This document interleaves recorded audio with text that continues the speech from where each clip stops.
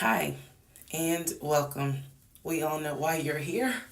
You're here for part of the new series that I'm calling Who the Fuck Did I Marry?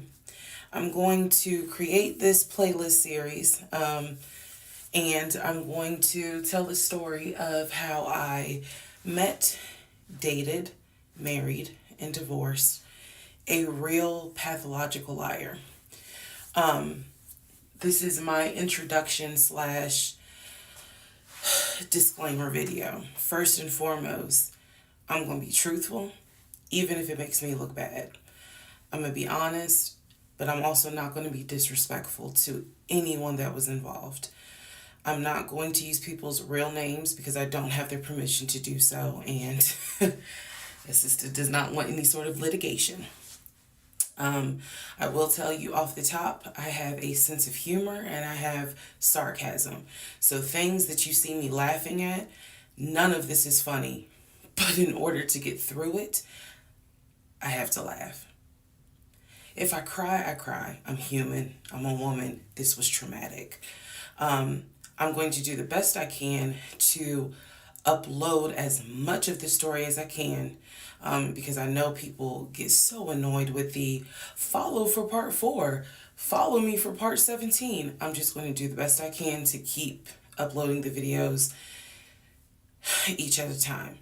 I'm going to go in order from the time we met until the time I got our divorce decree in the mail. So that is a lot of time to cover. Please give me the grace to just get it out. It may not be all in one day. It may not be all in 2 days. But what I can tell you is even if you don't necessarily see a video, I'm probably recording it and then I will upload it into the playlist titled, Who the Fuck Did I Marry? What else do I need to cover ahead of time? Because I feel like this video is important to give some sort of context. So that way when people jump into the series, they kind of can figure out, oh, let me start at the introduction video and then work my way through. A lot of the questions that you all have sent me will be answered when I start and tell the story in order. Everything I'm going to tell you can be verified. There are people in my life who can easily verify, yes, this did happen. Yes, he really did do that. Yes, he said that. Yes, she did go through that. I have no contact whatsoever with my ex-husband in any way, shape, or form. We do not communicate. We do not have mutual friends or anything where we communicate through those people. No contact. I cannot stress that enough because I feel like somebody's going to ask me, do you still talk to him? No. I ain't seen him. I ain't heard from him. I don't want to hear from him. And I will tell the entire story up until the last time I did hear from him and what happened. Yeah, this is my story. So, I am just a regular woman who thought she met the one, and I didn't. Most people have never came in contact with a pathological liar. We typically come in contact with like a compulsive liar. It is not the same. A pathological liar has no reason for why they lie. And the lies that they make up, there's no limit to the lie. I was once a psychology major in undergrad. I didn't graduate with a psychology degree, but I'm very comfortable saying that he was a pathological liar. He was a narcissist. And yes, there was some in my opinion, mental health issues going on. Pathological lying part, absolutely. So I want to preface all this by saying, you're going to probably think, what in the world? There's no way this happened. Everything you're going to hear me say actually did happen. I never thought I was going to be in some sort of Lifetime movie, but I was. So I will read the comments as best I can. like I said, I think if you allow me to tell the whole story, things will be answered.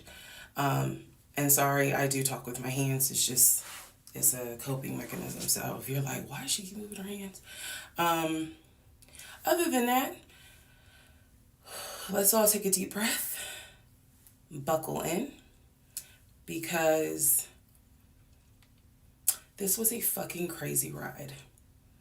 And if you think it's crazy, imagine how I feel as the person who lived it and had no idea what I was dealing with. I thought I knew, but I truly had no idea who the fuck I married. You like how I twisted that? Anyway. All right, y'all. This is the introduction, so welcome. Part 1 will be up shortly. Please excuse the hair, but here is part 1 of Who the Fuck Did I Marry? So I met my ex-husband around March 4th of 2020. We met on Facebook dating site, and we also matched on Hinge. I did not realize that he was on both under 2 different names. So one was his actual name, and the other one was a variation, like a nickname that he called himself. Different pictures. So it was a running joke between us. Oh, you ain't even recognized that you had matched with me on Hinge. No, I didn't. And also that should have been a red flag. By the way, you will notice in this story, I called it the United Nations of red flags. It is so many red flags that, I mean, you would have thought I was colorblind because I ignored all of them. So, anyway, back to the story. We met around March 4th. We exchanged phone numbers. He called me and we talked on the phone for the first time. In the first phone call, he told me that he had just moved to Georgia from California, from San Diego. His job had transferred him because he was being transferred in as the new regional manager for a major condiment company that is based here in Georgia. I'm not going to say the name. And so we also talked about his childhood. He told me he grew up in Philly. He's from Philly. Both of his parents were deceased. This is the first phone call. Both of his parents were deceased. His father was a Philadelphia police officer. His mom was a teacher. He also told me he briefly lived in Augusta with his family. He had 2 brothers and 2 sisters. He also had 2 half-brothers on his dad's side. First phone call. So I'm just giving you guys the backstory. This was the first phone call we had. So we talked about family. We talked about friends. We talked about our jobs. At the time, I was working at Georgia State Patrol. And he knew this, and he just thought that was like, wow, so you work with troopers all day. Yes, I did. Also in that phone call, he explained to me that he used to play football. He explained that he used to play arena football. I know nothing about arena football. I know about NFL. I know about college. Go Dogs. But I don't know anything about arena football. So he explained to me that he used to play arena football. He used to work at Apple in the off season of arena football. And I remember thinking on that phone call, oh, okay, good for you. I don't know anything about arena football. And I believe I did tell him that. I don't know anything about arena football. That'll come into play later on. So he told me, I just moved here. My job is paying for my housing and they're helping me to look for a house. He was like, right now I'm in Gwinnett County, but I'm trying to look for a house. Ideally in Atlanta, like Brookhaven, Sandy Springs. He was like, I really would like to move out there. And so I thought, that's great. You're looking to get a house. You just moved here. He was like, I don't really know too many people here because I spend all my time at work and, this job is really demanding. So that was our first phone call. We talked more. He talked a lot, which took me by surprise because I'm not really used to men talking more than me. he eventually asked me out on a date. Our first date was set for Saturday, March 7th, 2020. He asked me what was my favorite restaurant. I said Cheesecake Factory. And so we agreed to go out at the Cheesecake Factory in a location that was in between. I lived in Clayton County at the time. He lived in Gwinnett County. I realized that if you don't know anything about Metro Atlanta, that makes no sense. But basically, we lived about 45 minutes apart. So we agreed to meet at the Cheesecake Factory over at Perimeter Mall, which is in an area, Sandy Springs, Dunwoody area. I was excited. Like, I called my friends and was like, I got a date, blah, blah, blah. We'll see how it goes. First conversation was good. Hopefully he looks like his pictures, because, that's always an issue with online dating. Hopefully he looks like his pictures. So on my way to our date, I took 285, and literally right before I got to Boulder Crest, the exit for Boulder Crest, I heard a boom, and I lost control of my car. Thank God that not thank God, but I knew what to do. So I did not crash, but my tire blew out. So I called him and I said, hey, I'm so sorry, but my tire just blew on 285. I'm slowly making my way off the exit.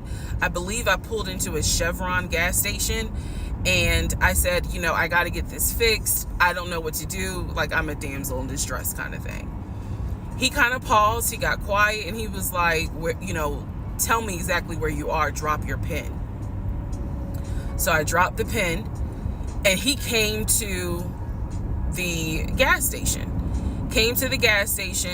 Got out the car, and I was so relieved that he actually looked like his pictures that I was like, oh my God, he's actually attractive, because he's like 6'4", 6'5".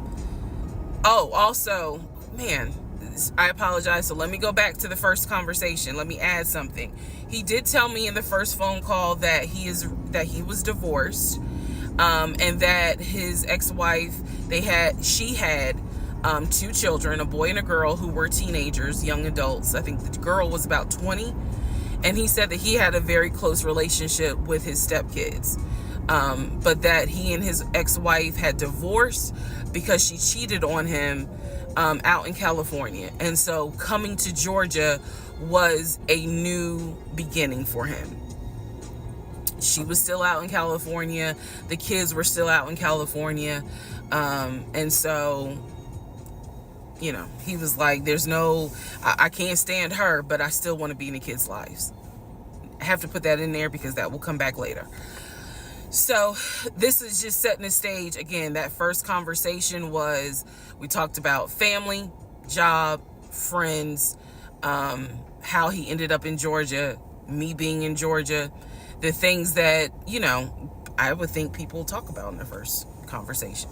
All right, now back to the tire blew out. So he shows up to the gas station. He changes my tire, which I just thought was the sexiest thing in the world. And then he proceeds to say, hey, I found a tire place around the corner. You need to get another tire. Like, you can't drive on this donut.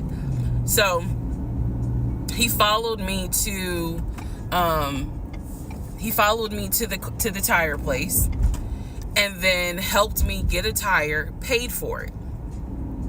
So I was definitely like, wow. And so the vibe was good. So anyway, I get the tire fixed. We follow each other to the Cheesecake Factory over in Perimeter.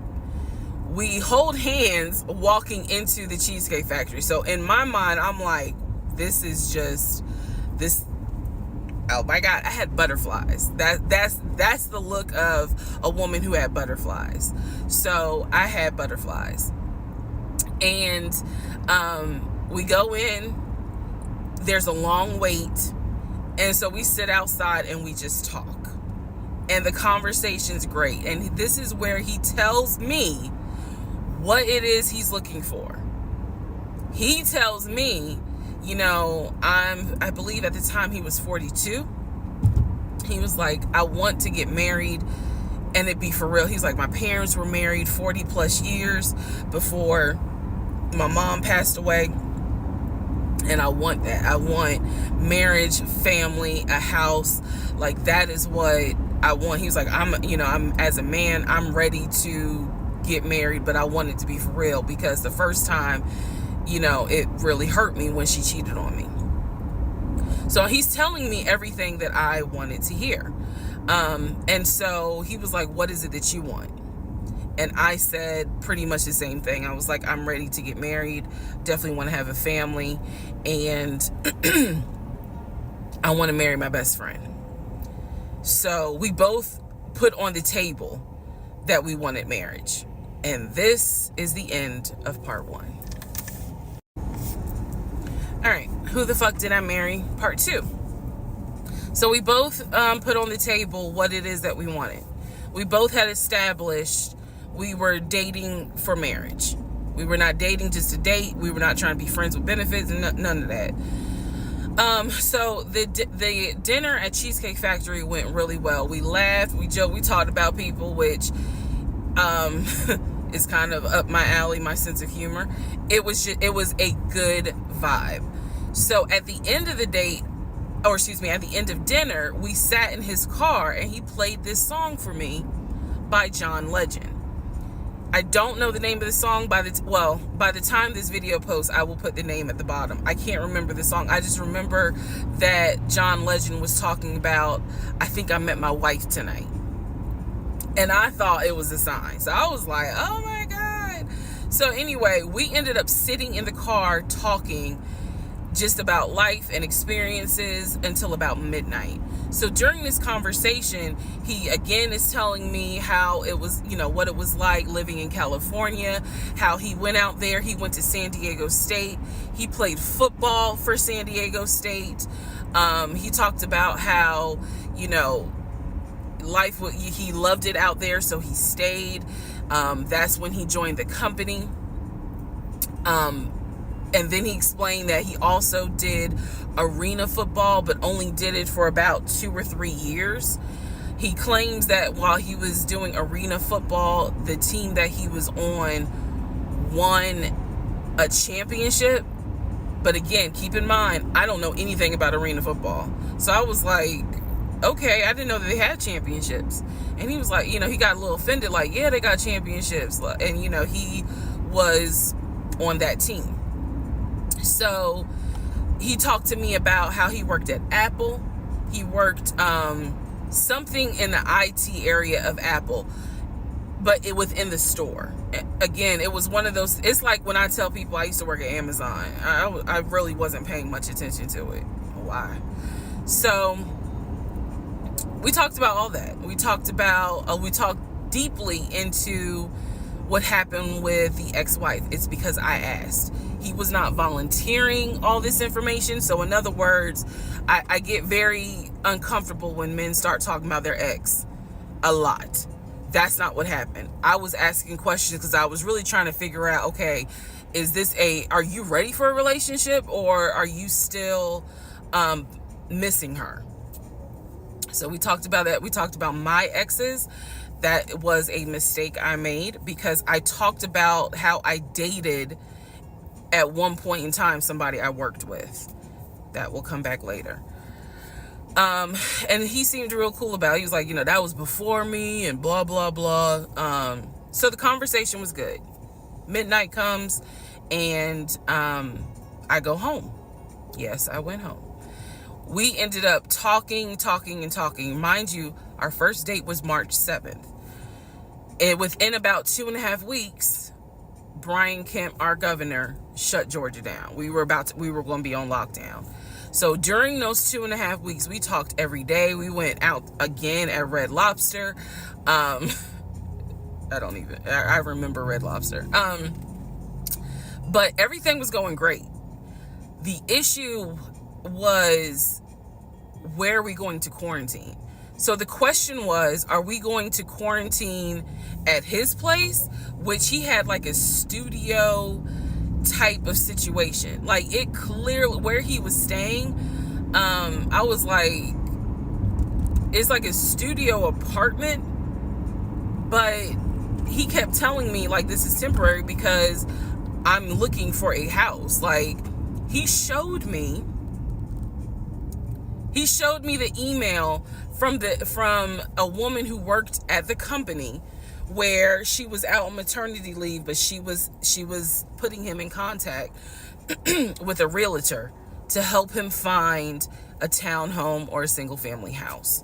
So I was just like, okay, this is definitely temporary. Like, he's not trying to stay here long term. And she was apologizing in the email. I'm so sorry, you know, this should have been taken care of before you got here, but it wasn't. I saw the email. I read it. I read the email. So the decision was, we're going to quarantine at the studio, or we're going to quarantine in my house? First mistake I made. Well, there's a lot, but this was a mistake I made. So ladies, caution moment. During one of our dates, because keep in mind, in those 2 weeks, we were seeing each other quite a bit. Nothing physical or anything like that. Just two people who I thought were really on some, all right, let's see if this is going to grow into something. He came to my house. When he came to my house, I had a 3-bedroom, 2.5-bath townhome. He was in a studio. Now, I'm telling you guys all of this in order of how it happened. So some things I'm probably going to insert what I was thinking and the mistake I made. Can I turn this off? No. Okay, I still need that. And I say that to say that I did not realize inviting him to my home probably made his eyes go, oh shit, she's a keeper. She got this 3-bedroom, 2.5-bath townhouse, and I'm in like a little studio. Yeah, let me go ahead and pursue this. What I need to do to quarantine here. The decision was made, quarantine at my house. So the state went on lockdown. He came and stayed with me in my home, and for the most part, in the initial beginning, it was fine. It was fine. The reason why I hesitate is because I grew up in the church. So for me, it was really like an internal struggle of, bruh, you always said you would never live with a guy unless he was your husband. And now you living with a dude and he ain't your husband. Like, it was a struggle for me because I knew better. And don't come for me. I'm just telling you the way I grew up. It was like that. It was not sitting right with me. But at the same time, I didn't want to quarantine by myself. I did not want to. So there we go. So he moved in. We talked about the bills. Let me clear something up that I said in the other video where I said he paid all the bills. He paid all the household bills.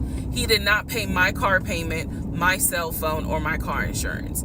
He paid the rent, because my rent at the time was less than $1,000. He paid the utility bills.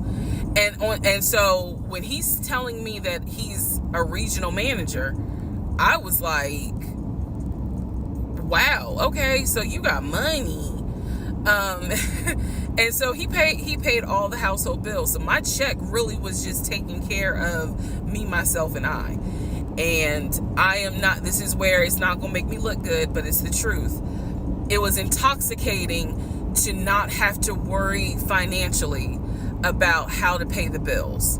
It was a wonderful feeling. And so I kind of pushed to the side the fact that, yeah, you shacking up, because it's like, but your page, you don't have to worry right now. Like, he's taking care of all of April's bills before April even comes, because this was still March.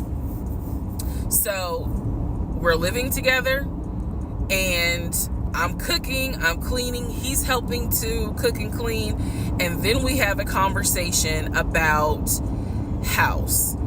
Is he still going to buy a house just for him, or is he going to buy a house where it's for us? Because we are going to try to make this thing work, be official, get married, have a family. So the question now on the table is, what are we going to do? Because I didn't want to stay in Riverdale, Georgia. I did not want to raise a family there. I refused to have a baby in Clayton County. So the decision was made, let's start looking for a house for both of us. Remember, he was already looking for a house for him. But then he was like, you know what? We're together. I plan to marry you. Let's look for a family home for the two of us. He was like, this is how much I was approved for. That's when he showed me the Chase paperwork. It was a letter stating that and it had the Chase emblem at the top. He showed me a letter stating that he was approved for $700. All right, part 3. Who the fuck did I marry?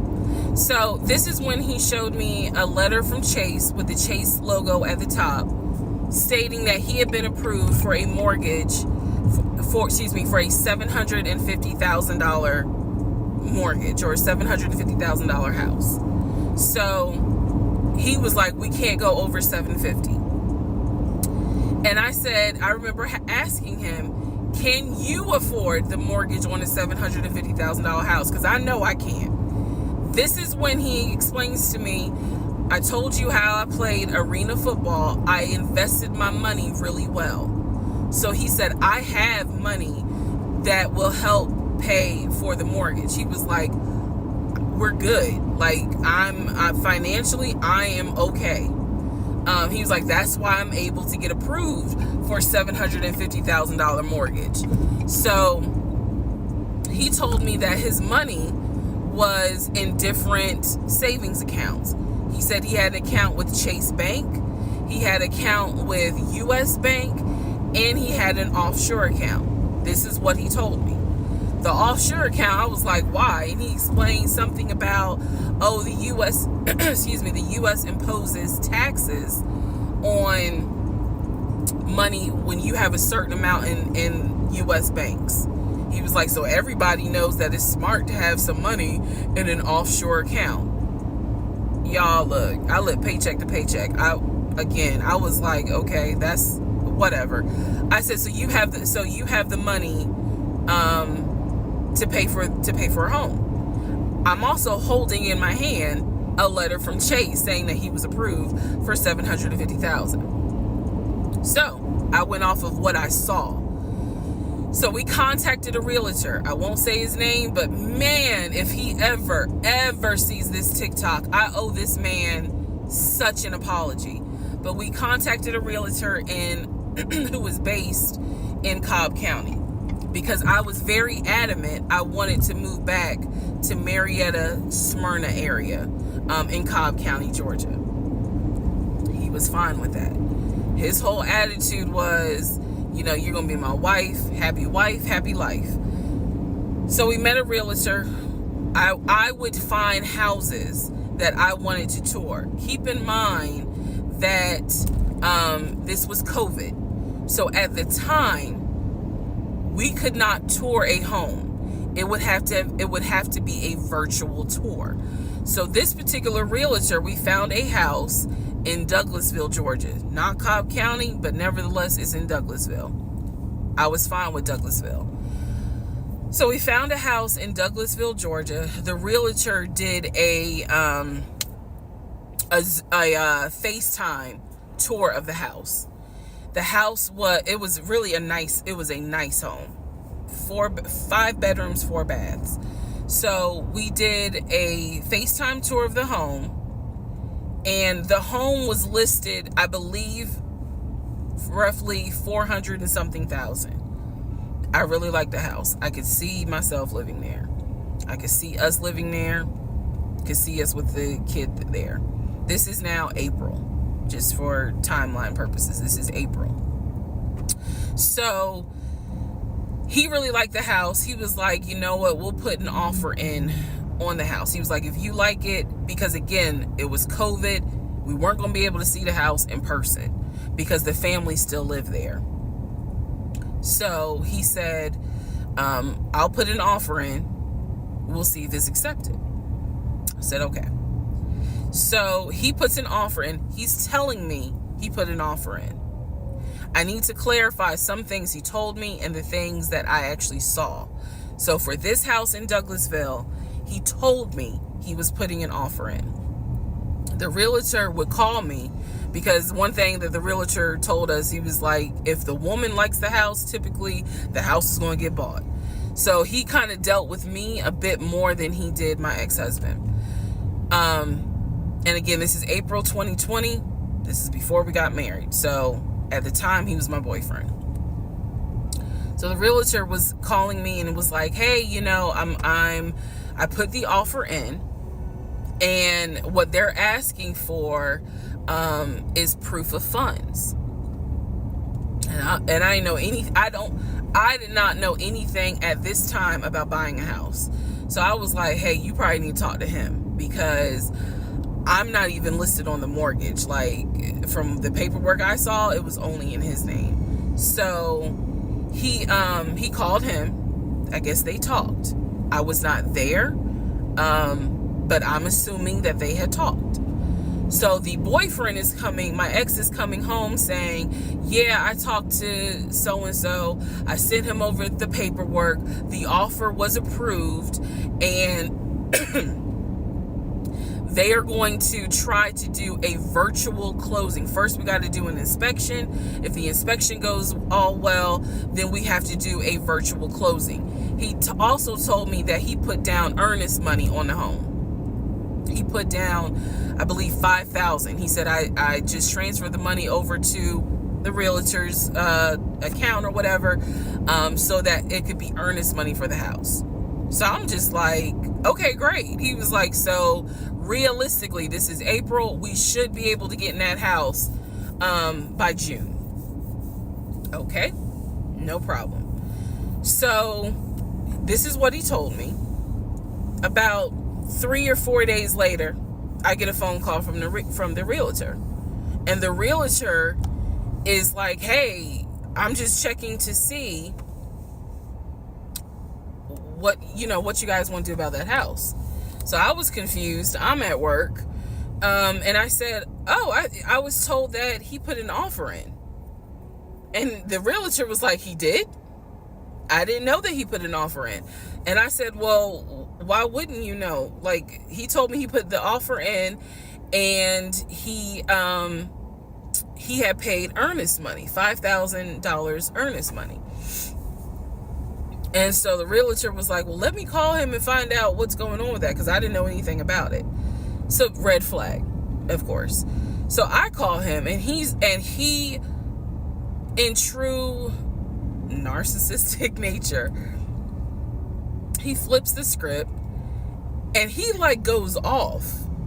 He's like cussing, going off, like he shouldn't, excuse me, I have the hiccups. He shouldn't be calling you. If he has a question, he should call me, because I'm the one that's on the mortgage. He was like, and now it's going to be an issue. And I said, well, did you put the offer in with him or not? And he said, no, I did not put the offer in with him. I put the offer in with a friend of mine who is a realtor, so I can give him the business. So I did not hear from that realtor again. So I was just like, is the house under contract or is it not? He was like, yes, the house is under contract. This is how crazy things work out. About 3 days later, on realtor.com, I'm looking at the house because I was trying to figure out in my mind how I'm going to decorate. It shows the house is under contract. So, showed my boyfriend. My boyfriend's like, I told you it was under contract. He was like, I did you not believe me? And I ain't had the heart to say, hell no, I didn't believe you. Like, it seemed too good to be true. But once I saw the house was under contract, I absolutely believe that, okay, it's under contract with him. Like, yeah, we're about to do inspection. We are about to move. And so we had driven by the house because, again, keep in mind, a family's still living there. So we had driven by the house. At this point, he was like, I want us to start looking for furniture so that way we can go ahead and order it. So when it's time to move, the furniture is ready, because it takes like 6 to 8 weeks sometimes for furniture to be delivered if they don't have it in stock. Like, he was very methodical and planning and saying, this is what we need to do. So we started going to Home Depot, Lowe's, because we had a printout of what the sellers were going to take. They were going to take the appliances. He had a printout. Let me be clear. He had a printout. So it said on there that they were going to take the appliances. So we needed to get a new stove, new refrigerator, new microwave, all that stuff. So we went to Home Depot and Lowe's, and I went ham. I chose all these new appliances, and here's where we get into the shopping. All right, part 4. So we go to Home Depot, we go to Lowe's. I'm choosing all these appliances. He's taking pictures of the SKU number. We had representatives helping us, and he basically explained to them, hey, we're buying a house. We should be closing sometime in June. Can we order this stuff now? Can I put a hold on it? Like, what can we do? Because we're not ready for delivery. I stood there as the Home Depot rep said, we can hold it in our warehouse. Like, you can buy something and we can hold it. People do it all the time, especially with COVID. So I watched him pay. I want to say it was about it was either $350 or $500. I watched him pay a deposit on a whole new set of appliances for them, and they were going to hold it until we were ready for delivery. I watched this. So I was like, okay, good deal. Like, we got the appliances.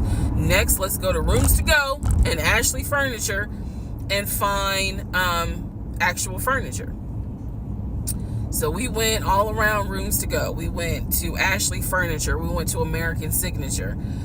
And I saw all these things that I wanted. Again, he's taking pictures of it. He was like, I can go online and order it. I didn't think anything of it because, again, I just saw that we held the appliances. So I was like, okay, that's fine. So April turns into May. May 2020 comes. This is where things start to get a little interesting. May comes, and obviously we had not done inspection. And I'm asking him all the time, what's the deal with the house? He was like, oh, because of COVID, they're trying to get someone to do the inspection. But the guy that they had, it was always something. The guy they had caught COVID, so they're going to have to get somebody else. And he's like 15 houses backed up, so it'll be a while. So at this point in May, I know I look crazy. In this point in May of 2020, I started recording audio diaries. I don't know why. It was something just made me just start recording my thoughts in an audio diary, and I still have them. And I would save them by the date, and I would just start talking about what's on my mind. So I was like, I knew there was something was nagging me, like, but I kept pushing it out of my mind. I was like, you saw, this is what I reminded myself. You saw him pay for the appliances. You know the house is under contract. You know that he told you that he's the one who put the house under contract. Why would, like, I remember saying to myself, why would he lie about that? This is so easy to verify. Why would he lie about that? Have you caught him in any other lie? And at the time, the answer was no. So I really was like, maybe you just aren't used to a guy who actually does what he's supposed to do. Like, I was questioning myself and then answering my own questions. So inspection didn't happen. Around mid-May, I found out I was pregnant. May 2020. When I found out I was pregnant, he was ecstatic and I was like, oh shit. The reason why I was oh shit is because, number one, I'm plus size. Number two, because of my age, I felt like it was probably going to be a high risk pregnancy. And I wasn't married. And that nagged. I cannot tell y'all how much it nagged me. There was a lot of internal struggle in between. My family didn't even know that he had moved in at this point. I told them, that I was pregnant, went to the doctor, everything looked good. But again, because it was COVID, he couldn't go in with me into the actual room. So, doing any sort of ultrasound, doing the blood test, because my HCG levels were really high. So the doctor was like, hey, it might be twins. We don't know yet. You're still kind of early, along. They gave me a due date. The due date was January 26th of 2021. So yeah, May, found out I was pregnant. So there was now more of a push into, we got to get a house. We got to get the fuck up out of here. I'm not having a baby in Riverdale. Okay, nothing against Riverdale, but I ain't having a baby in Riverdale. So we need to find out what's going on with this house. And so he was on top of it. He had an answer for everything. He was like, I'm gonna call and find out what's going on, blah, blah, blah. He then magically told me about a week later, oh, they're going to do inspection on the house, like in 2 days. So I was just like, okay, keep in mind, I'm taking his word for it. I'm taking his word for all this. So he's like, they're going to do an inspection. Once we get the inspection report back, then we will know what we're going to be responsible for. What are we getting ourselves into? So, I guess they did an inspection. He showed me an inspection report. Only thing that they said that the roof had just recently been replaced, which I remember he was very happy about. And the issues that there were for the house were minor. It was not a bad, because we did have a discussion about it. He was like, it's nothing that we can't handle. Then he said that we were set to close the end of May. We were set to close the end of May. He told me it was going to be a virtual closing. You're probably like, what the hell is a virtual closing? Because again, he's saying because of COVID, people are not closing in the office. They're doing a virtual closing where you would need to electronically sign the paperwork. This is what he's telling me. And so he was like, we're set to close like just before Memorial Day. And so for some reason, again, there's still that nagging part. For some reason, I didn't start packing. Anyone that knows me will tell you I hate moving. I've done it enough in my life. I hate moving. But I did not start packing up that house at all. I was just like, I'm pregnant. My body was changing so fast that it was like I can barely keep my eyes open half the day. And so, no, I didn't start packing. And I remember I did record, again, I was recording audio diaries just about every day. When something didn't sit right, I would verbally record it in the audio diary because I was like, I don't know what it is, but there's something. That was the theme of our relationship. I don't know what it is, but I know there's something. And so I remember talking to myself in my little prayer closet, because that's where I would do my recordings.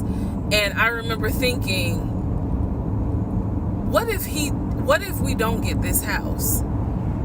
Like, what if he's lying?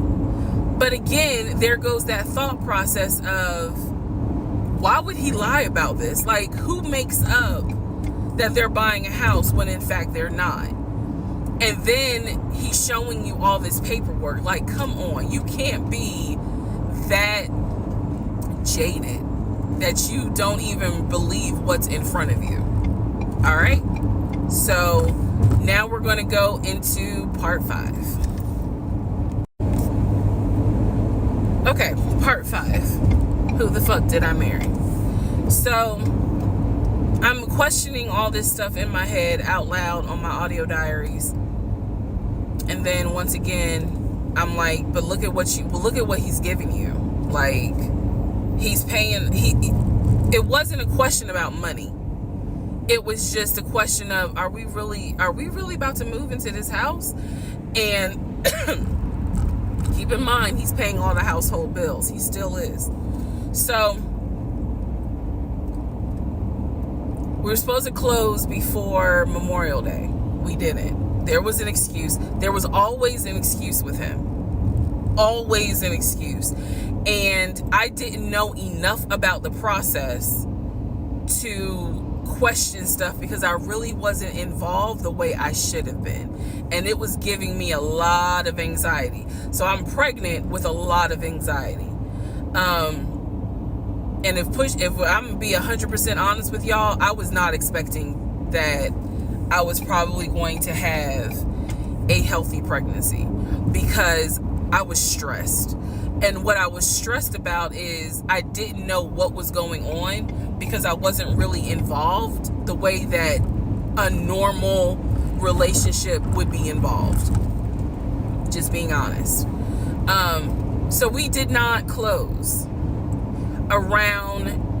We move now into June. This is now going into June. Around June 5th, I looked at the house again on realtor.com.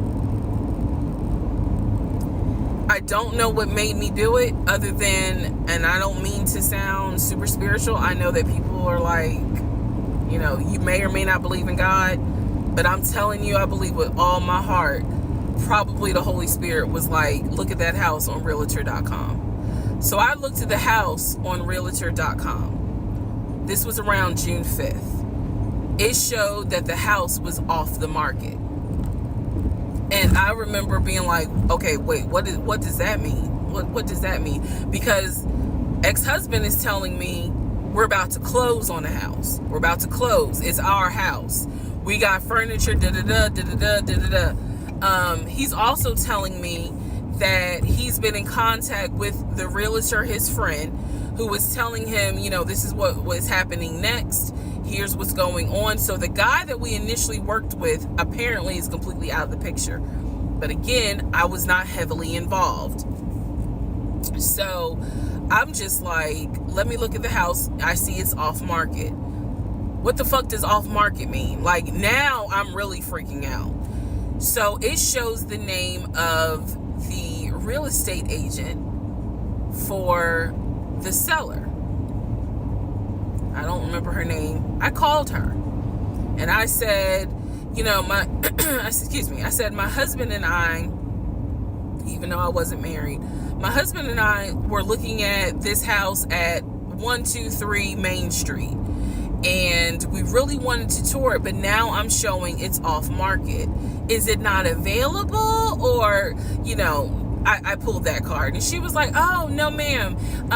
The home closed yesterday. It closed June 4th. Again, there are certain dates I just remember. And I said, oh, it closed June 4th? I was like, really? And she said, yes, ma'am. She was like, my sellers sold the house. And I was like, oh, man, okay. Well, I said, my husband and I really wanted, we love the pictures of it. And we're getting ready to start a family. So I would have loved to have been able to, have the opportunity to see it. I asked her something. I don't remember the specific question I asked her. And I know why I asked the question, because I was anticipating that my boyfriend at the time was going to have some sort of excuse.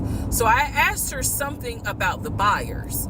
And I remember, and somehow, again, forgive me, I don't remember the question I asked her. But the answer was that it was an older white couple. Older white couple. So I get off the phone with her. I record an audio diary. And in the audio diary, I specifically say, okay, there is no house. He's going to have to get out of this lie somehow. Because now I realize, at the very least, he was lying about him being the one who was under contract. I knew enough about that. So I was like, what, how was he going to get out of this? Again, I've listened to the audio diary in 2024. I literally said in that audio diary, how is he going to get out of this lie? And I was trying to think of ways on how he's going to do it. And something said to me, because I say it on the audio diary, I said, he's going to say it's a bad deal. And he's going to say he wants to pull out. Y'all keep in mind, I am pregnant. So I had a decision to make. As ugly as this decision was, I made the decision, you're about to have a baby with this man. He's paying all the household bills. Let him get out of the lie. And that's what I did. I purposely made the decision that I knew he was going to come back, and I knew he was going to give me some bullshit on why he couldn't buy the house, because he didn't know that I knew that house is already sold. The house is already sold. And this is the part where I said, I'm gonna be honest, even though it's gonna make me look bad, because most women in their right mind would have been like, I'm out. And I didn't. So sure enough, he came home. He didn't really say anything that day. The next day I asked him about the house, and he said, my friend, the realtor, he was like, I'm talking to him because something's going on with the interest rate. And when he said that, I felt so much relief, because I knew that I had been prepared for, he's going to give you some bullshit. So when he said there's something with the interest rate, I said, you know what? This is literally what I said, y'all. If the interest rate isn't good, then we shouldn't move there. We should probably let this house go. We should cancel whatever furniture we ordered, or, appliances, and let's just look for another house. I said, I would like to be moved before the end of the year. I said, I really don't want to be 9 months pregnant moving into a house. I would like to be done with this before then. And the way I said it was so calm, and he was like, okay. He was like, I'm gonna call the friend, the realtor, and tell him I'm backing out of the house, and I'm gonna see if I can get my earnest money back. And I remember looking at him. I was standing in the kitchen, and I cocked my head to the side, and I said, okay, get your earnest money back, and let's find another house. And so that's how that first house fell through. So fast forward, I keep looking at this to see how much time I have, because they only give you 10 minutes. So this is part 5, part 6 is coming up. But subsequently, what ends up happening the next week, which is mid-June, I was at work, and I started cramping, started bleeding. And at this point, my doctor, I had just had an ultrasound earlier that day. So I went to work, because the ultrasound was fine. I went to work, and the cramping and the bleeding started, and I started crying because I kind of knew what was going on. And my doctor had called me and told me that when they did the ultrasound, they did not see a heartbeat. So she was like, this pregnancy is not going to be viable.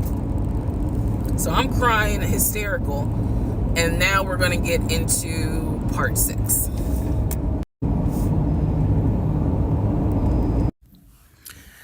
Okay, so this is part 6 of Who the Fuck Did I Marry? So where we left off. So obviously, my doctor had called and told me there was no heartbeat. The pregnancy was not viable at that point, and I was cramping and spotting at work. Went into my best friend's office and immediately started crying. She was like, "What's going on?" And I said, I told her what the doctor said, and she grabbed her keys, grabbed her purse, and was like, "Let's go. I'm taking you home." On my way home, I called my boyfriend and told him what the doctor said, and he was like, "I'll meet you at home." So he was coming from Duluth, went straight home. And so about 24 or 48 hours later, I had a doctor's appointment, and my doctor gave me 3 options.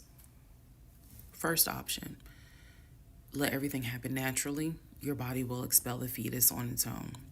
Second option, you can take a pill which will induce expelling the fetus at home.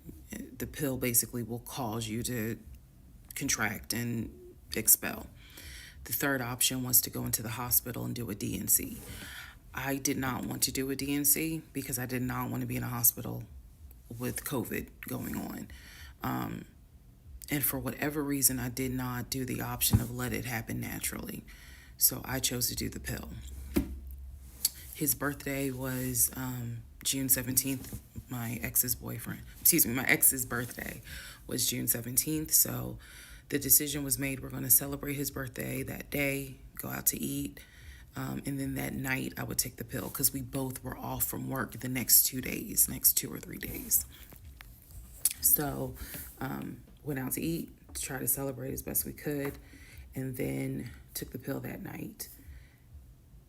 That night was the most traumatic, excruciating pain I've ever put my body through. I do not recommend any woman, if prayerfully you don't have to go through that, but I don't recommend taking that pill.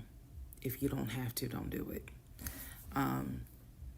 I spent the whole night in the bathroom just crying in so much pain. They gave me a narcotic. I couldn't take it because I found out I was allergic to it, so it was causing me to like projectile vomiting. It was a mess. So, and he was right there. You know, he was scared that he needed to take me to the ER. But in the morning, the pain kind of subsided. So about 72 hours later, I had another doctor's appointment where the purpose of this appointment was to do an ultrasound to see if everything had passed. Everything did not pass. So because of that, my doctor was like, we're going to have to do a D&C. My D&C was scheduled for the first week of July. My boyfriend, my ex, was going to take me. That was always the plan. 2 days before my procedure, he comes home and tells me that he is up for a promotion. He's up to be promoted to VP. Because of this, the president of the company, is coming in, and it was going to be this huge business meeting he had to go to. The business meeting was scheduled for the day of my surgery. And so I'm throwing a fit because I was like, you there's no way you can do that meeting. Like, I need you to take me to the hospital and all this other stuff. And so he offered to have his sister take me to the hospital. Apparently his sister lived in Douglasville. I was like, no, because I've never met her. Like, I'm not having a stranger take me to the hospital. No, this is a private situation. I don't want to do that, blah, blah, blah. So my aunt had offered to take me, and then my friend who took me home from work had offered to take me. So at that point, we get into an argument because he's like, my sister is, you about your family, so why can't she step in? And I was like, nah, because I don't know her. Period. I don't know her. So my friend offers to take me to the hospital because I was all distressed that he's saying he has a business meeting and he can't take me. So I remember being on I-75 on the connector on the phone with her crying because I was so embarrassed that he wasn't going to be the one to take me and that I was needing to rely on someone else to take me to the hospital in order to get a D&C done. And she was really great. She was like, girl, this is why you have a village. Like, it's okay. Things happen. The world is crazy right now. I will take you. You're going to be okay. So he did not take me to the hospital for my D&C. My friend did. She could not stay because of COVID protocol. So when they wheeled me into pre-op after I got checked in, I texted him and was just letting him know, hey, here's the update. I'm about to, I'm in pre-op. They're going to get me prepared to go back to the surgical ward or whatever. And the response I got was from his new executive assistant named David. Now, when he told me he was up for the promotion, he did tell me that part of getting this new job would be that he would get an executive assistant named David. And he did tell me, I'm going to make sure that I inform David, if you get a text from this number, meaning from me, pull me out of the meeting because, my fiance's having a procedure done and I'm picking her up. So it's important that you come get me if it's something serious. So I text him. David responds. He said, yeah, Mr. Blah Blah told me that you are having a procedure done. If you need me to get him, I can go get him. He's in a meeting. Just let me know what you need. And I just said, no, don't bother him. I'm just giving an update that they're about to take me back. And David responds and says, I'm so sorry you're going through this. Please let me know if there's anything I can do. So I have the procedure. I wake up and I am now in recovery. I should be in recovery 45 minutes up to an hour and a half.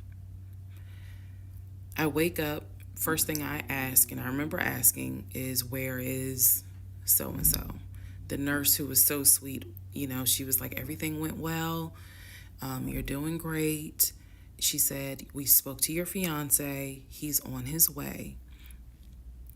So I said, okay. I kind of dozed back out, but I could still hear everything that was going on. I just could not keep my eyes open to save my life. So I hear her talk to the other nurse. And that's when she said, yeah, Dr. So-and-so called her fiance and his executive assistant picked up. And the executive assistant said that he was in a business meeting and that, you could relay to him what you need to say and he'll tell the fiance. And my doctor was like, hell no, HIPAA, I need to speak to him. So apparently my fiance called the doctor back about 30 minutes later, and the doctor informed him she'll be ready to be discharged in about an hour. You can make your way and come pick her up. He said he was on his way. He was on his way from Duluth to Atlanta, which is not a huge distance, but the time of day, one thing about Atlanta, there's always traffic. So he should have been there within the hour. I should have only been in recovery an hour and a half. Let's go to the next part. Part 7, who the fuck did I marry? So I should have been in recovery at Northside Hospital for about at most an hour and a half. Subsequently, I ended up being in recovery between 3 to 3.5 hours. The nurses kept calling my ex, asking what's the status, because they were actually getting ready to do a shift change. So they kept calling, asking, what's the status? What's the status? Like, where are you? I want to say that they called a total of 3 times and they spoke to him twice. So at this point, I knew that they were all like, where's her fiance? Like, what is going on? He said he was stuck in traffic, and so he was making his way there. He eventually did get to Northside Hospital, and they wheeled me down because, again, he couldn't come in just because of the protocols. So when I got in the car, and I'm in pain, but yet drugged up, couldn't keep my eyes open, I was just out of it. But I remember him calling my aunt and my mother and letting them know I picked her up. We're on the way home. Let me get her settled, and then I'll give you guys an update. I remember that. What I did not know was that he had texted my aunt and my mom and asked them to not bother me for like a week. Like, just please don't reach out to her. Let her just rest. I am from New Jersey. I am from an African American family. You don't tell my black mama or my black aunt that, please don't bother her for a week. I didn't know this at the time, but I'm just interjecting that part. I'm trying to stay in the timeline, but he did apparently do that, and my aunt was like, "Well, I will fuck you up." Anyway, so go home. He waits on me hand and foot. I recover. Just needed about 24 to 48 hours to just get my mind right. During this time, in between when the house in Douglasville fell through, we had not talked about a house. So I guess it was about a week later, after the DNC, he decides that, do you want to start looking for a house again? Excuse me, I have the hiccups, y'all. Do you want to start looking for a house again? Because of what happened with the house in Douglasville, I felt like I was smarter this time to say, I want to be involved in every aspect, because I don't know what the fuck happened with that house in Douglasville. But what I do know is that he lied to me. I didn't know then what I know now. I just knew he lied about I knew he lied about being under contract. So I told him, I said, I don't want to work with your friend who I've never met, never talked to. I know that he has talked to him because he's talked to him in front of me. And I'm going to demonstrate on one of the videos how he used to do his phone calls. Don't worry, it's coming. So we found a new real estate agent. Really nice guy. His name was Scott. I am using his real name. Really nice guy. And we told him what the budget was. And Scott was like, okay, when you guys are ready, we can start looking at houses. Try to look for houses that are empty, because you can actually tour those. If it's a house where someone's already living in there, chances are it's going to have to be a virtual tour because of COVID. So I found a house that I absolutely, in total, we must have looked at about 15 houses. But I found a house in Smyrna that I absolutely loved. We toured the house. Everything about this house was perfect. The house was listed for $699,000. It was a brand new construction build. The only issue was that the basement was not finished, and he wanted the basement to be his man cave. Again, I went with him to tour this house, so this was already feeling very different than the situation in Douglasville, because we did not actually tour the Douglasville house. We only did a FaceTime virtual tour. This house in Smyrna, we toured. We toured this house more than once, and it was gorgeous, fucking gorgeous. So We talked about it. He said that he had the money. Again, the price was $699. He said he felt comfortable putting in an all cash offer. If you remember on the videos before, he told me he had money in his savings from when he played football. So when he said an all cash offer, even I knew you got that kind of money, like where you can cut a cashier's check for $699,000. And he told me he did. He had money in savings from when he played football, and he was very comfortable paying all cash for this home. So the real estate agent, Scott, sent over the paperwork. The paperwork was sent in both of our names. It was sent to my email. That was another thing that I changed after Douglasville. Everything gets sent to me, and then I will be sure that he signs it. So he sent it to me. I looked over the offer. We were going to put in an all cash, full price offer with a request to have the basement finished. Also, we were requesting for the seller to give us an answer within 24 hours. We were requesting a quick closing. These are just some of the things I remember. I remember 24 hours, like I didn't want to wait on y'all think about it. 24 hours, let us know if you're accepting the offer or not. And then also a quick closing because it was a new construction. So we didn't have to wait for the current tenant to move out. We didn't have to do that.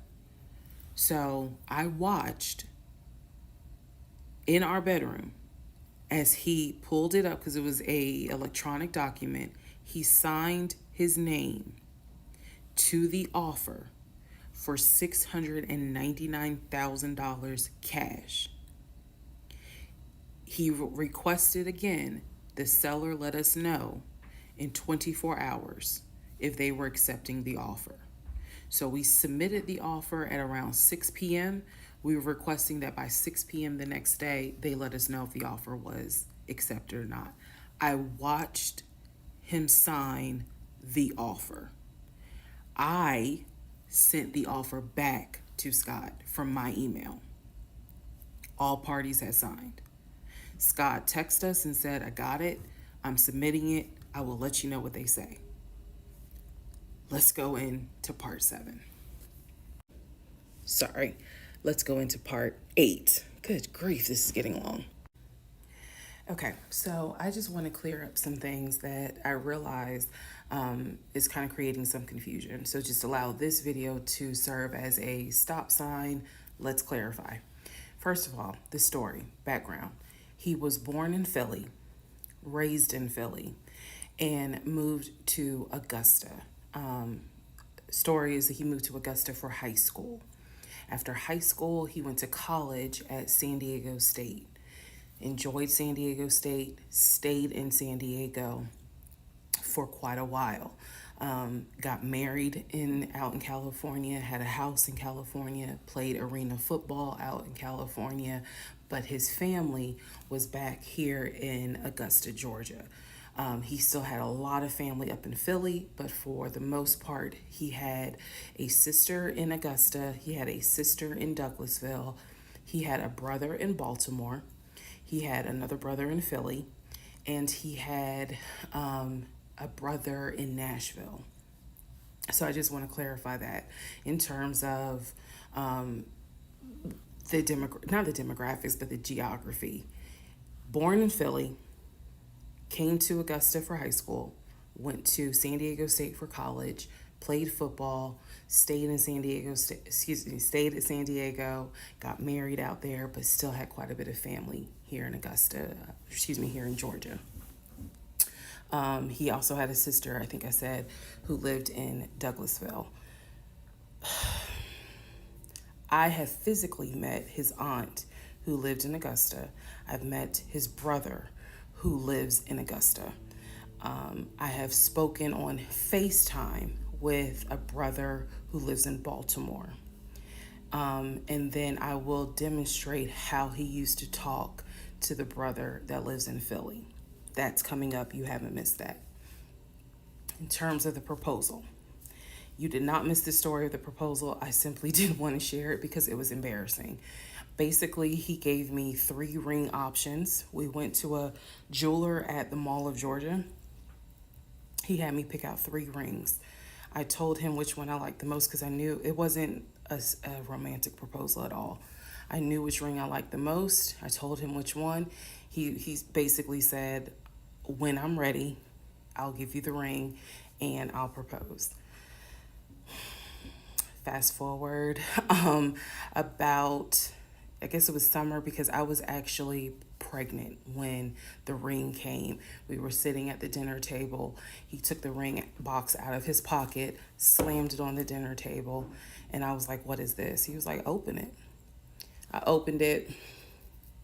Inside was the ring that I had wanted, that I had chosen at the jeweler. And he was like, all right, so this means that you're going to be my wife. I was pregnant. So, again, when I asked y'all to give me grace, it's because there are certain things that's just like, girl, what was you thinking? Trust me. There's no excuse. So there was never a, will you marry me? It was more of a, we're living together, we're having a baby together, we need to get married, because the backstory also was that his dad was a retired police officer, but at one point his father was a pastor. So he could quote the Bible like nobody's business, as we all know. So can Lucifer. But anyway, he could quote the Bible like no one's business. And so that's how we ended up engaged. And I was wearing a ring. I will find a picture and I will try to post it. But I was wearing the ring. Don't worry, there's more to that story as well. So just wanted to clarify some things for the people who were like, wasn't it weird that he had a sister who lived close, but he's from Philly? So I just wanted to definitely bring clarity to what he told me was the backstory. Born in Philly, came to Augusta for high school, went to California for college, played football at San Diego State, played football and arena football, worked at Apple, and then joined the condiment company in California, who then transferred him back to Georgia. He was married in California, and he told me he got divorced in California. That is important as well. That will come up again later. And so the ex-wife, at this point in time, at the time that I'm telling you, part 7, which is the last video I just posted, the ex-wife lived in California with her 2 kids, his 2 stepkids.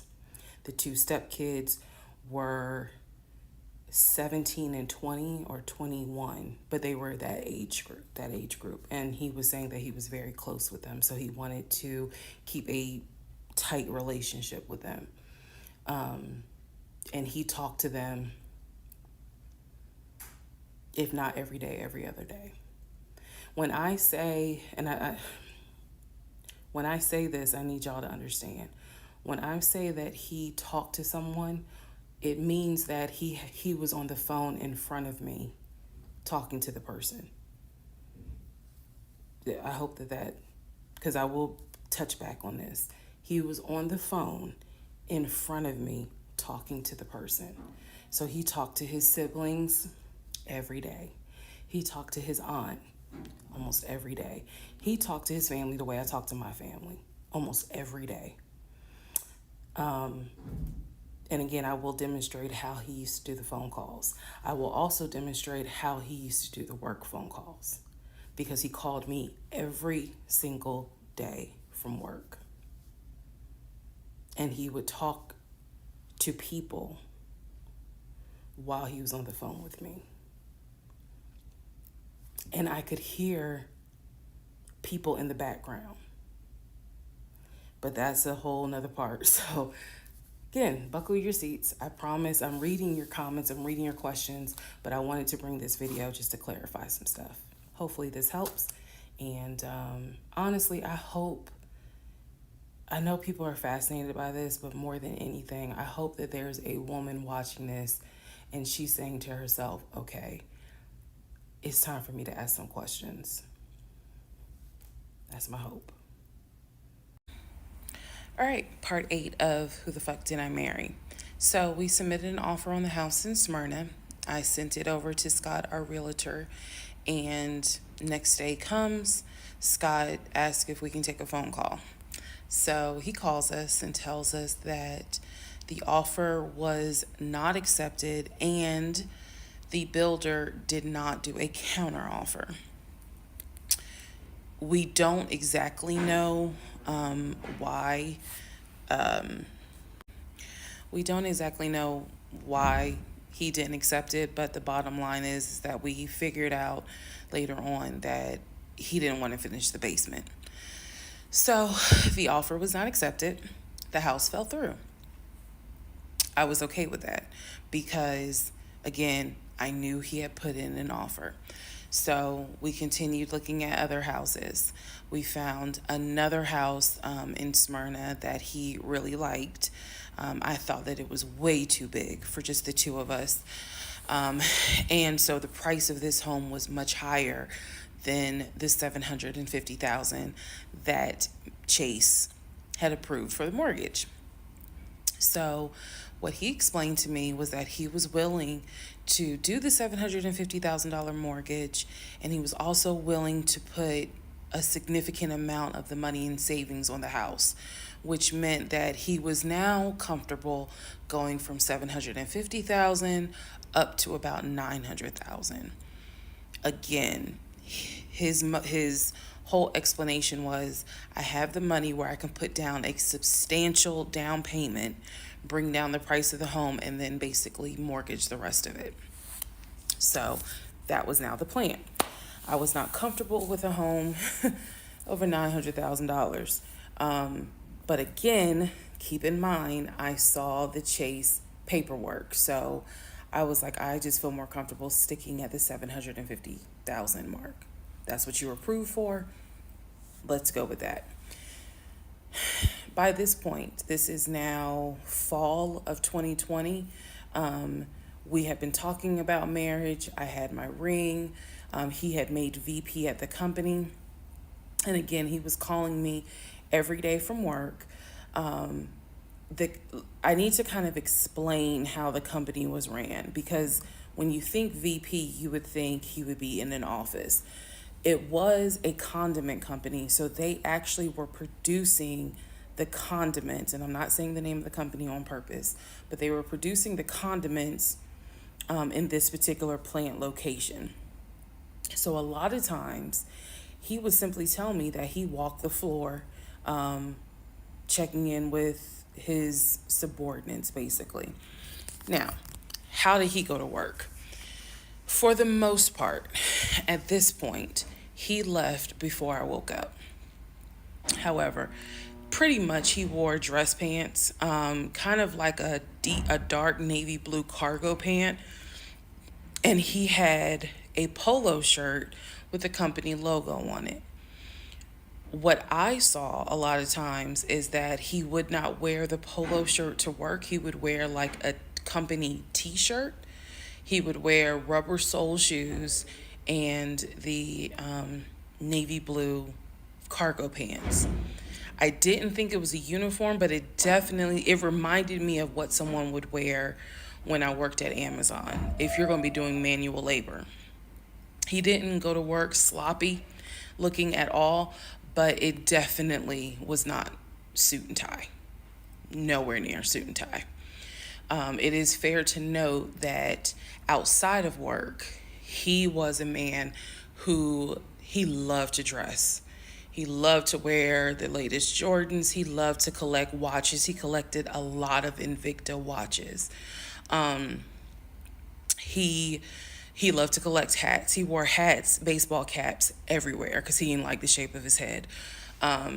So in terms of how he dressed casually, the man, he could dress. In terms of how he dressed for work, yeah, he didn't dress like a VP.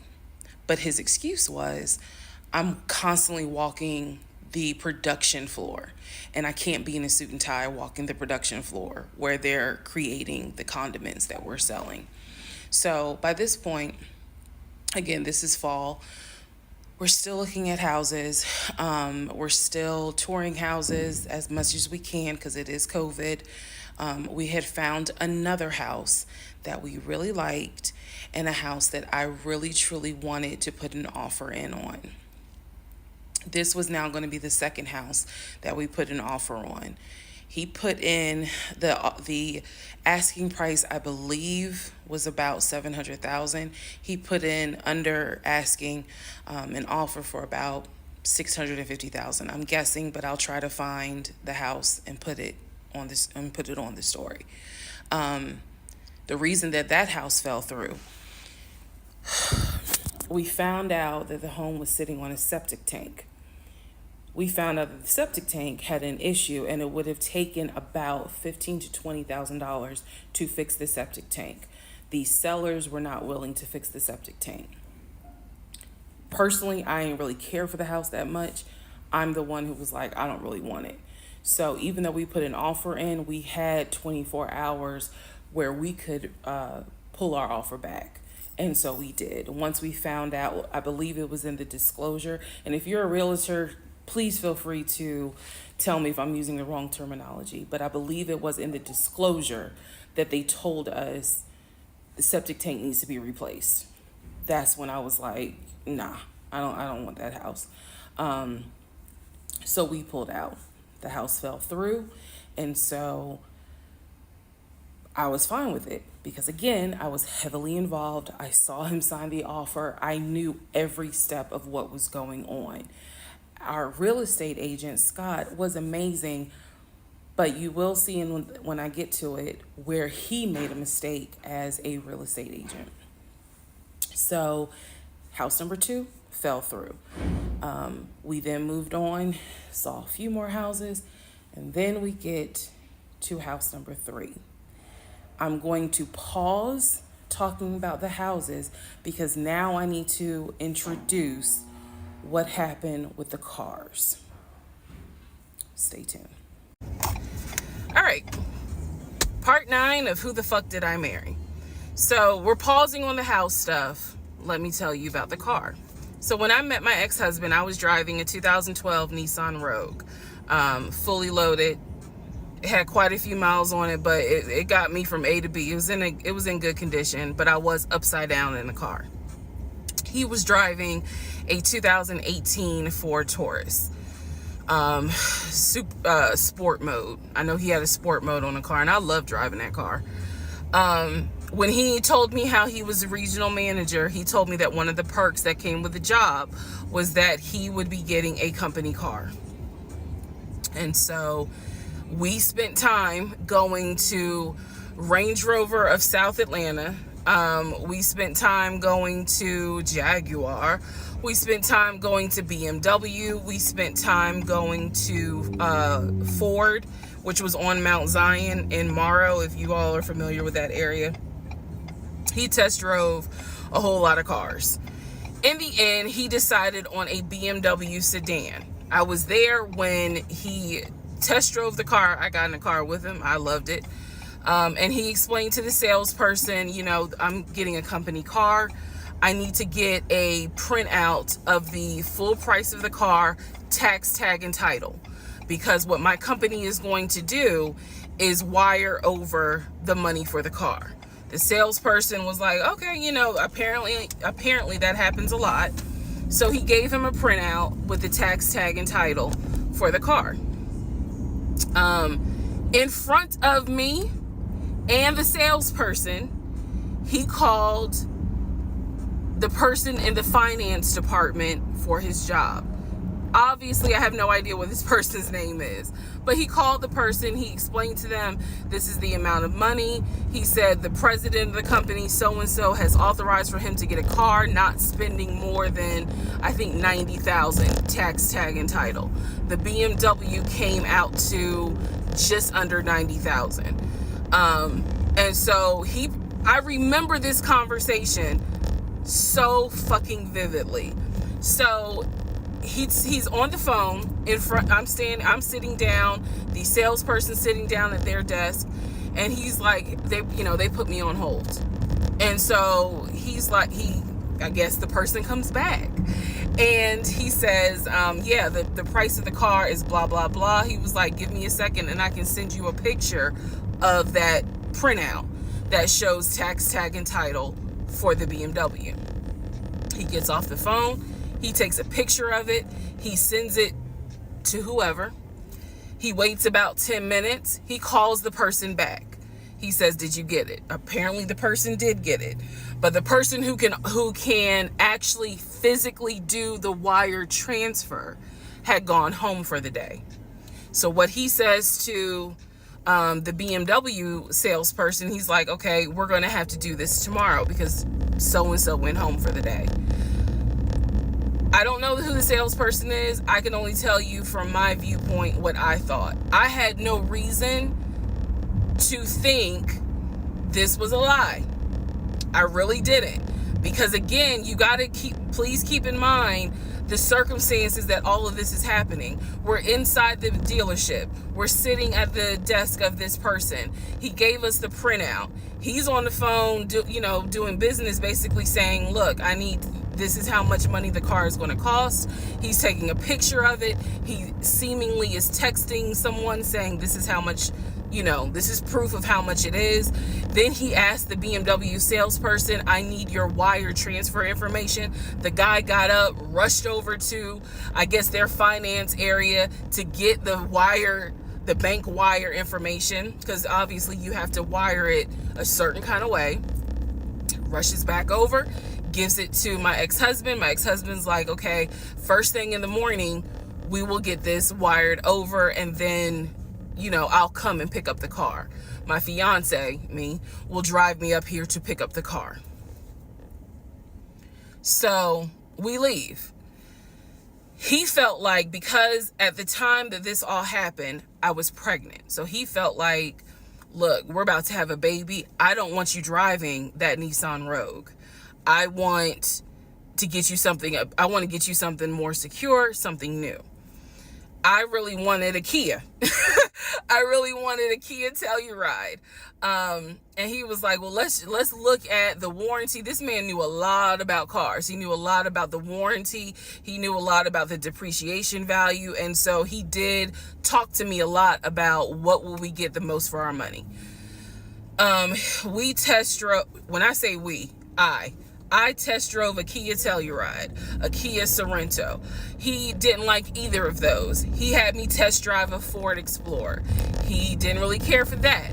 Then came time where he really wanted me to get a BMW. He really wanted me to get a BMW X5. So he took me to Global BMW Imports, which, if you know anything about Atlanta, it's off of Cobb Parkway, but you can see it off the highway. I believe 285 is where you can see the Global Imports BMW dealership. He took me there. He had me test drive an X5, an X6. He also had me test drive I think I'm gonna get the numbers wrong, a 525, which was a sedan. I did not like that. I wanted an SUV.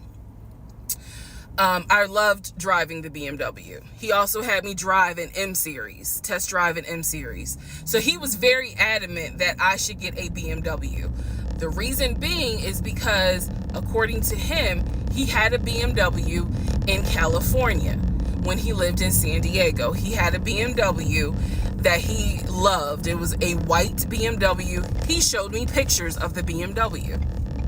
So he showed me pictures of this white BMW that he had, and unfortunately, the car got totaled about 2 months before he moved to Georgia. So he had received money, not a lot, but some money to get another car, and he used it to get the Ford Taurus because he was like, I just need a car that's going to get me from A to B until I get into a house and I'm much more settled. For him, he was like, I'm really giving myself 60 days to get settled here in Georgia after moving from California. But then he met me. Again, that's the story. So he had me test drive the BMW. So much so, I loved the BMW. Loved it. I wanted a dark blue BMW with cognac interior. I wanted an X5 and I wanted an M Series. So I can clearly tell y'all that's exactly the car I wanted. We were online looking for that particular car because not every dealership had it. I was okay with a black BMW if needed.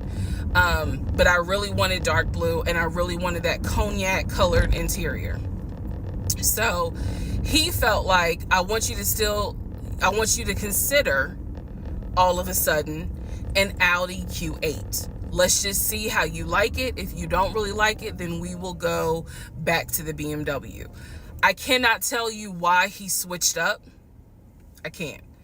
But I can tell you he took me to an Audi dealership on Peachtree Industrial. He test drove an Audi and I test drove an Audi Q8. I loved the Q8. Loved it, loved it, loved it. But I was tired of test driving cars. By this point, I had test driven so many cars. Our weekends were spent either looking at a house or test driving cars. And I was picky, I will admit that. So he had me test drive the Q8. I really liked it. I finally just told him, look, I'm good with either the BMW or the Audi. Because I'm tired of test driving cars.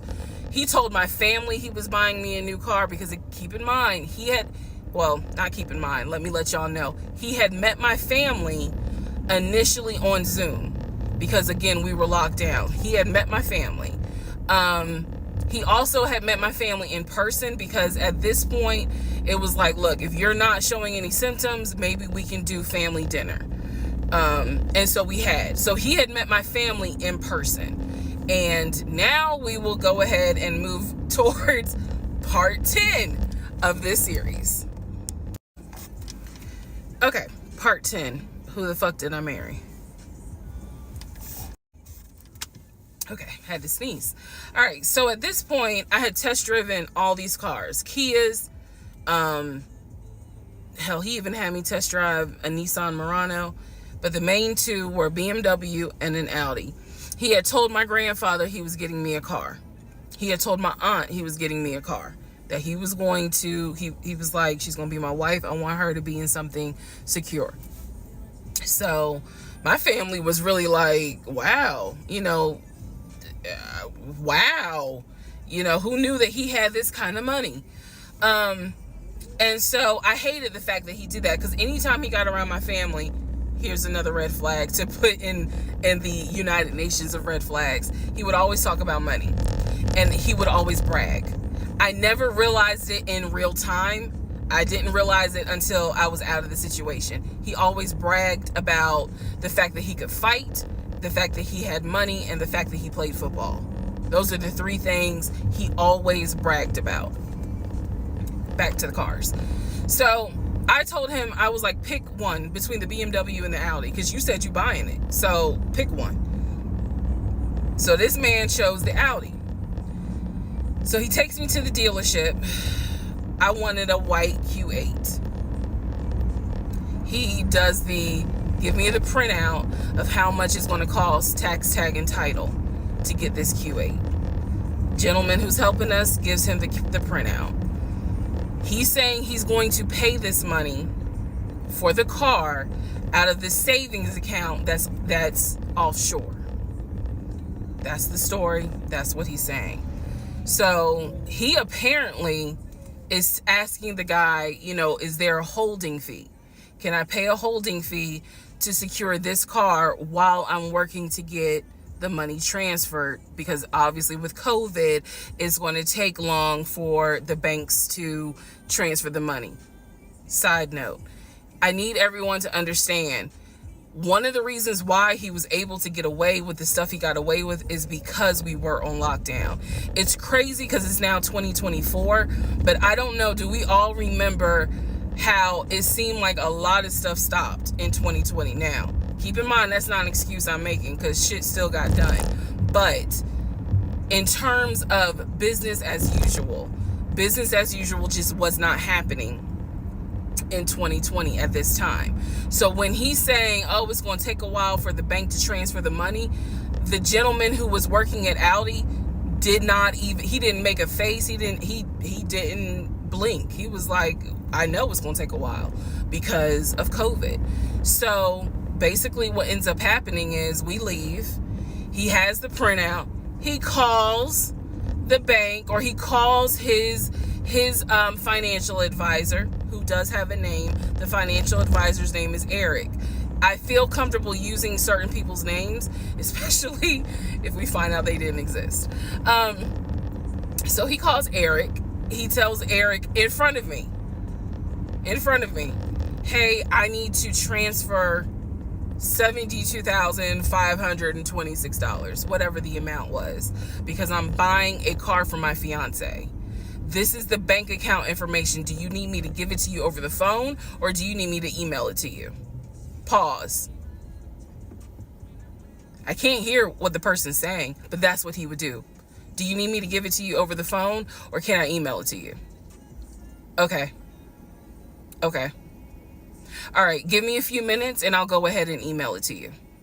All right, let me know. I'll call you back to find out if you received it. Okay, hang up. So I'm hearing this because, again, I'm not paying attention to, did I hear anybody on the other phone? Did I hear anybody on the other end? So he proceeds to type up an email, type up something, telling him this is the information that we need. I didn't think anything of it. He called me at work the next day to tell me that the money was sent to Audi, that he called Audi and he confirmed with Audi that they received the money. What he told me is that the car is going to be delivered to the house. Y'all, it's not that I lived in a hood, because I didn't, but I did not live in an area of Clayton County where you would have a brand new Audi delivered to your house. So I remember saying to him, I don't want that car delivered to the house, not yet, because I need to put that car in the garage. And my Nissan I only had a 1-car garage, so my Nissan was in the garage. So he said, okay, well, let me call them back and change the delivery date. Can you be home, or can you do a half day? So he's asking me, can you work a half day so that they can deliver the car and you will be home for it? I said, yes, that's fine. Because again, it's COVID. I'm working from home anyway. I only had to go in the office 2 days a week. So I'm at home the next day. He told me the car would be delivered between the hours of 1 and 3. Obviously, between 1 and 3, nothing happened. So 3 o'clock, I called him. He's at work. He sends me the voicemail. He calls me back. I said, it's 3 o'clock. No one ever came with the car. What's going on? And then I remember I was like, well, do I need to call Audi myself? Because I thought that you handled it. But if you didn't handle it, do I need to call them? And so whenever I would suggest I will handle it, he would get very, very defensive. Red flag number 472. So he was like, no, I will call Audi. Don't do anything. I'll call Audi and find out what's going on. Okay. So I'm at home chilling, cooking dinner, normal night. He calls me back and says, yeah, the car was stuck on the truck in Spartanburg, because apparently that's where their deliveries come from. So when he told me this, I was in the kitchen laughing, because by this point, I will be honest, and I told y'all I'll be honest even when it makes me look bad. I was guilty of, on one hand, I believed him, and on the other hand, I was like, let me see what lie he come up with. Let me just see. But keep in mind, my brain was really not rationalizing, not comprehending how deep the lie was. I just thought that no one told him the car was going to be delivered, and he made that up. I had no idea how deep the lie went. So he said, the car's in Spartanburg. It should be delivered this weekend. The weekend came, he had a whole other excuse. I don't remember what the exact excuse was as to why the car was never delivered. I do remember we got into an argument and I was like, don't even worry about it. I'm gonna get a new car my damn self. I don't even need your help. Which is probably one of the worst things you can tell a narcissist, because they love to be the hero, you know, it's all about them. But I was like, don't even worry about it. I'll get, when I have the money to get a car myself, I'll do it. I don't want to hear anything else about a new car. I don't want to hear shit else about a car. Because at this point, I was spending way too much time trying to figure out, are we getting a car? Are we getting a house? Like, what the fuck is going on? Always there was an excuse. So when I told him I don't want to hear anything else about a car, and I am not going to a dealership to test drive another car, that ended that whole discussion right there. So this is where I'm going to interject what I believe was happening. I believe that my ex-husband is the type of person, he gets off, nut. He gets off on you being excited about something that he knows you will never get. So I believe that he enjoyed going to car dealerships. He enjoyed watching me test drive a car and get excited about it, knowing I was not going to get it. It is the level of cruelty. And again, I'm telling y'all stuff that I found out way later on. It is the level of cruelty that I still cannot comprehend. So the whole issue about the BMW and the Audi, I think he just enjoyed seeing me get excited and then pull it away. Part 11 coming up. All right, part 11. So for this part, I'm just going to give you some backstory on the family. Pause all the stuff about the house. Pause the stuff about the car. This is backstory on his family, my ex-husband's family. All right, follow me. My ex-husband's parents, mom and dad, are both deceased. Mom passed away from cancer. Dad passed away shortly after her. I'm not sure what he passed away from. So he has a number of siblings. He has two, with his parents, he has two brothers. One is older, lives in Philly. One is younger by 2 years, lives in Nashville. He has two sisters. One, Shantae, is older, lives in Douglasville with her husband and two kids, a boy and a girl. Younger sister, Kim, is the baby, lives in Augusta with her husband, worked at, I think he told me, Procter & Gamble. That was the story. He had two half brothers that were through his dad. One brother lived in Baltimore. The other brother lived in Augusta. The brother that lived in Augusta, I have physically met in person, shook hands, hugged, all that. The brother that lived in Baltimore, I have FaceTimed with, talked to him. The brother that lived in Philly, the older brother that he looked up to, I have never talked to him on the phone. I would always talk to him through my ex-husband. So the conversation would be like, hey babe, brother so-and-so said hey. He didn't call him brother so-and-so. We'll call him John. John said hey. Hey John. I would be in the bathroom doing my hair, brushing my teeth. Hey John. And he would be like, did you hear? He said, how you doing? I was like, I'm good. How's he doing? Because that's just me. And so he would relay back and forth. He talked to John every day from starting around July after the grandmother passed away. He would talk to John every morning. We both would be getting ready for work and he would be on the phone with John. They would be talking for 30, 40 minutes, talking about football, talking about other siblings. They would be talking about cars. It was really like not a big deal. They would talk about the brother in Baltimore. They would talk about the brother in Augusta. And then they would reminisce. This is the conversations I could hear. Let me explain. When I say I can hear a conversation, what that means is I am physically standing near him or next to him where I could hear him with the phone up to his ear talking to someone, because it wasn't me. Okay? I may not hear the other person because the phone call may not be on speakerphone. But what I hear is, for example, I hear, "Hey man, what y'all doing? Oh, for real? Y'all barbecuing this weekend? What y'all making? Oh, that's what's up. Nah, I think me and her gonna stay in this weekend because, these numbers is looking crazy with COVID. Yeah, she over here. She's just sitting right here. She watched the TV. Okay, hold on. John said, hey. Hey, John. You heard her? Okay. All right, bruh. I just wanted to check in on you. That's the type of conversation I'm explaining. Okay, so I hope that gives a little more clarity about the type of conversations I'm hearing.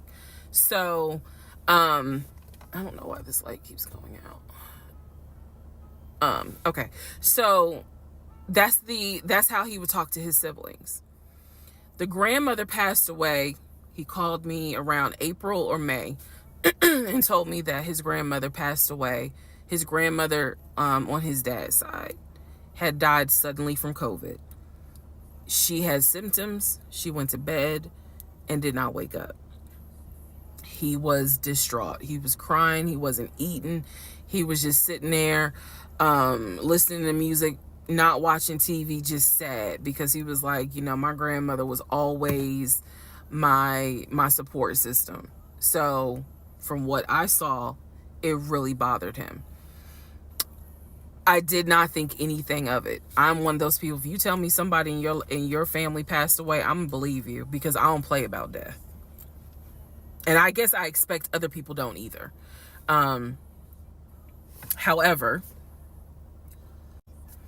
However, that is not the same for everyone else. But we'll get there. So, family. He had his sister, Shantae, who lived in Douglasville. Like I said, she was married with 2 kids. Apparently, she was a nurse. So when I had my miscarriage, that was a sister that he was like, my sister will take you to the hospital. Like, that's what family does. Okay. I had never met Shantae. I've been on the phone, I've been around him when he was on the phone with Shantae. Never heard her part of the conversation. But he would be talking to his sister. That's what he said. That's what it sounded like too. Now, what is interesting is that we lived maybe 35, 40 minutes away from Douglasville. So there were plenty of times that he had invited me to go with him to his sister's house.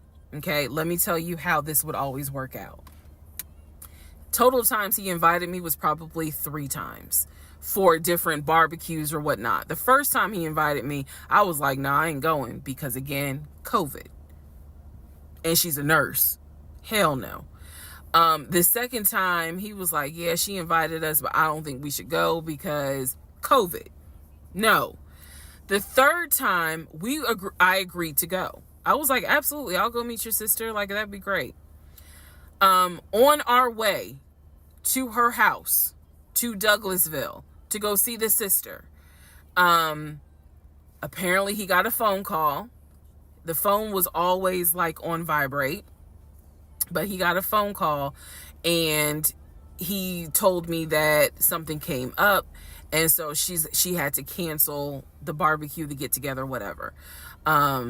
And so I was just like, oh man, okay, well, hopefully we can go another time. It didn't happen close enough for me to have red flags, if that makes sense. But at this point, as y'all probably like, girl, you so blind. But again, I didn't think anything of it, because it's like, okay, it fell through. We'll reschedule. And so we just went out to eat, and then he talked to another brother, the brother from Augusta that he would have on speakerphone. So it was like, I didn't think anything of it. I really didn't. Man,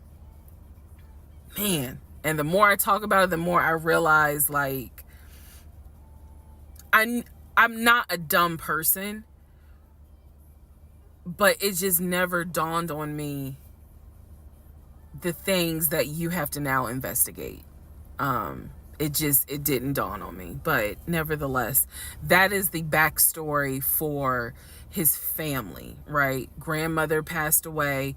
3 weeks later, he called me and told me his uncle had passed away from COVID. The uncle had tested positive, had to go into the hospital, and he died. It was a bit of a red flag. It was a bit of a red flag, but like I said, I don't play about death. So I was just like, wow. Because of these two deaths, he became a stickler about COVID. And when I mean a stickler, wear your mask, wear gloves, hand sanitize, wash your hands. Like, he was annoying about making sure neither one of us caught COVID. So now I'm going to give you the backstory in regards to what I was told with the ex-wife. Okay, I know I look rough, but it's okay. It's okay. Anyway, so this is part 12 of Who the Fuck Did I Marry? So this is the backstory on what I was told for the ex-wife. This is important. Pay attention. All right. This is 2020. So this is what I was told in 2020. I was told that he and his ex-wife used to be friends. Then they started dating and subsequently got married. They got married in California. He had bought a house with the money that he made from arena football. They had apparently had gotten married on the downward of the arena football career. Had a nice house. He showed me a picture of the house, showed me pictures inside the house. Remember that? Showed me pictures inside the house. It was a really nice home in San Diego. And basically what happened was that he came home from work early one day and I have the hiccup, sorry. Came home early from work one day and his wife was sleeping with another man. The man was in the house. He and the man get into it. Her son, who is about 17 years old in 2020, she had two kids, a daughter and a son. The son apparently was on his way home from school when my ex-husband found his previous wife in bed with another man. So the story goes that he and the guy fought. He kicked the guy out. He kicked his ex-wife out, but told her the kids could stay. The kids are not biologically his. Those are his stepkids. She was like, you must be kidding. Like, I'm not leaving my kids here. The kids are old enough to where they were like, we don't want to go because you fucked up. We don't want to leave. So apparently she leaves. The kids stay with him for a few weeks. And then she gets her own place. The kids move in with their mom. He files for divorce in California. He files for divorce in California, and it was an ugly divorce. She was asking for spousal support, all kinds of stuff. And then it turned into, I'll help you with the kids, not child support, but just I will give you some money for the kids, because apparently he was very close to the kids and he wanted to keep a relationship with the kids. Their biological fathers, apparently there were two fathers, their biological fathers were not in the picture. So the divorce starts out contested and ugly, eventually becomes amicable. Eventually they become cordial with each other. So my ex-husband moved. This is all before he ever met me. So I'm telling you the story of what I was told in 2020. So eventually, about 2 years later, is when his job approached him about an opportunity to transfer to Georgia. And so he took it. New beginning, fresh start. He has family in Georgia. He took it. He told me this story pretty much the second or third conversation we had. So it was always from the beginning that she had cheated. he caught her, and he had filed for divorce, but he was still close to the kids. They still had a great relationship. I've heard him.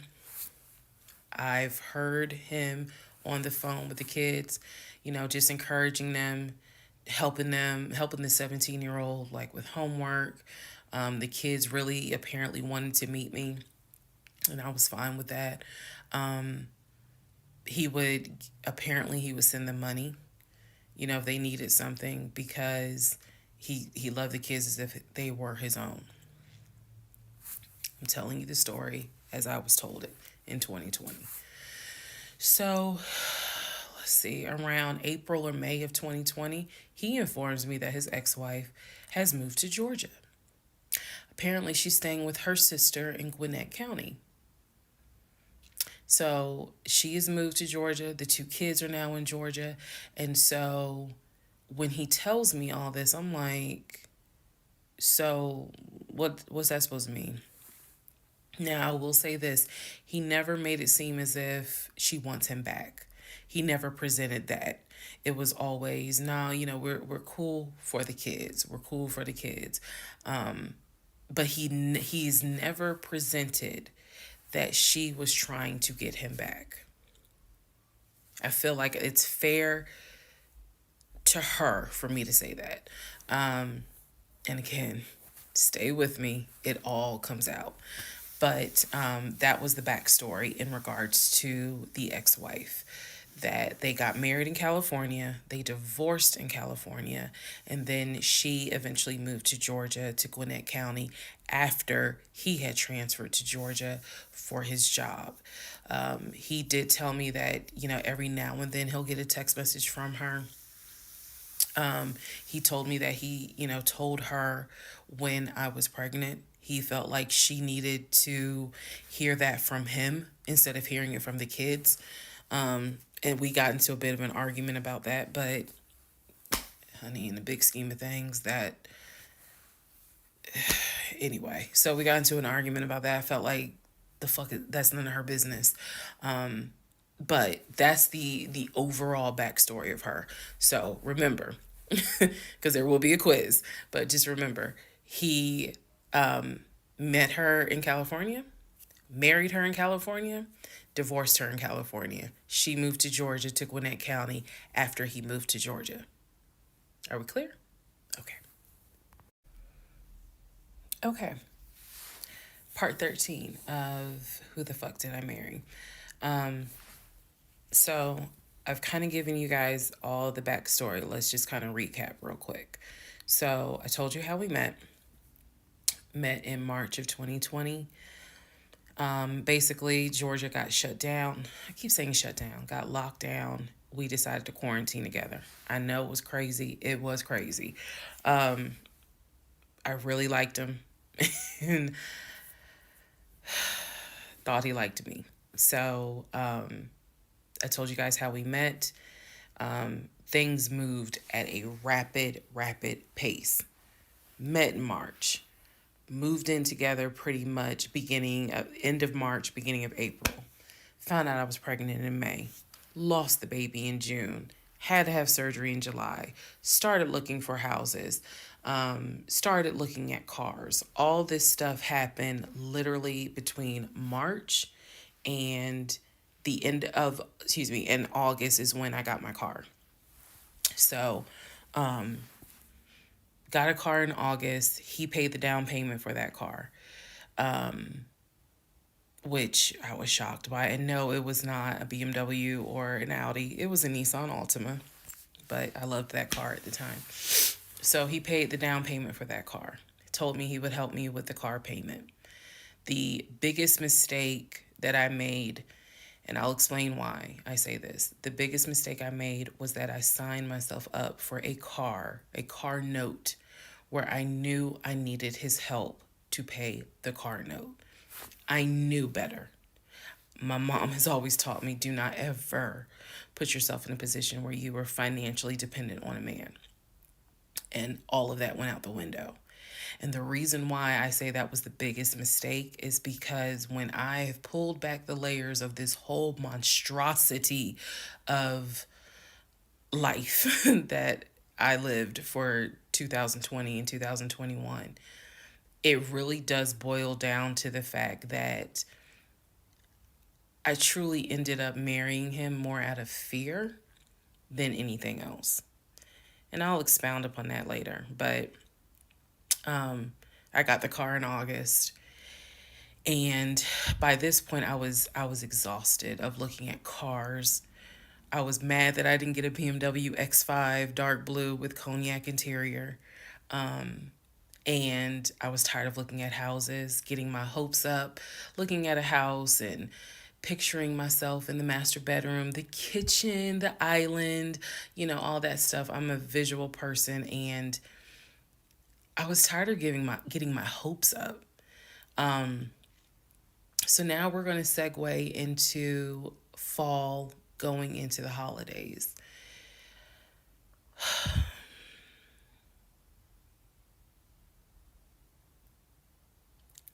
Here's what happened.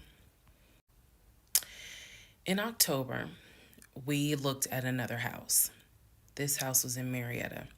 Absolutely gorgeous. It was gorgeous. I want to say that the house was about $700,000. I really liked the house. I could see myself living there, could see myself cooking there. And so subsequently, my ex-husband put in an all cash offer on that house. I watched him put an all cash offer in on the house. Our real estate agent, Scott, called us about 24 hours later, and he said, the sellers love your offer. The offer was an all cash, full asking price offer. $700,000. Let that sink in for a moment. He said the sellers love the offer. They are asking that you show proof of funds so that they can accept the offer. My ex-husband said, I will show proof of funds when they accept the offer. The seller said, great, we'll accept the offer when you show proof of funds. So basically we got into a standoff. And if you're a real estate agent or you work in real estate, I would love to know your thoughts on this. I had asked people in my personal life, like, have you ever heard of this before? And I've had plenty of people who said, I side with the ex-husband. I would not show my bank statements until they accepted the offer. And then I had other people who were like, I wouldn't accept an all cash offer unless I verify that the person can pay. So I'm just curious what your thoughts are. Okay. So our real estate agent called us and was like, guys, the sellers are giving you 2 days to show proof of funds. I had the letter that he showed me from Chase. I sent that to Scott, but that was for a mortgage. The offer was for all cash. So he needed to show proof of funds that he had the cash to pay $700,000. He didn't show it. He refused to budge on showing them proof of funds until they accepted the offer because he was afraid that they were going to create a bidding war. So what ended up happening was Scott called us and said, I apologize because I didn't do my due diligence as a realtor. He said, before I ever started showing you guys a house, I should have collected your pre-approval letter and proof of funds. He said, so at this point, my broker has informed me that I cannot show you guys another house until you show at least us, meaning the real estate firm, until you show us proof of funds. And so I'm just like, well, I'm telling my ex-husband, just show them the fucking proof of funds. Like, what's the problem? And so it was a lot of, I find that this is really unprofessional because it's not our fault that you didn't do your job correctly. It got a little ugly and it got uncomfortable because I'm like, I don't understand why you don't show them proof of funds when you clearly just signed a document stating that you're putting an offer in at full asking price. This was the same thing that the realtor was saying. He was like, but you just signed an offer. So what's the problem? Like, you want them to accept the offer and then you'll show everyone the proof of funds? And my ex-husband, without missing a beat, said yes.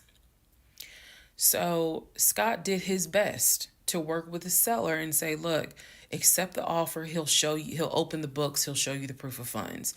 These sellers were like, no, that's not. And it wasn't so much the sellers, it was the seller's agent. Big respect to the seller's agent. But the seller's agent was like, no, that's not how we're doing business. He needs to show those proof of funds before I advise my clients to accept his offer. Period. If he's not willing to do it, we'll go on to the next offer, because they did have another offer on the table for it was less than asking price, but they were willing to accept that offer over the all cash offer because those people had basically shown proof. So subsequently, the house fell through. We passed the 2-day deadline. They went with the other offer. Also, at this point, our real estate agent, Scott, and I do not blame him for this, pretty much cut all ties. Because what he, I believe, felt like was, I don't know what's going on, but something's going on. And this is not how I do business. So until you guys are ready to show the proof of funds needed to buy a house, you need to get yourself another agent, because we were already about 20 to 25 houses deep by this point. We had already put in 2 other offers. They fell through. And now here we are with this house. And once again, it fell through. Okay, so good news and bad news. Number one, this is part 14 of Who the Fuck Did I Marry? Bad news, this is going to be the last post for the night. And the reason why, good news, tomorrow's my birthday. So I'm just going to make this video, post it, and then I will pick back up probably Friday, because honestly, I truly want to enjoy my birthday tomorrow. I just want to enjoy my birthday. All right, so y'all don't be upset. Just, if anything, watch parts 1 through 14, and then we'll be ready for part 15. So the house fell through in October 2020. And what I told him was, I said, I don't want to look at another house. I don't want to talk about cars. I want to get through the holidays, because it was going to be a holiday season where I could not celebrate my family because of COVID. So I said, I just want to get through the holidays. I want to get through the end of the year. And we'll revisit stuff in January. I was very calm when I said it. No argument, nothing like that. And he said he understood. A lot of what fueled me staying in this situation really was the fact that, number one, I didn't want to be alone. Number two, I didn't want to look stupid by having the relationship end so quickly for everyone to be like, we told you something was up. And number three, I was ready to get married. And that, ready to get married, fueled a lot of stuff. And again, I was still making my audio diaries. So listening back to it, I knew something was wrong. I admit that. I knew something was wrong. But what I thought it was, truthfully, was like, why does it seem like there's always something? Like, why can't we just go ahead and get the house? Why is it always something? Why can't I just get the BMW? it still didn't dawn on me how deep this something went. And for the people who keep asking, I'm going in order of events. So, yes, there will be a video where I explain how everything came out and what came out, what was true, what was not true. It's coming. I'm just getting all of this out in order. So, I told him I didn't want to look at a house no more. I don't want to talk about houses. Do not mention the word Zillow. Do not mention the word realtor. Nothing. Let me just get through the holidays. And for myself, the question was, what do you want to do? You want to stay with him? Or do you want to cut your losses? And the part that kept me constantly second guessing myself was, what if he's not lying? What if he's not lying? Literally the conversation I had with myself was, there's no way he is lying about having money. You saw the paper from Chase. They don't just approve $750,000 for a mortgage for anybody. I've seen his checking account.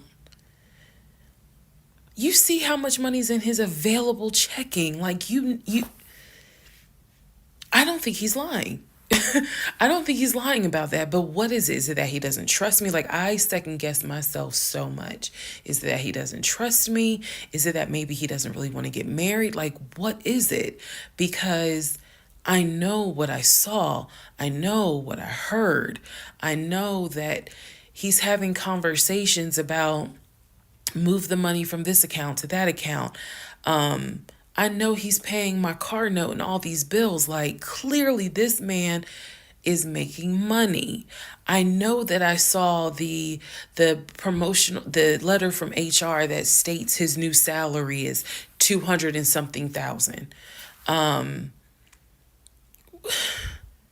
I remember thinking, like, God, what am I missing? I'm missing something, but what is it? Because I know what I've seen. I know what I have touched. I have physically touched these papers. Like, I know how to read. So what is it that I am missing? He's close to his family. He talks to them all the time. He's just a regular guy that just likes to watch NFL football. He leaves me alone when I want to watch Georgia football. He's paying the bills, groceries. I haven't had to worry financially since I've met him.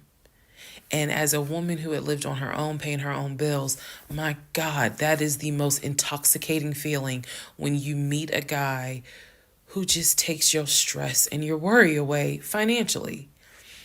But the downside is, he took away the stress and the worry financially away and instead brought a mental fuck job I've never in my life had experienced. And I could not put my finger on it. I couldn't really talk to anybody about it because I'm a big believer in what happens at home stays at home. So I didn't talk to my girlfriends about it. I didn't talk to my family about it. But I just remember being like, what am I missing? What am I missing? So we did not talk about houses. We did not look at cars. We didn't do any of that for November, December. And he came to me like around Thanksgiving, and what I thought was a very open, loving conversation. And in that conversation, he was like, okay, I know I have fucked up. I know that things are not feeling too strong right now. He was like, I want us to get married. I want a home.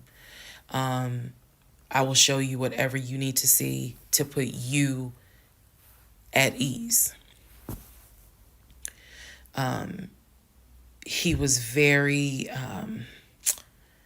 contrite. He was very just like, what do I need to do to put your mind at ease so that I'm in this and that I want this and that I love you and I want you to be my wife. So I was like, show me your accounts. He showed me his checking. He showed me one of his savings. He showed me a Chase savings. He did not show me the offshore. And he did not show me the US bank. So he showed me those two accounts, checking and Chase savings. So I knew that there was money. What I saw in those accounts, there was money. I told him, I was like, if we're going to buy a house, I want it to be through the mortgage on Chase. I don't want to deal with this proof of funds shit no more. I said, I do not want to look at another house until the beginning of the new year. He said, okay. That is when we then had a conversation. So I guess I lied, because we are going to have a part 15 or 16 tonight. But that is when we then had the discussion about marriage. And that is where religion came into play. Yeah, I'll give y'all the other part tonight. Stand by. Okay, part 15. Who the fuck did I marry? So in December of 2020, around beginning of December, we had a conversation, kind of a come to Jesus heart to heart conversation. And both of us had grown up in the church, and the fact that we were not married but living together, the fact that almost had a baby together, bothered both of us. Both of our families, my family and his family, were very adamant. Like, okay, y'all either need to get married or y'all need to separate. And so I'm walking around with a ring on, which I'll post a picture of the ring, because God, there's so much to unpack. But anyway, walking around with the ring. And so he said to me, whatever I need to do my part to make this work, I'm willing to do. At the same time, it wasn't that I did not trust him as much as it was I felt like I wasn't trusting myself. Because again, like I said in the previous video, I know what I saw, I know what I read, I know what I've heard, but fuck, something was not sitting right with me. And every time I would question it in my head, the other side of me was like, okay, you know he ain't lying about the money, because you saw it. So you know he ain't lying. Girl, are you that... Like, I remember saying to myself, are you that jaded that you don't even know what it's like to have a decent man? Yes, I really had the audacity to have that thought. So we agreed beginning of December, like, we wanted to be together. I believe I loved him. I believed he loved me. So the decision was made that we were going to get married. It's still COVID, so we had to follow certain protocol. So we filed our marriage license in Fayette County, Georgia, because you could not get an appointment in Clayton County to save your life. So we filed the marriage license in Fayette County. On our marriage license, it asked the number of previous marriages. He said 1, I had 0. It asked for our social security numbers. He put his social security number down. I put my social security number down. I mentally wrote down his social security number. And I did a background check. I did a background check after I had filed a marriage license. Yes, I know, but I did. The background check, nothing came back. It was like no results found. I did a criminal background check, nothing came back. So I thought one of two things. Either I had the wrong social, meaning I wrote down the wrong social, or my paranoia was unfounded. There's nothing wrong with him. because he has been always throughout the relationship a big stickler about law enforcement, following the law, because his dad was a retired police officer. So this is someone who has been this is a guy who would check to make sure my tail lights were working, make sure my signals were working, make sure my oil was good, make sure I had enough gas in the car. So when the criminal history came back with no results, I was like, well, of course there isn't, because the man probably hasn't had so much as a speeding ticket. So we filed the marriage license, and then we made an appointment to get married, and waiting for the judge to come out of chambers so that she could marry us. And the reason why I'm pausing is because, my God, if I could go back and see that young woman sitting in that lobby.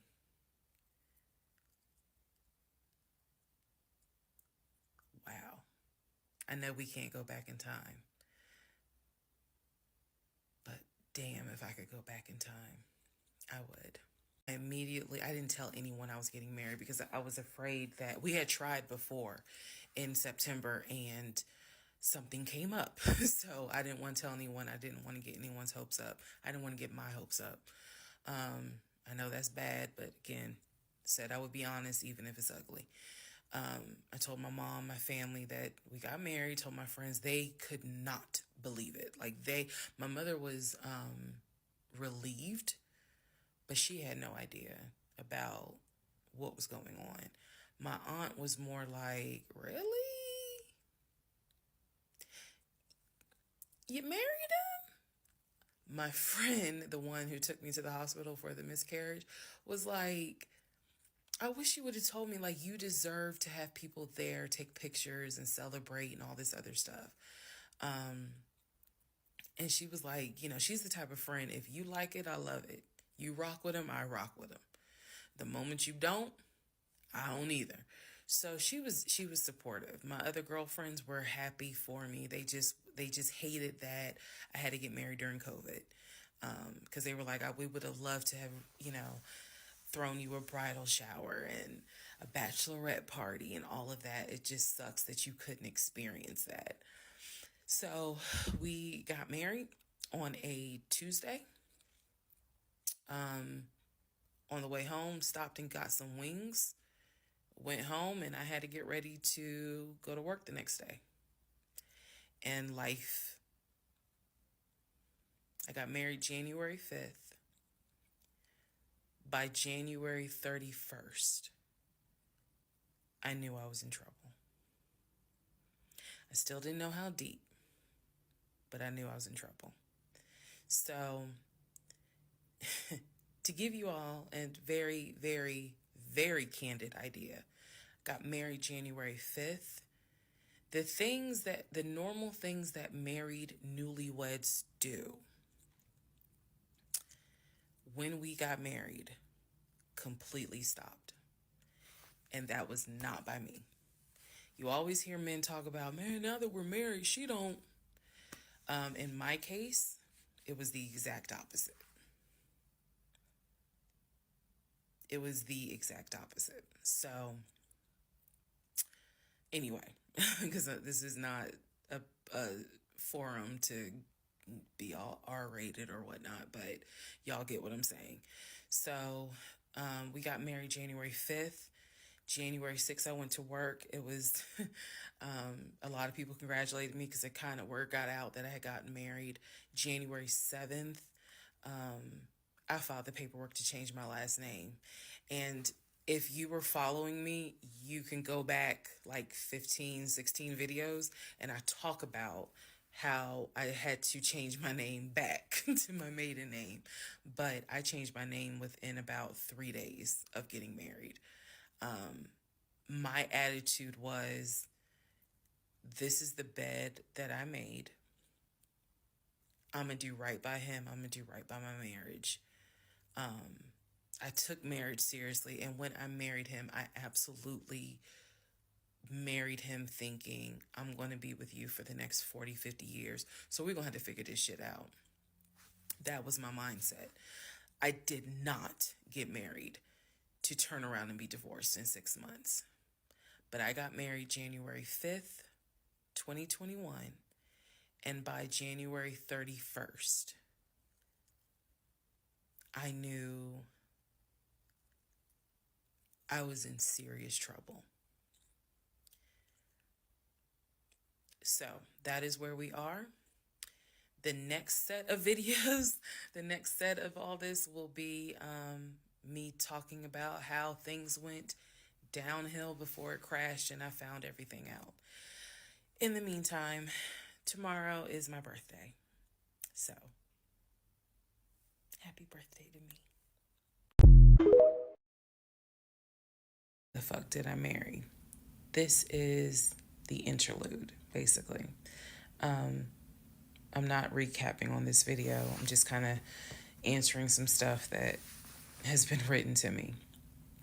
Someone was like, why are you airing your business out on social media? It's a valid question. For me personally, I feel like this was traumatic to experience, to live through. And I'll expound on that on another video, the aftermath of the toll that this took. Honestly, and I know some people are going to be like, that sounds crazy. It is kind of cathartic to get this out because I cannot tell you how much of this has been internalized since 2020. Also, I don't want to seem like a cautionary tale to other women or to men for that matter. But to my sisters, to my ladies, white, black, Hispanic, Asian, doesn't matter. If something does not sit right with you, investigate it. I cannot stress that enough. If just one woman watches these videos and she's like, you know what? Something don't sit right with me. Let me look into this. Then it was worth it. Yes, it is a Lifetime movie. Yes, it is Netflix. Yes, it is crazy. Yes, it is hilarious also. And I understand all of those reactions. As someone who lived it,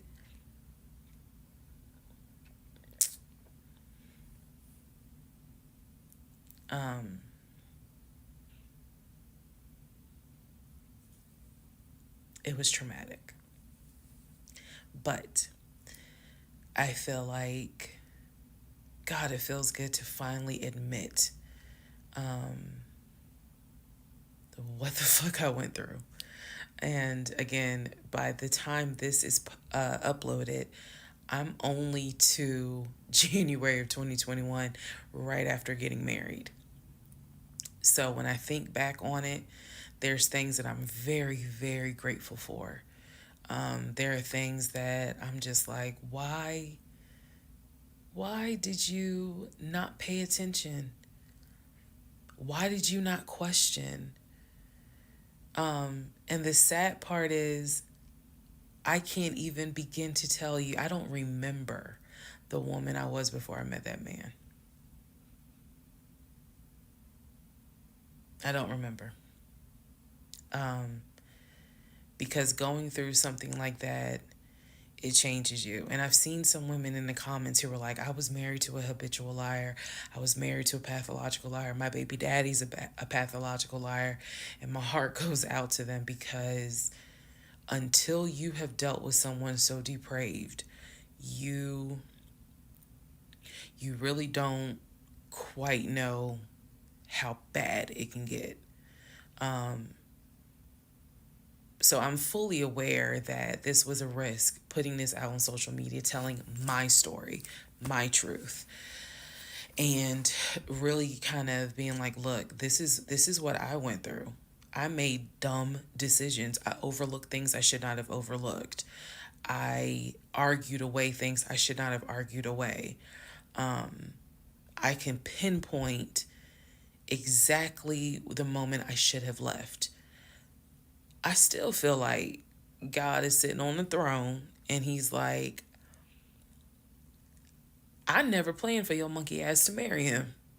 I never even planned for you to go out and date with him. That's why I blew your tire. But you hard headed and you went anyway. And then I tried to go ahead and show you signs. You ignored them. Like, I feel like God did everything to help me as his child be like, this is not who I created to be your helpmate. And I was like, God, you taking too long. I want to get married. You taking too long. I want to have a family. You taking too long. And these are the consequences that I am paying for basically telling God, you took too long. And I feel like God's grace is sufficient. It is. But at the same time, and I'm not perfect. I mean, not perfect at all. None of us are. But I do feel like when I sit back and I replay the events that happened, I truly cannot believe that was my story. Because all I wanted was to meet a guy, for him to be my best friend, for us to get married, have a family. I wanted someone I could make fun of his big old forehead and he make fun of my nappy head and all my wigs, and yet he was my ride or die. I wanted someone that I could be like, man, help me with these kids, and he helped me with the kids. We had a nice home. We were comfortable. That is what I wanted. And I've said this before, and I say it again. I truly hoped it was my turn. You see the women who are, so happy and, they're in these loving marriages and life just looks good. I really, really wanted it to be my turn. And so I excused away a lot of stuff that I hope the next woman who sees this does not excuse, because I don't wish this on anybody.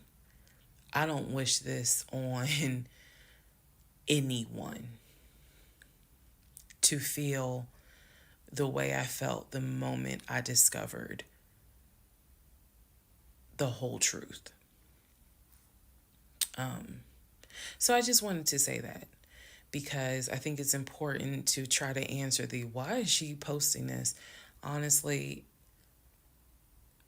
I was tired of holding it in.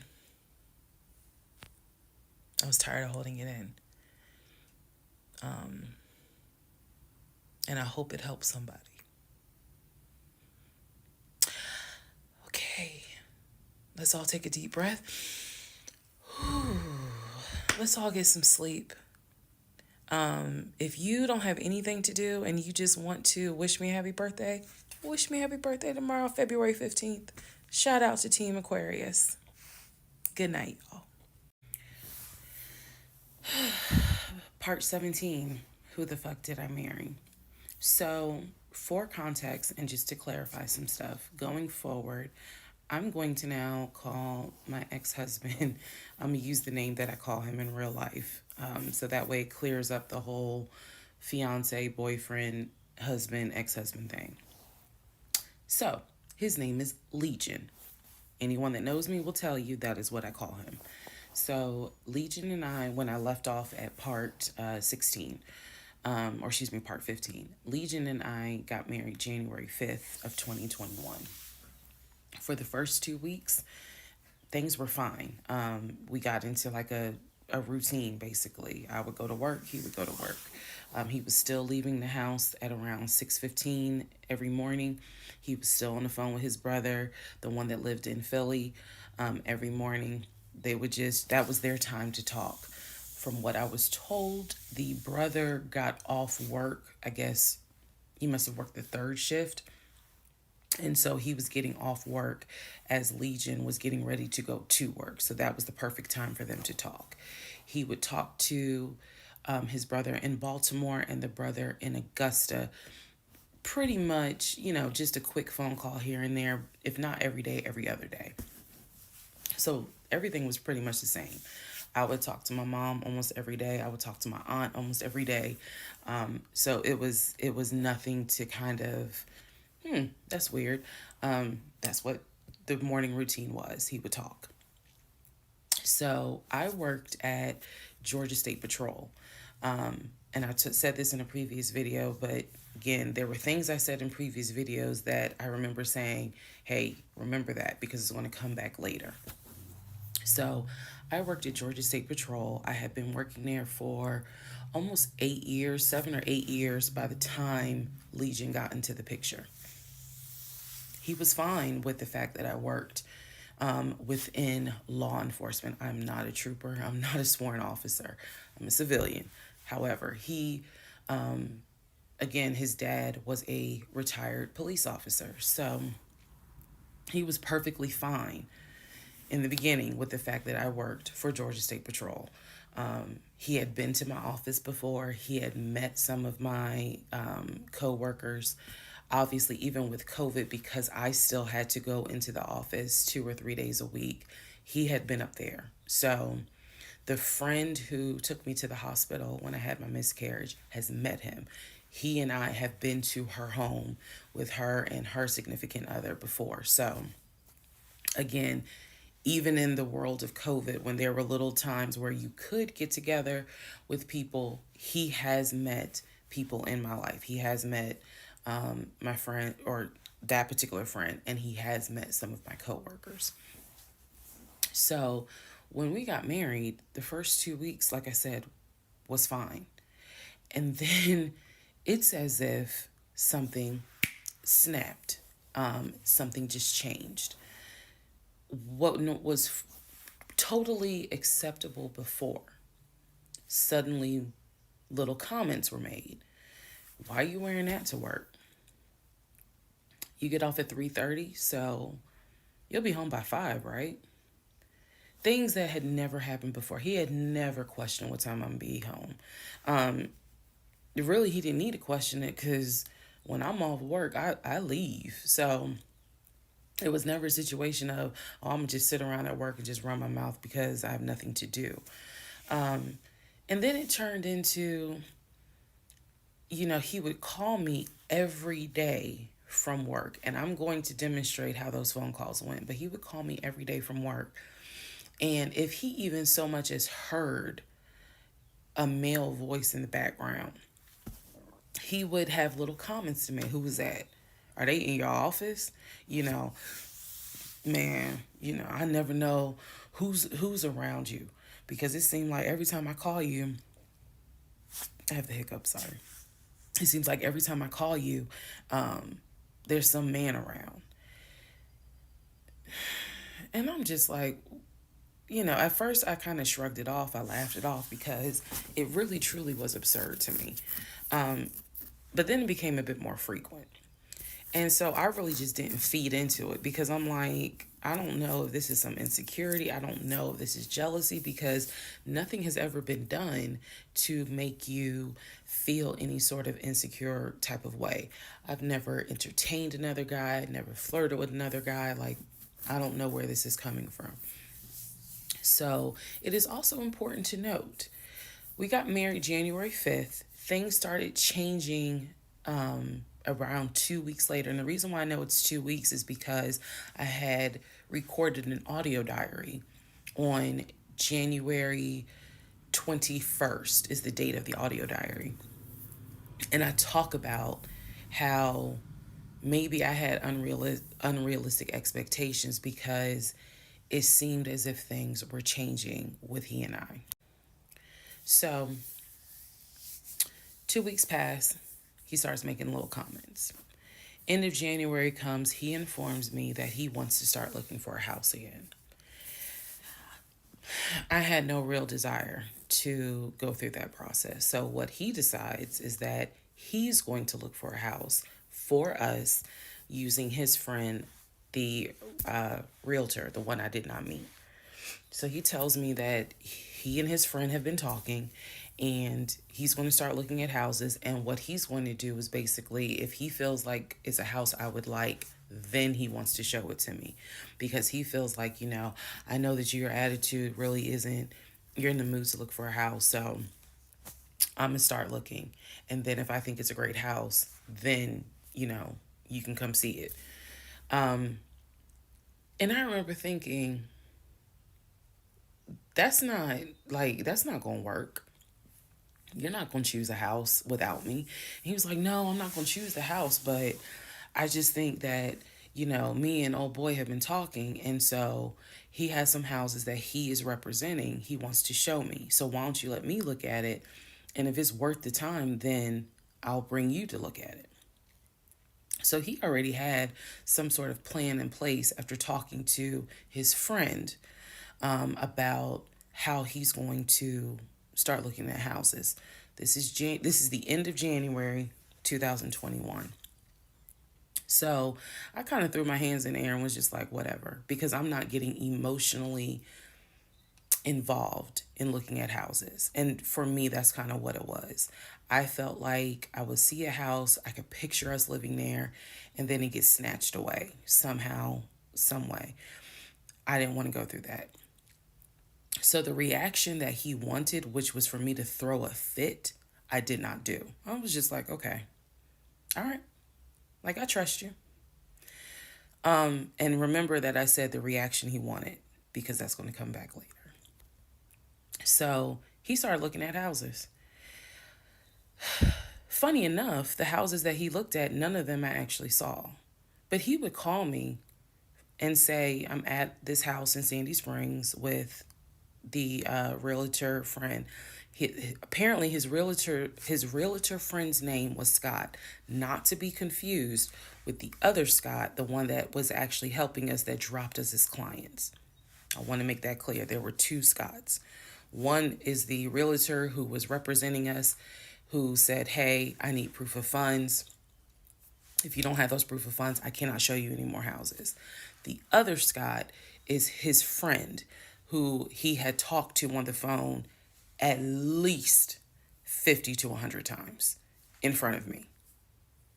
That's the Scott that he said is going to show me this house in Sandy Springs. Apparently the house was like $800,000. So he was like, I think that if I like the house, then I'm gonna bring you out here so you can see it. All right. Now let's go into part 18. Okay, part 18. Who the fuck did I marry? So he starts looking at houses in Sandy Springs, Alpharetta area with his friend Scott. I did not see any of these houses. I did not go. I didn't want to go. So what was starting to change is, remember I said before, he would leave the house every day at around 6:15. He would be home every day between 3:30 and 4 o'clock without fail. It was so, I shouldn't say it was annoying, but I could set my clock by the fact that I would hear that garage door open between 3:30 and 4 o'clock every day that he went to work. Even during lockdown, he still had to go to work. His job was only locked down for maybe a week. For me, I was allowed to work from home, but unfortunately, I did not handle it well. And so I would fall asleep and not check email. So my boss was like, yeah, you're going to have to come back to the office because you're not trustworthy. And I wasn't. I mean, I would watch Netflix and not even be on my computer. So I had to start going back to work every day, 5 days a week. And I was, me and another lady were the only two in there because we were the only two who did not handle work from home properly. Anyway, that's another story. So Legion he started to not come home by 4 o'clock. He started to come home 5, 5:30, 6, 6:30, sometimes 7 o'clock. Because he was saying that he was looking at houses after work with his friend Scott. So it definitely was noticed that things are changing. And I just, at this point, kind of emotionally and mentally, I was just like, I don't know what to do. This is the end of January. Remember, I told you in part 15, I got married January 5th. By January 31st, I kind of knew I was in trouble. And by the end of January, sure enough, I knew things were changing in a way that I was like, I hate to sound redundant, but what the fuck is going on? So he's still maintaining the story of looking for a house, looking for a house. I had already let him know my lease is up in August. When my lease is up in August, I am moving to Cobb County. And then my attitude was kind of like, you can go with me or you can stay here. I don't care, but I'm moving. I'm leaving Clayton County. The reason why I was so adamant to move was not because of Clayton County. It was not because of the house that I was in. It was because Legion had started to create this narrative that he was beefing with my female neighbor. He was trying to get me to believe that my female neighbor to the left of me somehow was interested in him. And so she would make these little comments, and he would come in the house complaining about her and her music and the fact that she had, different men over to the house. It was driving me crazy. And all of this was kind of starting in January. So when I say that, it really seems like we got married January 5th, and then we had 2 weeks of peace, and then something just snapped. I literally mean something just snapped. So he's looking at houses. Now we're moving into February. February obviously is my birthday month. He did good. He did good to make Valentine. He went all out for Valentine's Day. He went all out for my birthday. My birthday and Valentine's Day are February 14th and February 15th. So he went all out on both days. Y'all ain't even gonna believe this story. But I said I would share even when it makes me look bad. So, the weekend after my birthday, and what I mean by that is if my birthday was on a Tuesday, we're talking about Saturday. The weekend after my birthday, he gave me money to go to the nail salon, go get a manicure and pedicure. So I leave the house. I take his car. His car was in the driveway. We had a key to each other's car because, again, we're married at this point. We're talking February 2021. So I take his car and I drive to the nail salon over in Morrow. I'm in the chair getting a pedicure, and I get a text message from my husband saying, someone was just at the house looking for you. And I'm like, who was looking for me? Who was it? And he said, I don't know. I think it was some, this is through text. I don't know. I think it was some dude you used to mess with. Okay. I was like, what are you talking about? He was like, I'm telling you, some guy just came to the house looking for you. I told him you were not here. So at this point, y'all, I'm in the chair at the salon. I'm freaking out because I'm like, who the fuck has the audacity to come to my home unannounced, uninvited, talking about they're looking for me? Especially because before I met my husband, I was working the last shift at Amazon as a part-time job. So I had not dealt with, dated anything with anyone for about a year before I met him in March of 2020. So I really was like, who the hell is this coming to my house? So I finished the pedicure. I head home. Once I get home, I'm like, what are you talking about? What happened? And so I'm frazzled in a way. And he's calm. He was like, yeah, it was a black Dodge Charger. They pulled into the driveway. They backed in. They backed in as if they had been here before. So clearly this was someone who's been to your house. He got out the car. He said, I opened the door and I went out there and I said, is there something I can help you with? And he said, the guy said, I'm looking for, and gave him my name. And he said, I'm sorry, she's not here. And he said, he was like, oh, okay. All right then. And just got in the car and drove off. And I was like, my brain stopped working because I'm thinking, who the heck could this be? A Dodge Charger? I was like, are you sure that it wasn't law enforcement? Like, was it the sheriff's office trying to serve me with a lawsuit for a credit card I didn't pay? He was like, no, he was in regular clothes. He was like, and it was not a police car. It was on a marked unit, basically. And so I'm just like, who the heck could this be? And he was like, I know who it was. And I said, who? He was like, I think it was your ex. I said, what ex? He was like, the one that you had dated for 2 years. Remember back in like part 3, part 4, I told y'all, he told me about his ex. I told him about mine. I thought we were being honest with each other. So now, fast forward to February 2021, and he's telling me, yeah, I think it was the ex that you had been dealing with for those 2 years before you met me.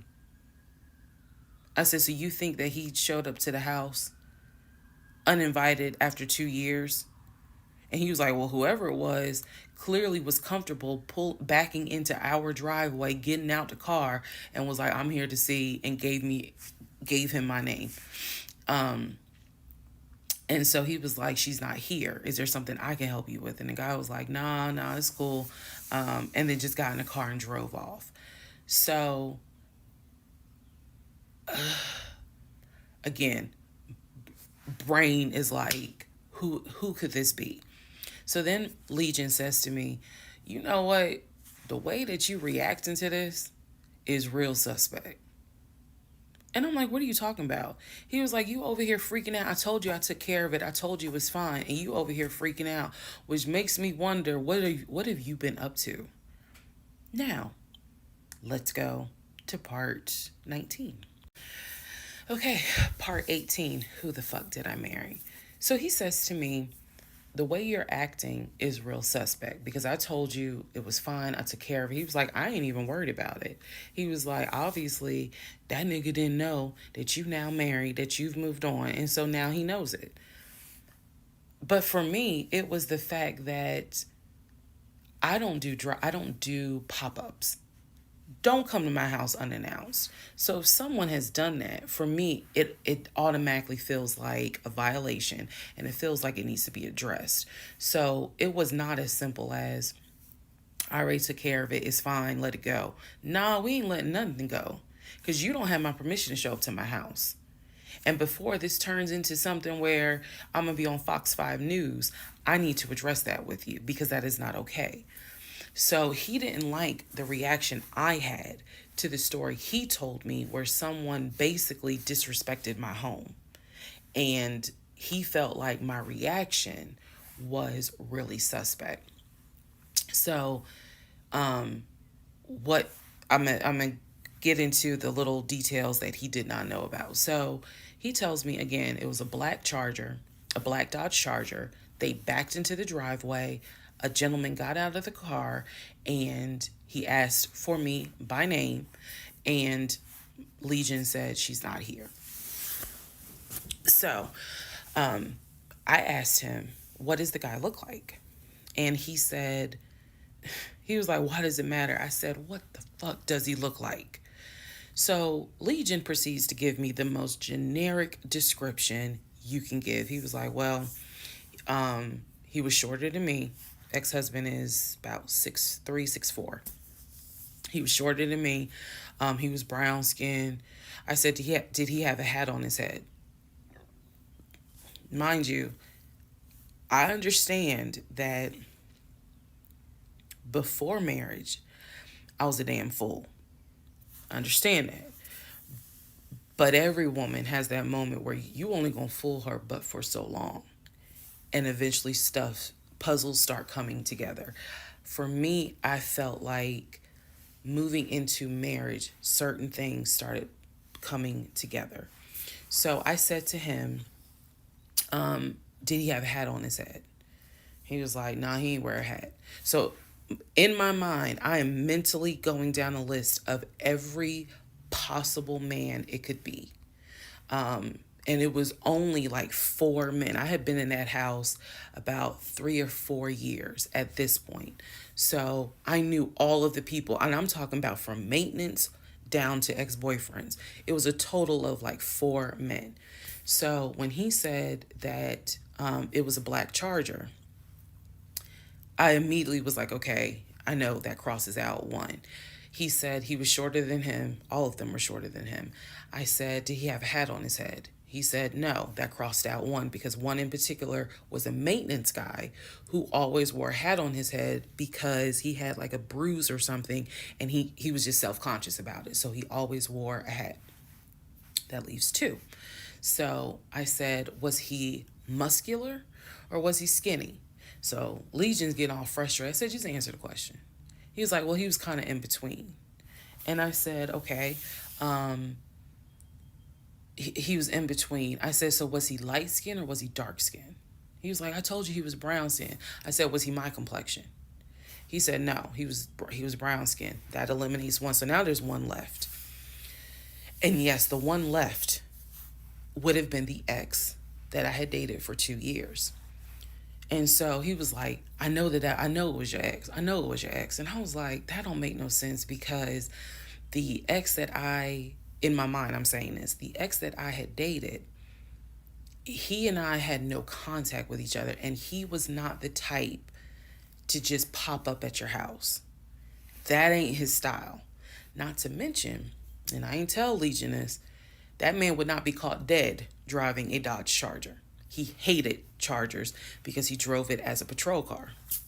So I didn't say anything. I just was like, that's weird. So what Legion didn't know is that at the time I had a security system. So I had a security system where anytime the front door, the garage door, or the back door was open, basically any entry point, anytime it was open or closed, it would send me a text message notification.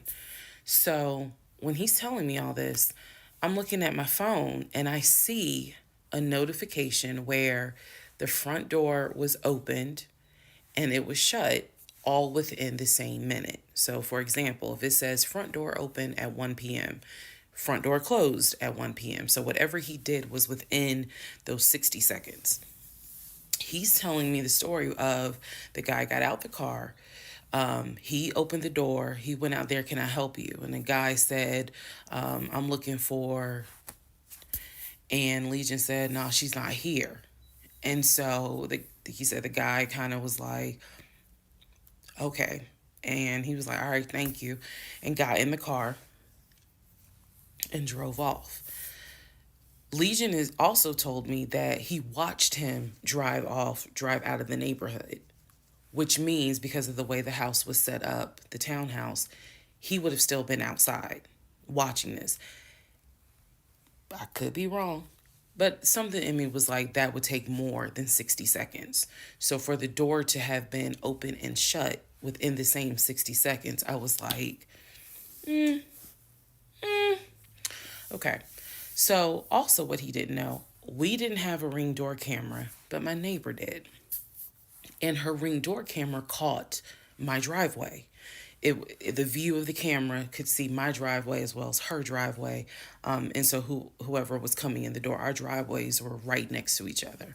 And then on the other side of it was the grass.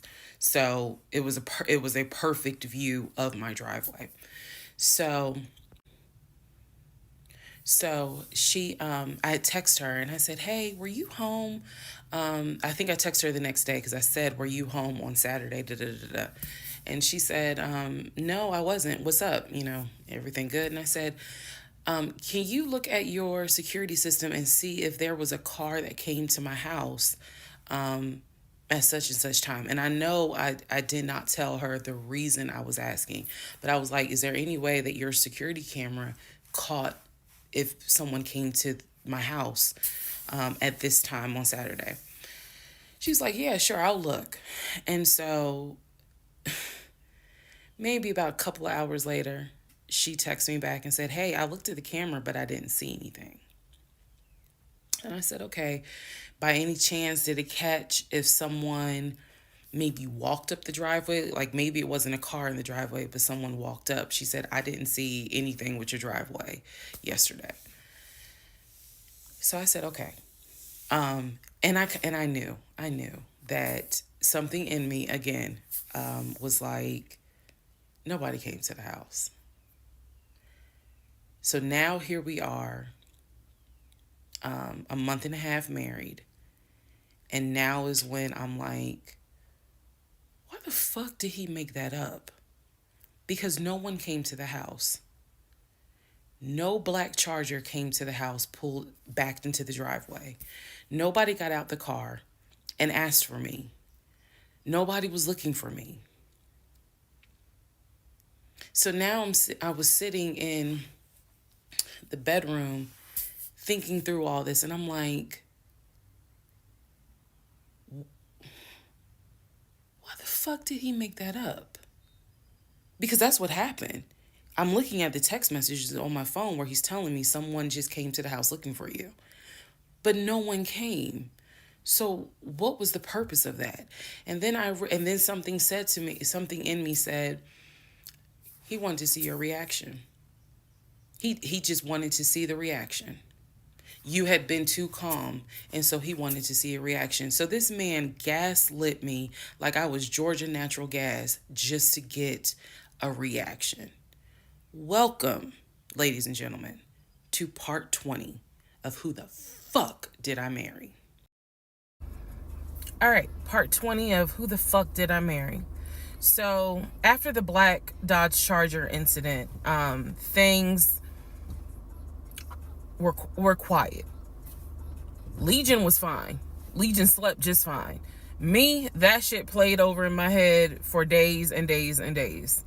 On one hand, I was like, I know nobody came. My head knew nobody came to the house.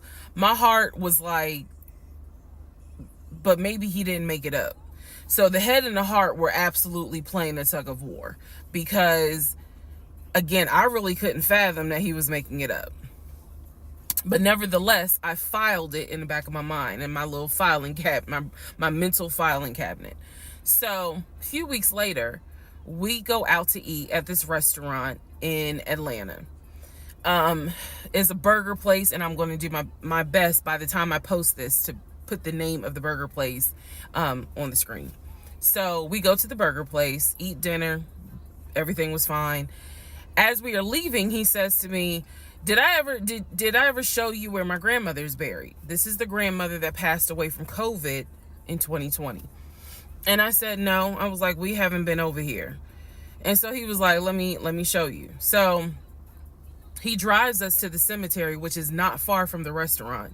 He drives us to the cemetery, goes around and around, and then it comes to like a little hill in the cemetery.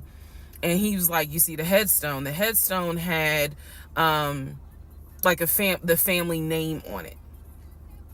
And it did not have, for example, John David Doe. It just had Doe. Okay. So there were no dates on it. So it reminded me of just a headstone where it was probably multiple family members buried underneath it. That's what it reminded me of. And so he was like, my grandfather and my grandmother are buried there. I do recall him telling me when the grandmother died in 2020 that she wanted to be buried next to his grandfather.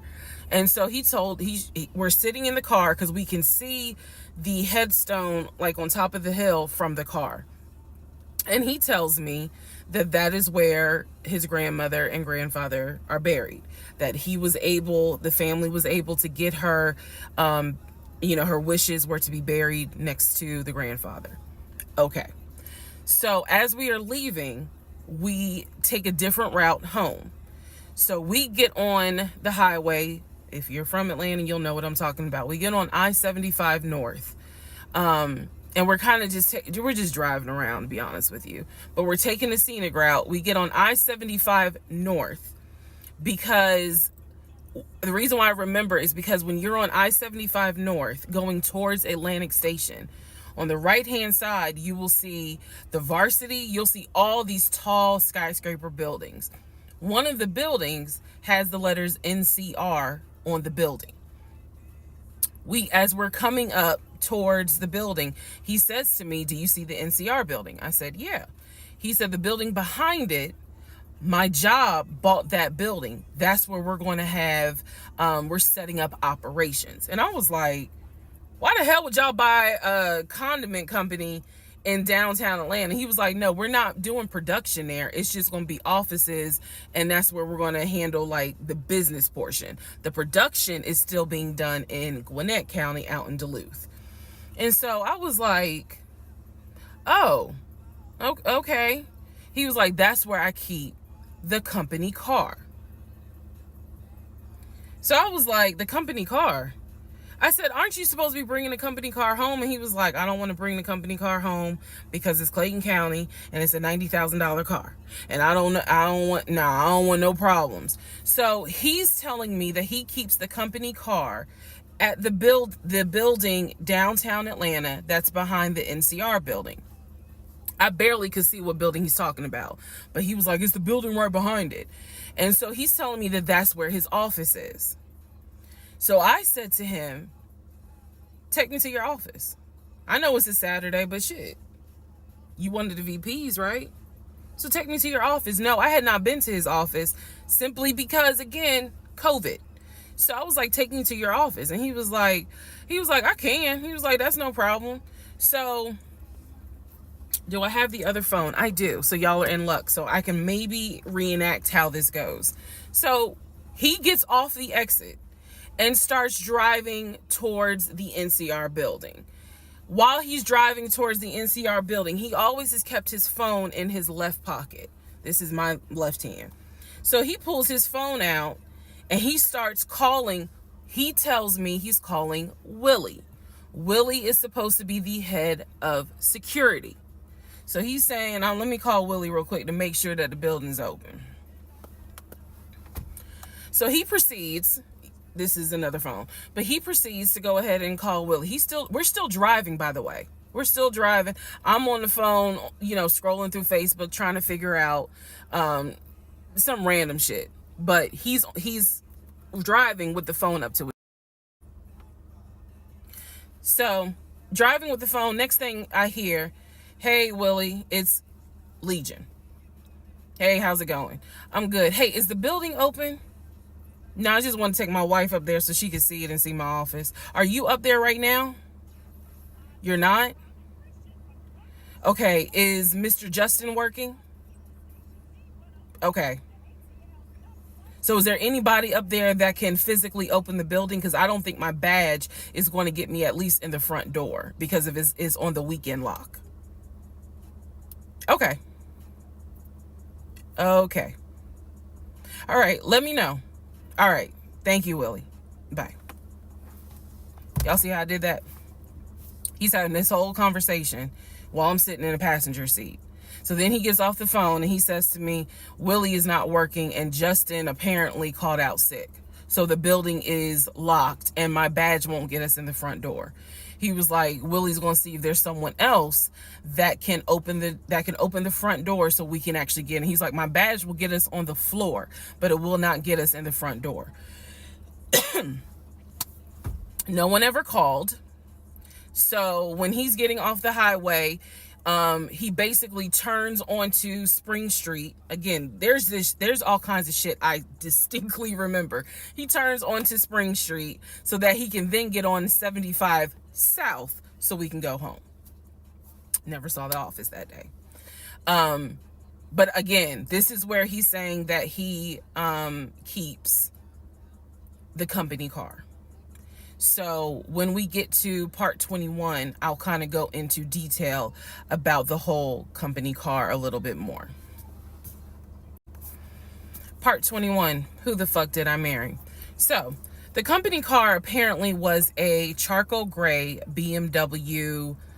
I believe it was a 5 Series. It was a 5 Series. I don't know much about the sedans. Y'all know I wanted the X5 dark blue with the cognac interior. He got the BMW 5 Series charcoal gray. He sent me a picture of the car. So I did see a picture of the car. After this whole NCR building, take me to your office, that is what he's claiming, is that he leaves the company car at that location. He's saying that he drives from Riverdale to Midtown, switches out cars, and then drives from Midtown to Duluth. Those that don't know how Metro Atlanta is, basically Midtown would be in between where we live and Duluth.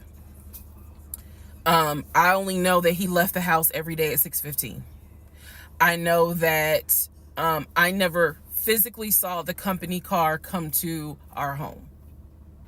Saw a pictures, plural. So when he told me that he got a BMW 5 Series, keep in mind, this is after I had been promised a dark blue X5. So I was a bit salty. I don't care if it is a company car. I was a bit salty. I will admit that. Because I felt like you get to drive the car that you know I really want, which is a BMW. And so he would call me from the car. He would tell me, yeah, I may just drive home in this car and not switch back to his personal car. He was like, I don't know. He did that a lot. And I realize now in 2024, he did that because he knew how excited I was to actually see the car. Because shit, I wanted to test drive it myself, to be honest with you. And he knew that. So, reactions. So he would say stuff like that, like, man, I'm so tired. I might just drive the company car, go ahead and go home. And then, just let me park it in a garage type thing. So eventually he stopped doing that because I didn't want to hear nothing about that car. I'm driving a Nissan and you driving a BMW after you promised me a BMW. So I don't really want to hear nothing about it. So in terms of the company car, I did see that it was according to the pictures, a charcoal gray BMW 5 Series. If you're asking me the exact model, I don't know. But I know it was a 5 Series because I know the 7 Series is slightly longer. So it's a 5 Series sedan. So after the whole situation with the cemetery to see his grandmother and grandfather's headstone, then there was the NCR, the office is open. Oh, it's not open. Justin ain't working. Willie ain't working. Willie is supposed to be head of security, but he ain't working. Okay. So at this point, I'm already numb. It is important for me to point out how numb I became dealing with him. Mind numbing, because I just got to a point where it was like, there's always something. There's always something. So, of course, we're not going to go to the office because there's going to be something. So this is the end of February. My birthday had already passed. There clearly was tension on my end, not so much tension on his end. So I get home a couple of weeks later. We are now in the beginning of March. This is something personal about me. The only way you would know this is if you know me. I have been dying to go to London and Paris. I had a layover in London when I did a study abroad, but it's not the same. I want to go to London and be a whole tourist. I don't care. I want to see Buckingham Palace. I want to see the Tower of London. I want to see Paris. I want to see the Palace of Versailles. This is something, if you know me, you know she wants to see Paris. She wants to see London. So I get home from work. This is the beginning of March. I get home from work, and on the counter is a folder with like a little bow on it. And I'm like, oh, what is this? Is this like mail? Like, was this something that you got at work? He's like, nah, it's a surprise for you. I open up the folder. Inside the folder is like a trip itinerary.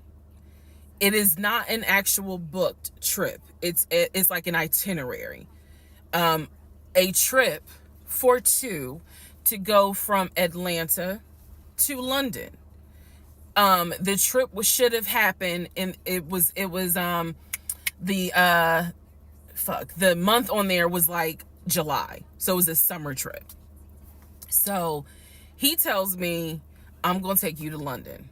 He was like, I wanted to take you for your birthday, but certain things fell through. He was like, so this summer in July, we're going to go to London. He was like, I've already made a reservation for us to stay at the Savoy.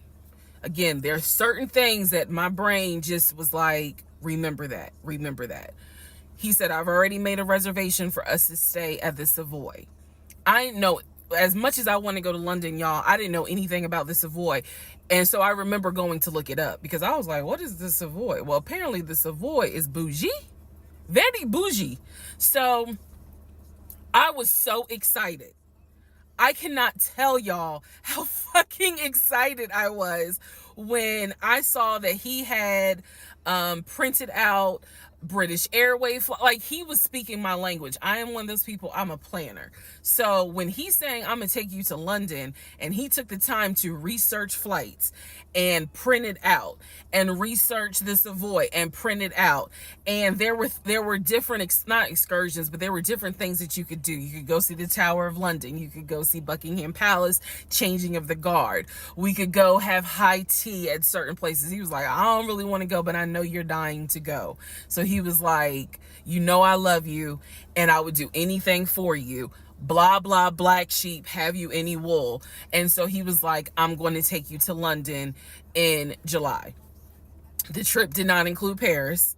That's fine. But I was so excited. So excited. And so this is the beginning of March. I was like, this is great. Hopefully this happens. I knew I needed to renew my passport.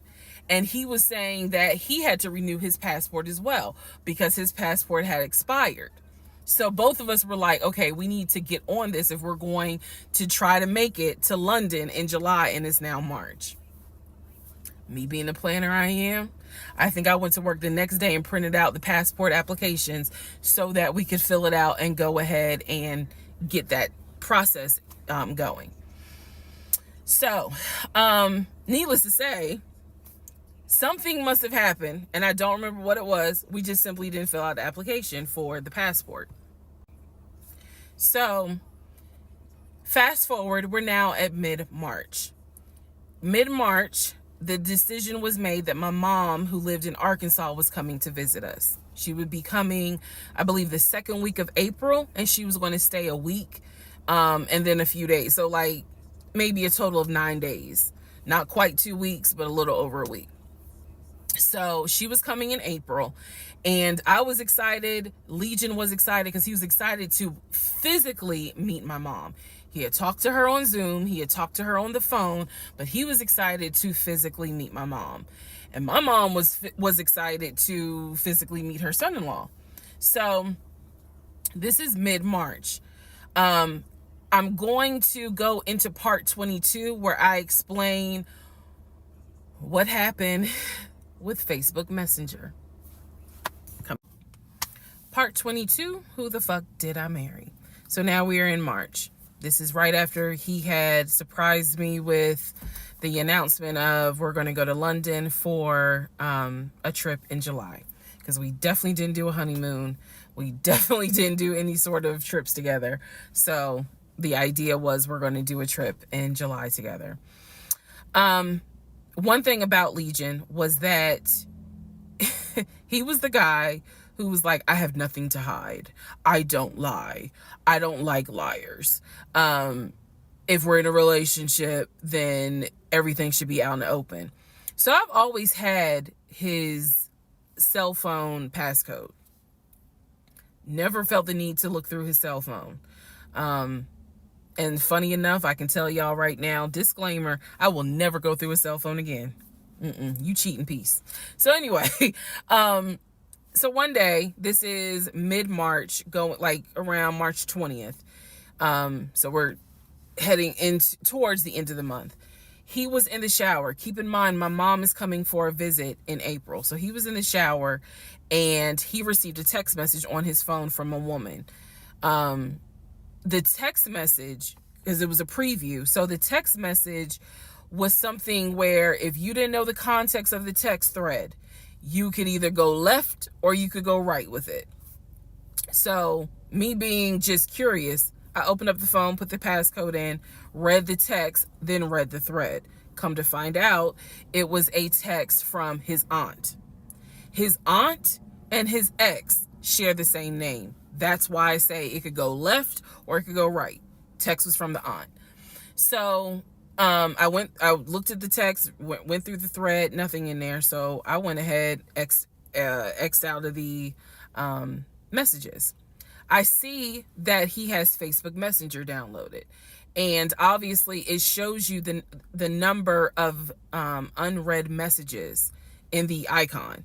So it showed that he had like 5 unread messages. So I clicked on it, just being nosy. And what do my wondering astigmatism eyes see?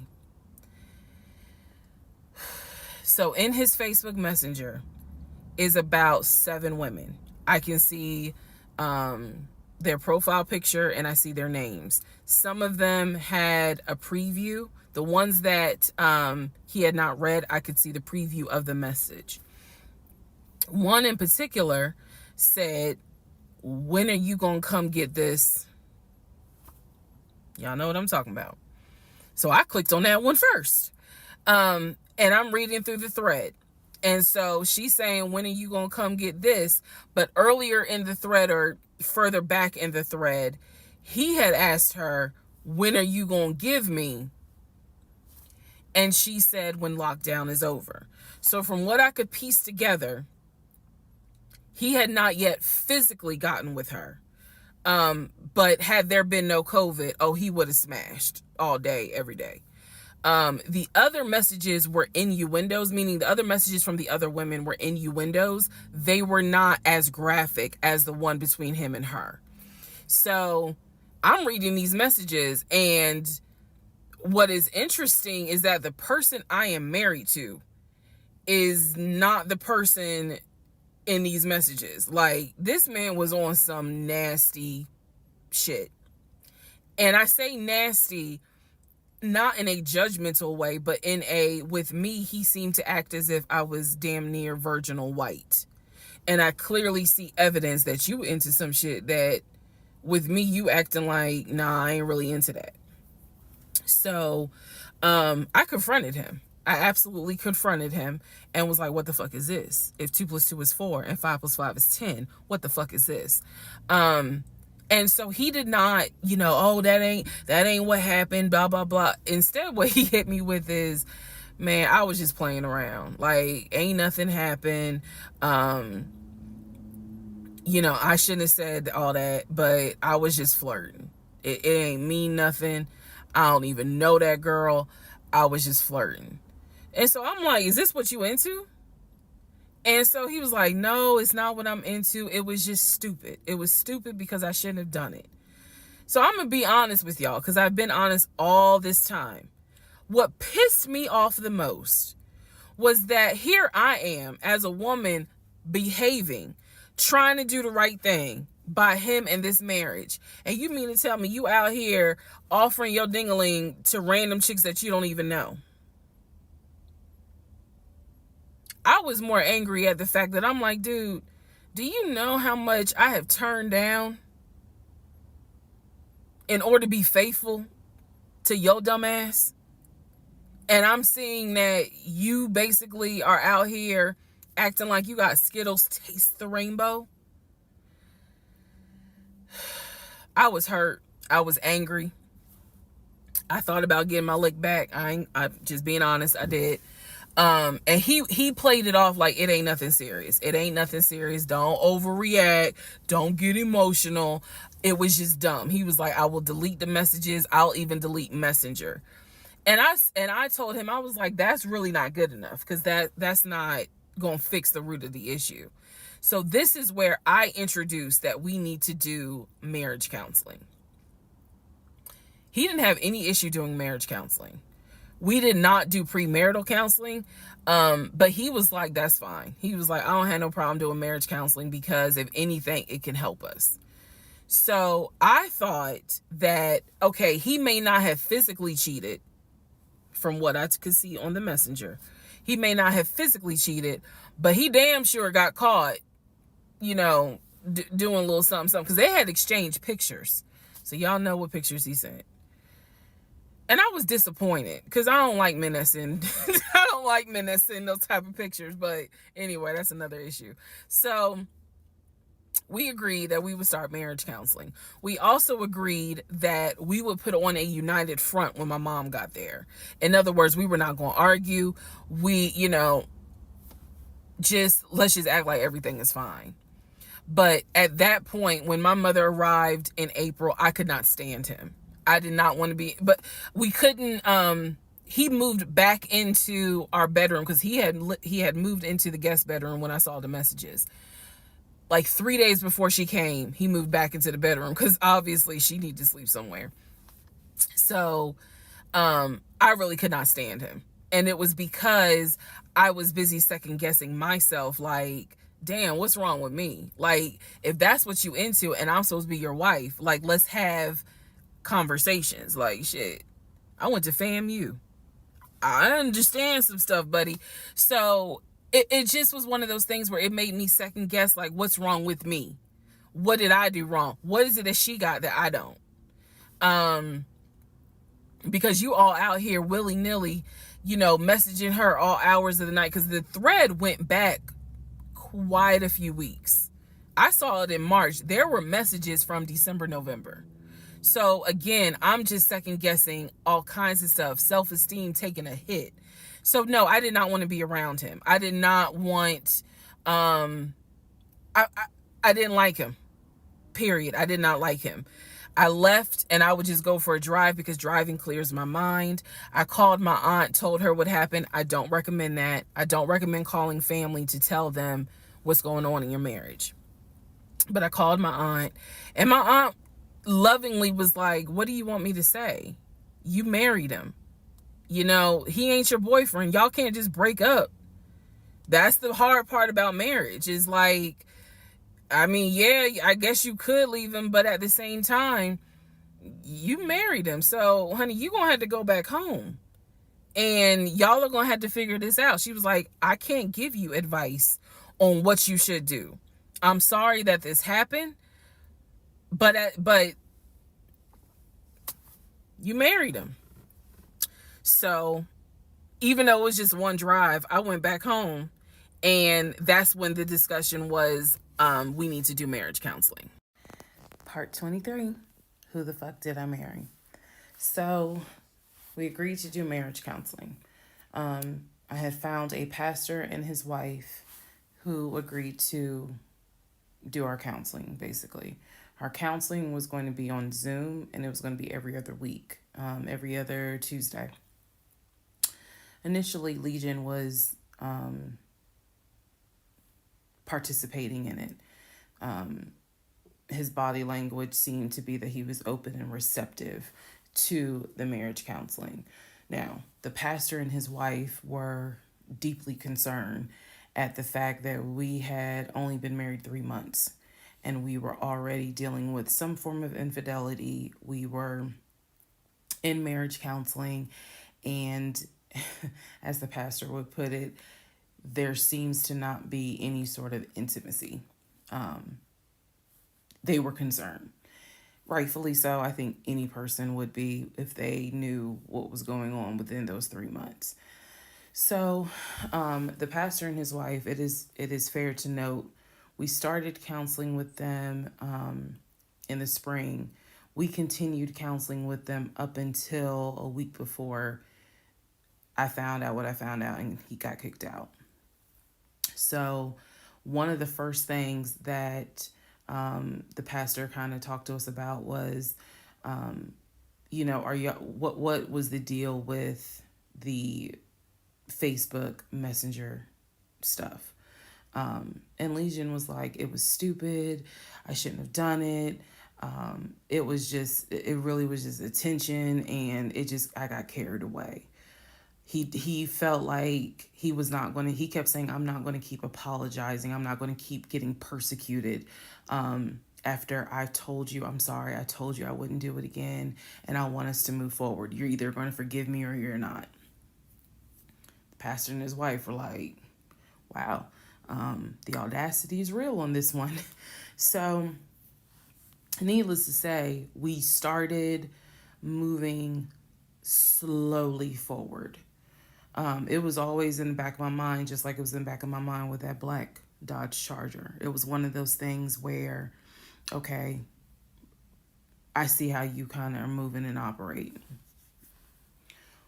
He came to me a few days after we started our first counseling session, and he was like, we should get a joint bank account.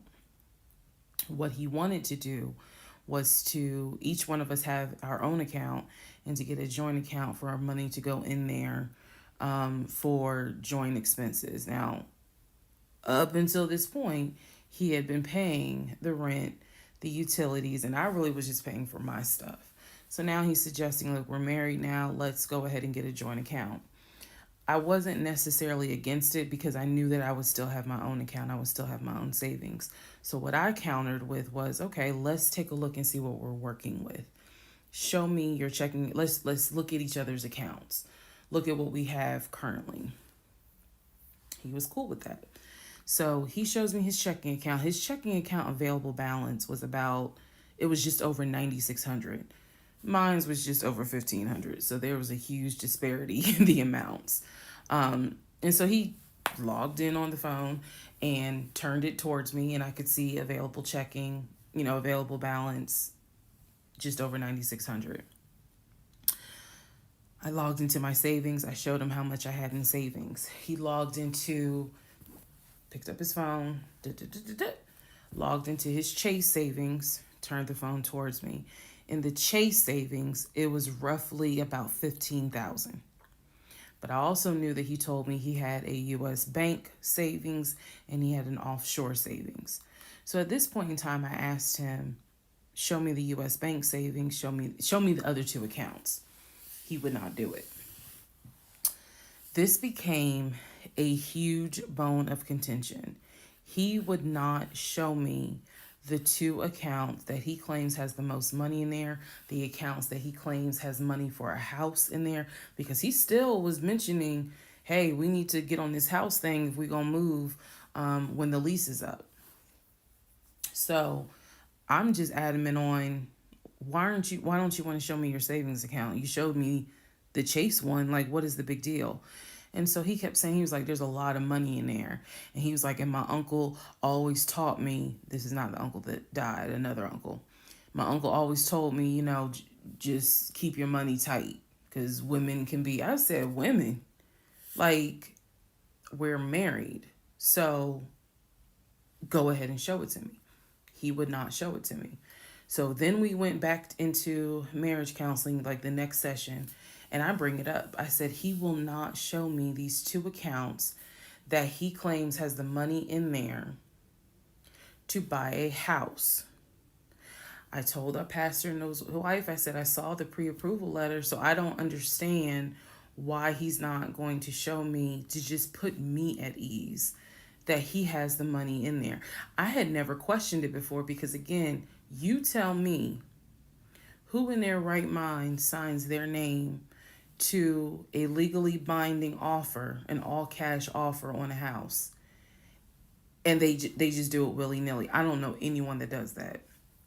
So I actually never questioned what was in the savings because I clearly saw him sign his name to a $699,000 all-cash offer on a house.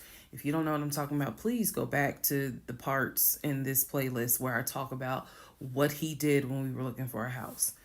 So the pastor and his wife were like, Legion, that's not his name, y'all, that's a nickname. Legion, why would you not show your wife your savings account? Like, what's going on here? And so he made up some bullshit.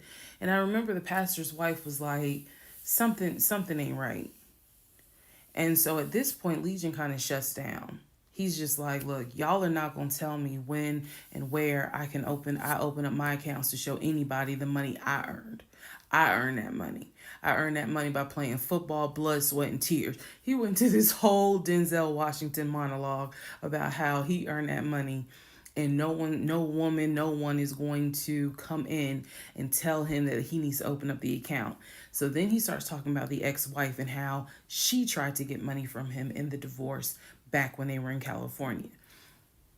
So now the pastor and his wife, their red flags are just like, whoa. So much so that the pastor's wife said, and I will never forget this, she said, I don't think you all are going to make it to January. What she was talking about is, I don't think y'all are going to make it a year. And I really, truly was like, we're going to make it. Like, of course we're going to make it. And she was just like, I don't have a good feeling about it. And so Legion's all defensive. He at this point he's folding his arms and because remember we're on Zoom. He's folding his arms and he's just like, I'm done with this. Like, I'm not gonna get attacked because I'm not comfortable showing you the amount of money that I have. Money changes people. And I'm not comfortable. So he's playing that victim card. And so the pastor and his wife were like, you know, we're still gonna help y'all as much as we can, but so he was like, I'm not comfortable. And basically the pastor and his wife were like, look, we'll help y'all as much as we can, but there's some deep issues here. And you know, this is what they advised us, had the two of you came to us for premarital counseling, we would have told you, do not get married. Y'all should not even be together. That is what that is what the pastor and his wife told us in marriage counseling. If you two had come to us for premarital counseling, we would have told you, y'all should not even be together, let alone get married. But here we are. So we will help you guys as much as we can. But the pastor's wife was like, I don't have a good feeling that y'all are going to make it a year. Part 24, who the fuck did I marry? So, remember, we're in April. We're now moving towards the end of April. And he still did not show me his savings account. Saw the checking, saw the Chase savings. So he decides that we should start looking for a house again, because my lease was up in August and I made it very clear that when the lease is up, I am moving. I wanted to move to Cobb County. So he was like, you know, we need to get the ball rolling. I didn't want any parts of it. Didn't want any parts of it. He found a realtor. This time it was a woman. It was a woman. And I believe her name was Amber. I think her name was Amber. So he found a realtor and he told her what the budget was. Amber started finding houses. So please understand, or you don't really have to understand, but I believed he was a sane, rational human being. Sane enough that you would not sign an offer on a home if you didn't have the money. That's what I believed.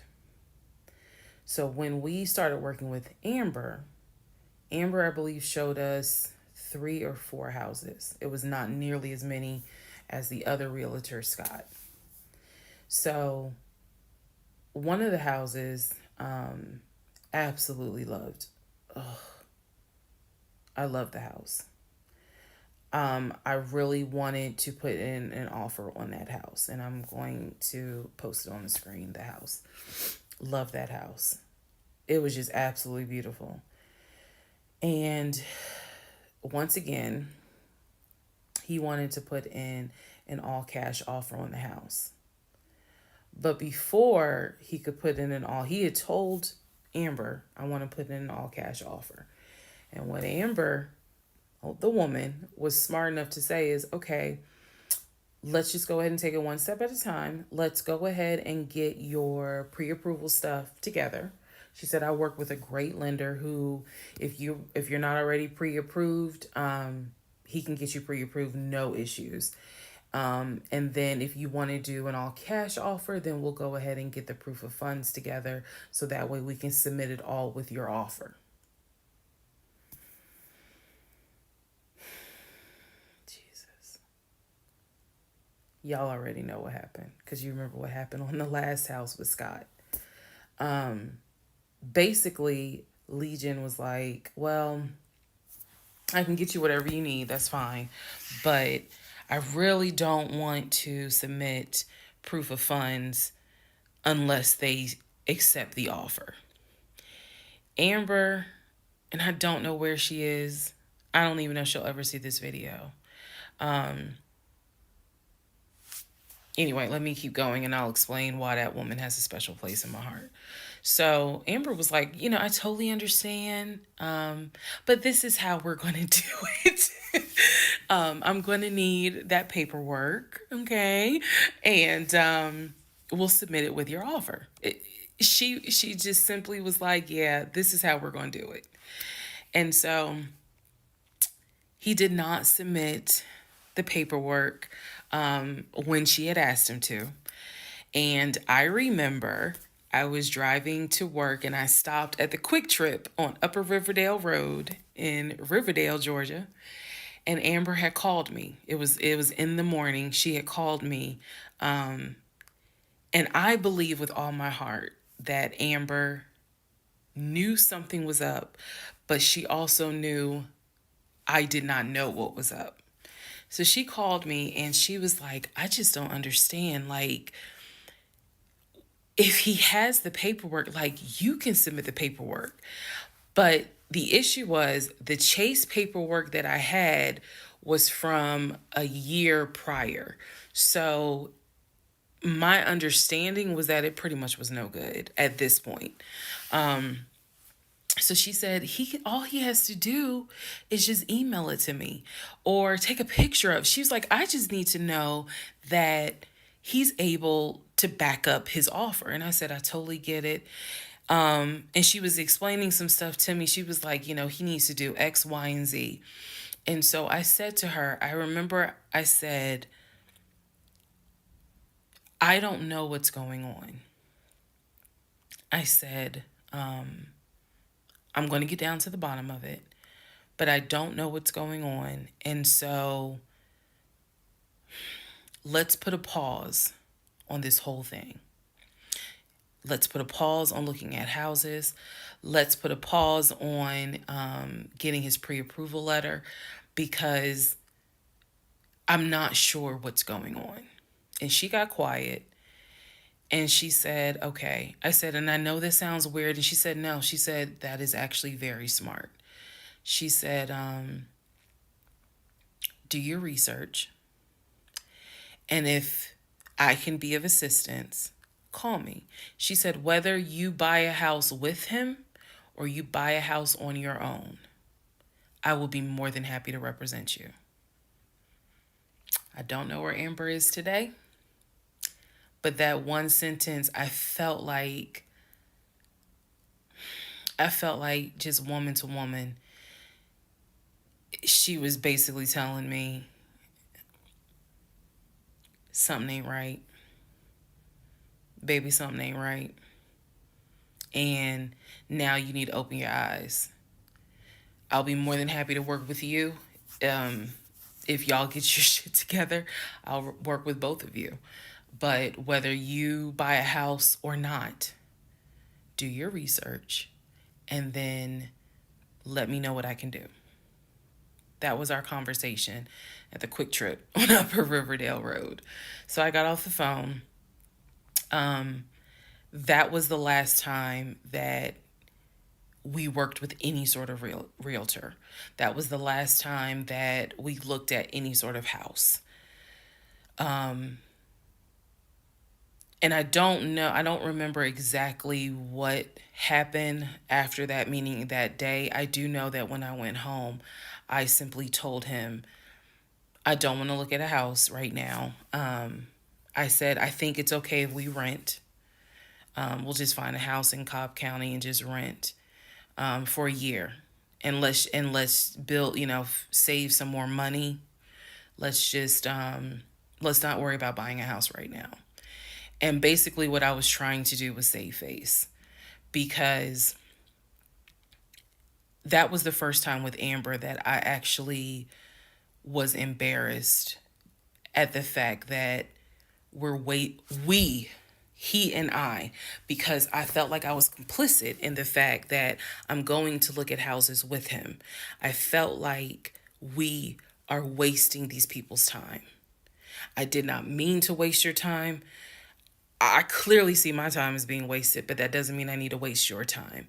And I felt embarrassed at the fact that we wasted her time coming across as serious buyers. When time came to put up or shut up, nothing was put up. And I knew nothing. I had nothing to add to add to this, because we're talking about a $650,000 house, and I don't make that. I don't make anywhere near that. So it just became one of those situations where I was trying to save face. I was trying to save face with my husband, and I was trying to save face with Amber. And so I did say to him, let's just rent for another year, and then let's see at that time where we are, if we should go ahead and buy. So now is when shit is about to get real. Part 25, who the fuck did I marry? So we weren't looking at houses anymore. We were not working with a realtor anymore. The end of April, I had decided that I wanted to look for another job. I did. The reason I wanted to look for another job is petty. Yeah, it is.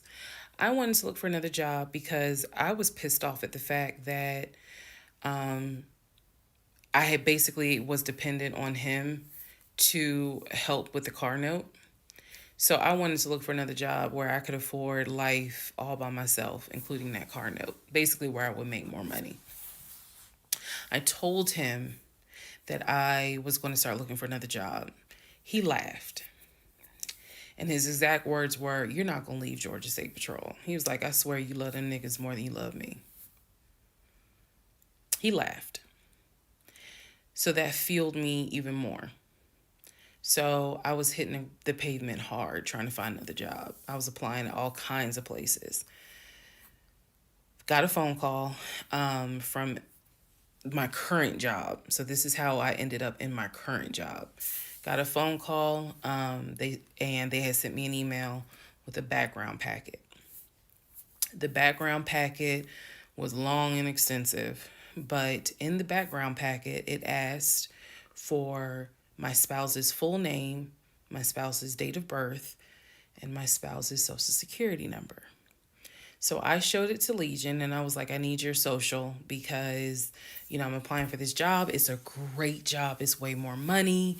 And, we're talking about moving anyway to Cobb County. So this is a God thing. He did not want to give me his social. I showed him the paperwork where I was like, look, because we are married, I can't lie on here. So help me. So he writes down his social security number on the background packet. And I eventually turned it in. I had scanned it, saved it in my email, and sent it in. And I looked at it one day, just going through it, just making sure I didn't really miss anything. All T's were crossed, all I's were dotted. And I looked at his social, and something about the social seemed different than the social security number that I remember seeing when we did our marriage license. And so, for those who you remember in the previous part, I said I had ran his social security number from the marriage license. Nothing came back. So I thought that I had written it down wrong. Basically, what it is that the first three numbers were different on the background packet than what was on the marriage license. If you don't know this, here's a little trivia. Your social security number, the first three numbers, pretty much are dictated by the state you were born in and the state that issued your birth certificate. So he was born in Pennsylvania. So the first three letters, the first three numbers of his social security number should be attributed to Pennsylvania. Pennsylvania, shit, they probably got like 5, 6 different numbers, 3-digit numbers that your social security number can start with. So the social that was on the marriage license, for example, was probably 123. What was on the background was 456. Both of those social security 3-digit prefixes are issued through the state of Pennsylvania. Again, this is an example so I can make it clear. So when I saw his social on my background, I immediately knew that was a different social than what I saw on the marriage license. And when I compared, because I had found a copy of the marriage license that we turned in because I had filled it out on the computer. So sure enough, the first three numbers were different. The rest of the numbers were the same. So one of two things: either when I ran his background, I did in fact put in the wrong number, or the number on the marriage certificate or the background packet is wrong. So I decided that I was going to roll the dice and take the social from the background packet. Again, this is the background packet that I had to fill out to get my current job. I was trying to get a new job. Okay, so I took that social and I ran a background check on it. What came back on this particular background was all the addresses that the social security number, I guess, had been attached to. So all of the addresses, the states were Georgia, Rhode Island, Pennsylvania. What I did not see was California. So I thought that was weird. I thought, okay, maybe this is not a complete background because clearly he went to San Diego State. It's on his resume. It's on quite a few things. Social media. He didn't have a LinkedIn, but it was on his social media. So clearly he had been to California. So maybe I just need to do a different background check. Also to note, during this time, I think I told you guys he had hit his leg at work. So what was happening was it was getting more and more difficult for him to walk, like put pressure on that leg, on that knee. He was still able to go to work. He was still leaving at 6:15 in the morning. He was still coming back between 3:30 and 4 o'clock. But I clearly could see where he was in pain.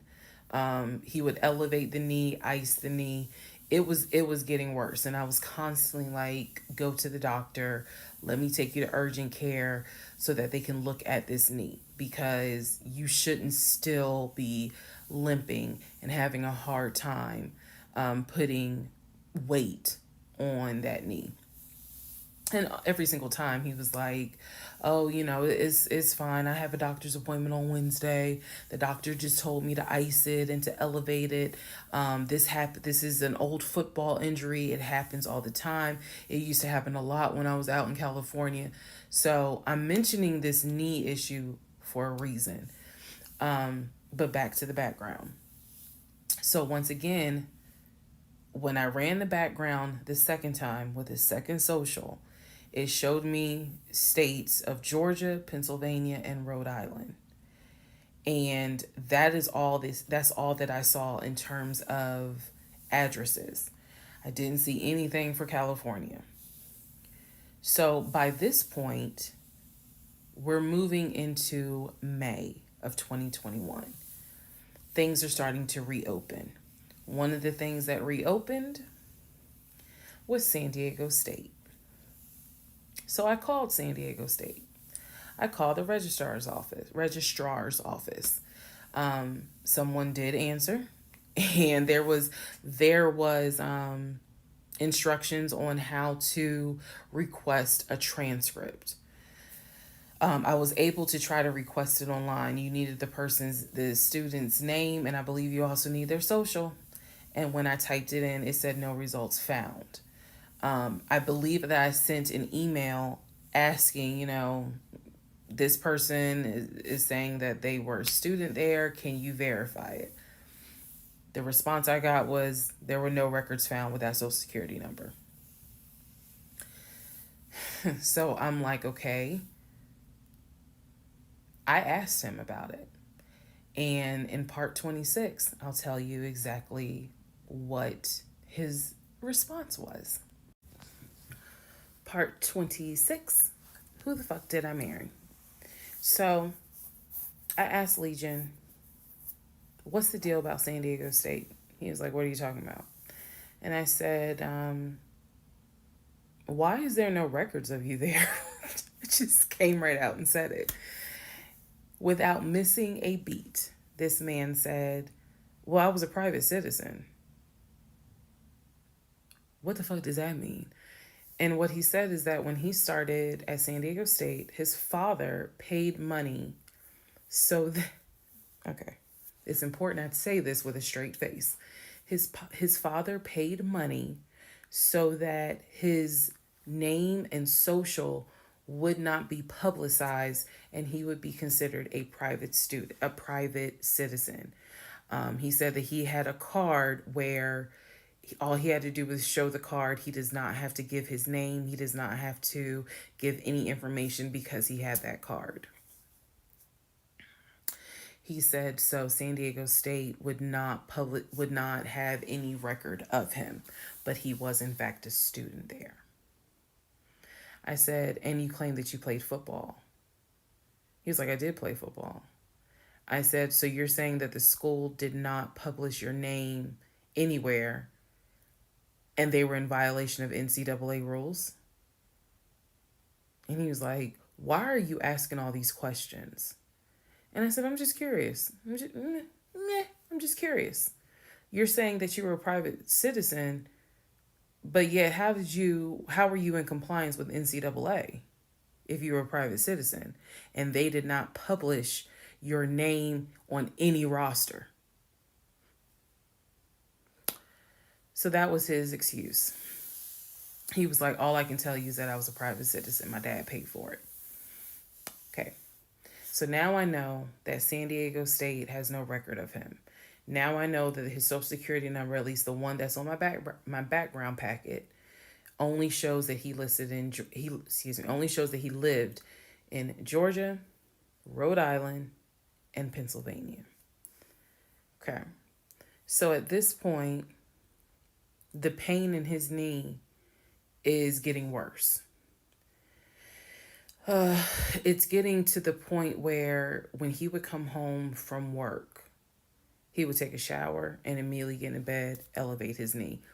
He was not even eating the way that he used to eat. It was getting to the point where at times, if you remember when I told you all about the miscarriage, they gave me pain meds because I had taken that pill. But the pain meds I was allergic to, so I couldn't take them. But I still had them. So the pain in his knee was getting to the point where he would take one of those pain meds just to get through the night.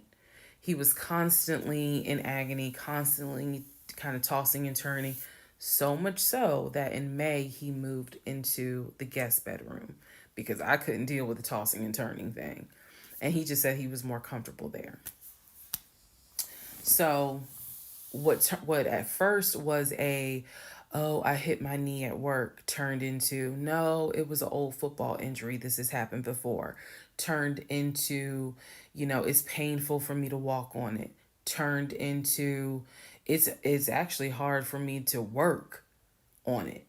But he was still going to work at 6:15 every morning and coming home between 3:30 and 4.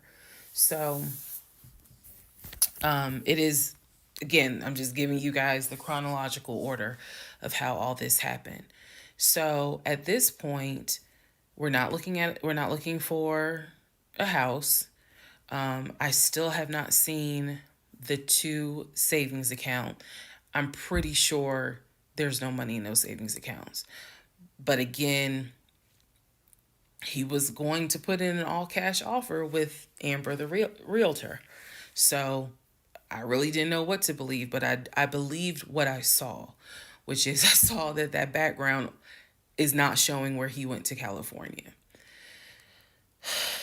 So at one point in May, it was close to mid May, he calls me from work. He calls me from work, calls me while I'm at work, and tells me that he got a phone call from his stepson. The phone call from his stepson, the stepson was crying and was just absolutely distraught. And I'm at work in my office, like, what's going on? And he says to me that the stepson informed him that his stepdaughter passed away, that she died from COVID. The stepson found, this is the story, the stepson found her in her apartment because they had not heard from her for a couple of days. And she was unresponsive. He called the ambulance. They pronounced her dead when she got to the hospital. So he was calling to tell me that she had died. And he was also calling to ask me if I would object to him giving his ex-wife $2,000 towards the funeral. As I've stated before, and I still am this way to this day. I don't play about death. So when he told me that she died, I immediately went into the, all right, I'm sorry to hear that. Whatever we can do to help, let's help. Because surely nobody would make that up. So he was like, are you okay with that? He was like, we're married, and the agreement was that anything over $500 would be a discussion. So 2,000 definitely.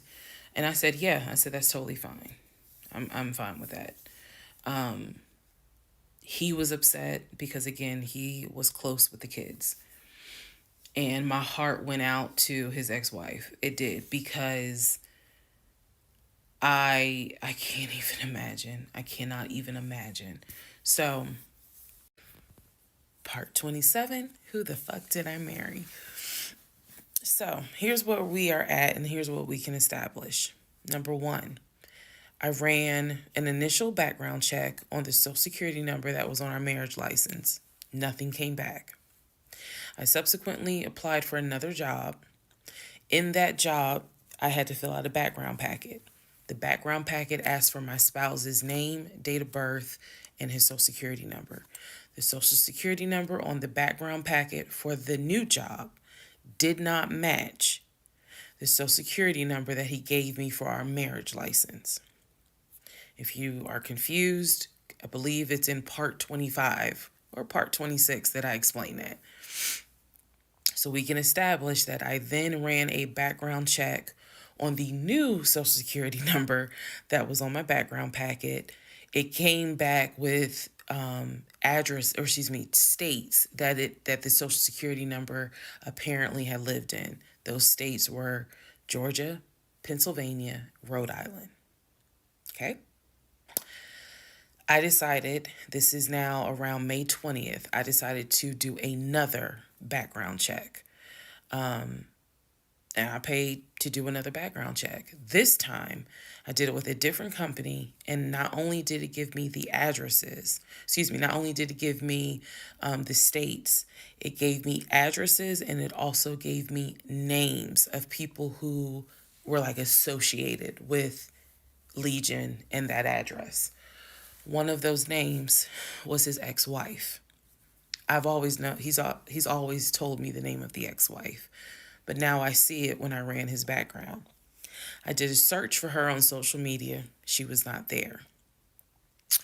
So the address that it showed that she was associated with him, because remember his story is we got married in San Diego, we lived in San Diego, we divorced in San Diego. Men lie, women lie. The U.S. federal government with your social security number does not. So he's saying he was always in California. His social security number never showed that he was in California, according to the background check. It did show that he had lived in Georgia at an address associated with the ex-wife. So tried to find the ex-wife, could not find her on social media. So I looked in the metro counties to protect her identity. This, I am going to not divulge a lot on this part. I looked in the metro counties in the open record courts. So typically, you can look in like Superior Court or Magistrate Court or Probate Court. So I looked in open records for the different counties, metro Atlanta counties. Let me be clear, metro Atlanta counties. And I looked under her name. And I found where they had filed for divorce in a metro Atlanta county. So when he said that he filed for divorce in San Diego and that he was married in San Diego, I was able to find, no, according to the state of Georgia, you were married here. You were divorced here.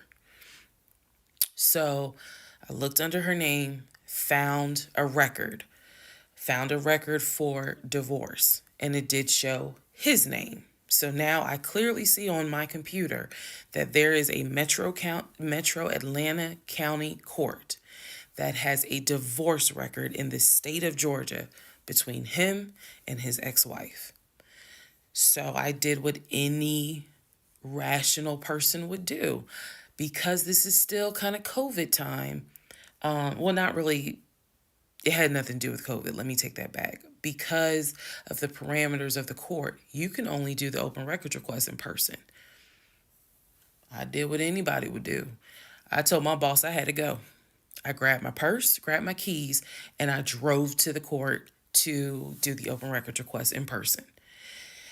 The open records request was for the divorce documents. Go back in the story, in the series, and remember I did a background on the ex-wife. I told you all exactly what was told to me. He met her in California. He married her in California. He divorced her in California because she cheated on him. He filed for divorce. She tried to get spousal support. It was going to be a little ugly. He was helping her with the kids. That was the story that was told to me. So went to the court, filled out the paperwork, got the open records request for the divorce decree, for the divorce records. First thing I see, he didn't file, she did. Second thing I see, they didn't make it more than 6 months. I see the date of marriage. I see the date of dissolution, 6 months. Third thing I see, he was served in Metro Atlanta, which means that at the time of the divorce, he was living in Metro Atlanta. California was never mentioned. Fourth thing I see, he filed what is called a pauper affidavit. If you don't know what that is, I'm going to do my best to explain it real quick. Basically, he filed an affidavit with the court saying that he is so poor, he could not afford the fees to pay for a divorce. He couldn't afford a filing fee. He couldn't afford a service fee. That is what a pauper affidavit is for. All of this is in the divorce documents. She had filed. She said it was irreconcilable differences. She was not requesting any money whatsoever.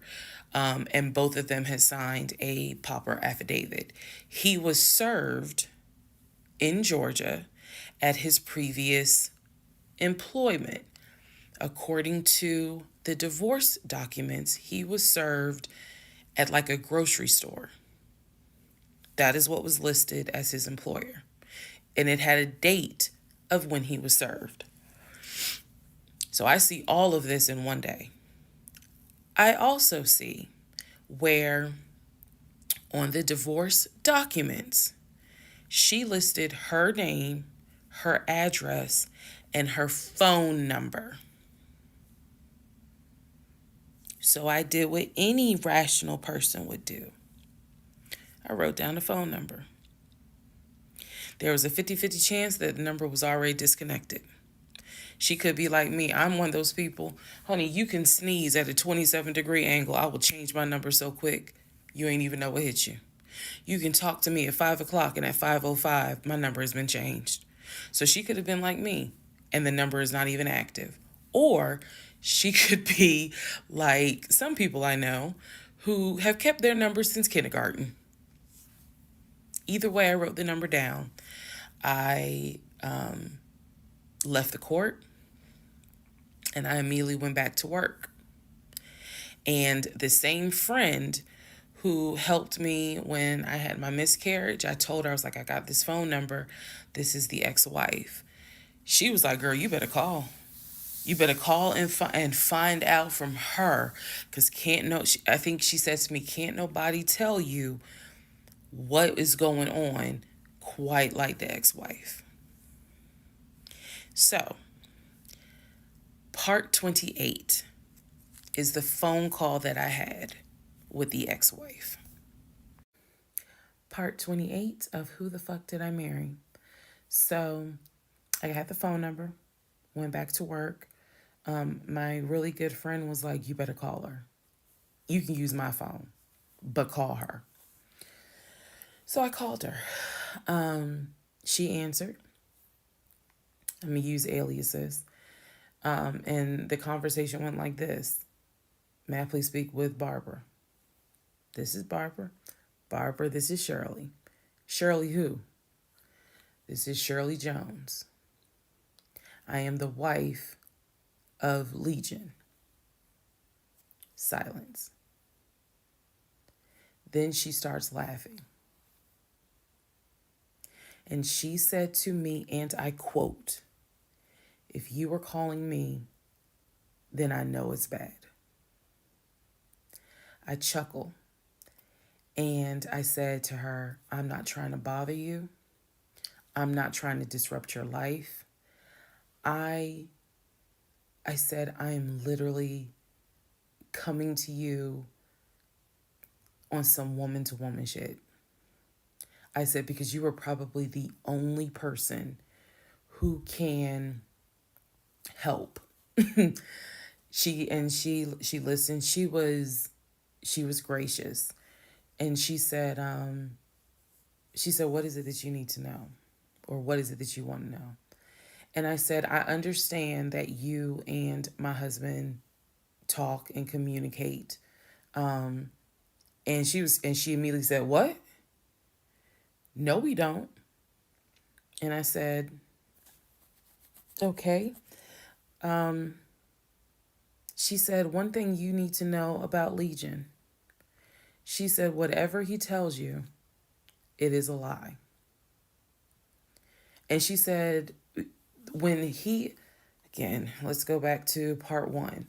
I told you guys that when he introduced himself, or when we met, we actually had matched on 2 different sites. And he was under 2 different names. One was like the actual birth name. The other one was a nickname variation of that name. That's the name I know him by. So for example, if his name was Matthew, he had a profile under Matthew, and then he had a profile under Matt. I would have known him as Matt. So she said to me, she was like, I don't even know who Matt is. She was like, that's not even his name. And so I knew what his actual government name, and she was like, no one calls him Matt. She was like, that must be his new personality. Or she was cracking a joke, but she was like, anything he tells you, you need to know is a lie. So I just asked her, I said, what was your experience? I said, because I can tell you the story he told me. And she stopped me right there. She said, whatever he told you was a lie.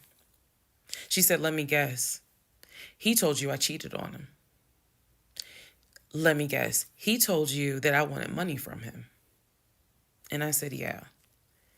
And she said, yeah, that's a complete lie.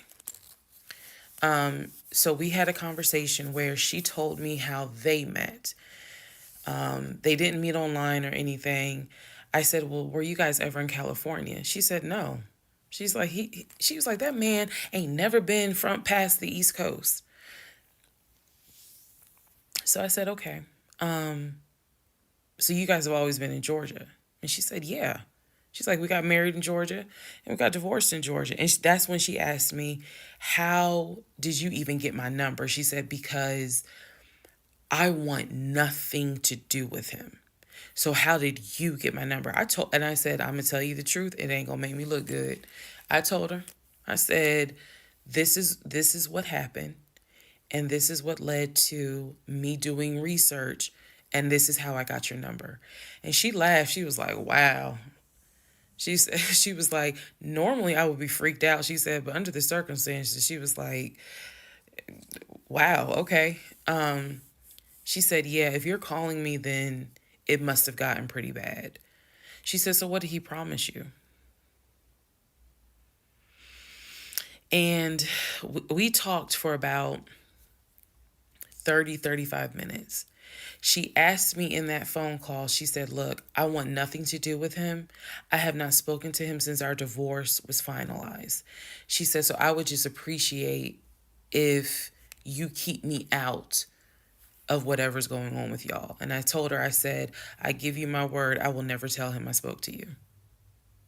I said, I give you my word. I said, this conversation is for me. It is not for me to use in any sort of legal litigation, nothing. This is for me.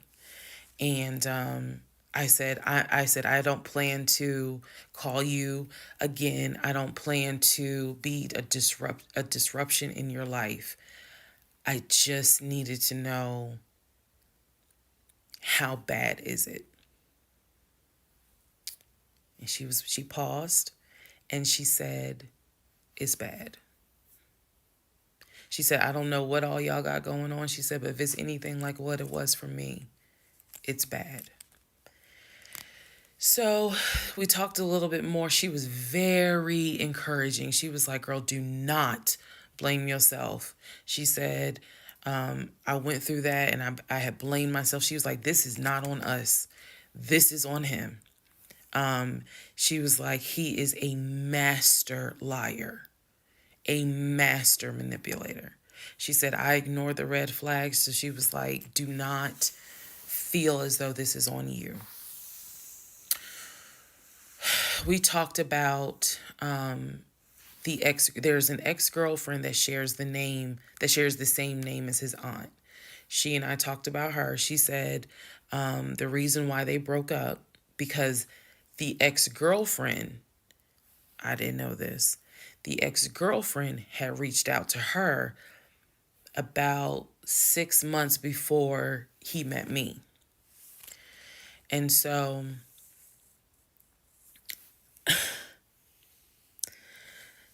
the ex-girlfriend lived in Douglasville. On Legion's driver's license, he had a Georgia driver's license with the Douglasville address. What he told me was that it was the address that his sister, because remember I told y'all his sister Shantae lives in Douglasville. She's a nurse, married with 2 kids. So he told me that the address on his license, it was his driver's license, was to Shantae's house.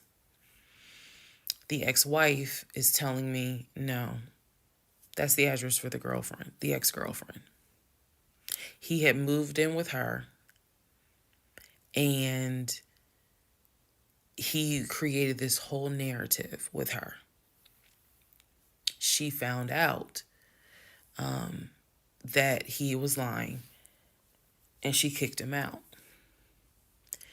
And so I guess after she kicked him out, she then reached out to the ex-wife, kind of the way I did for confirmation.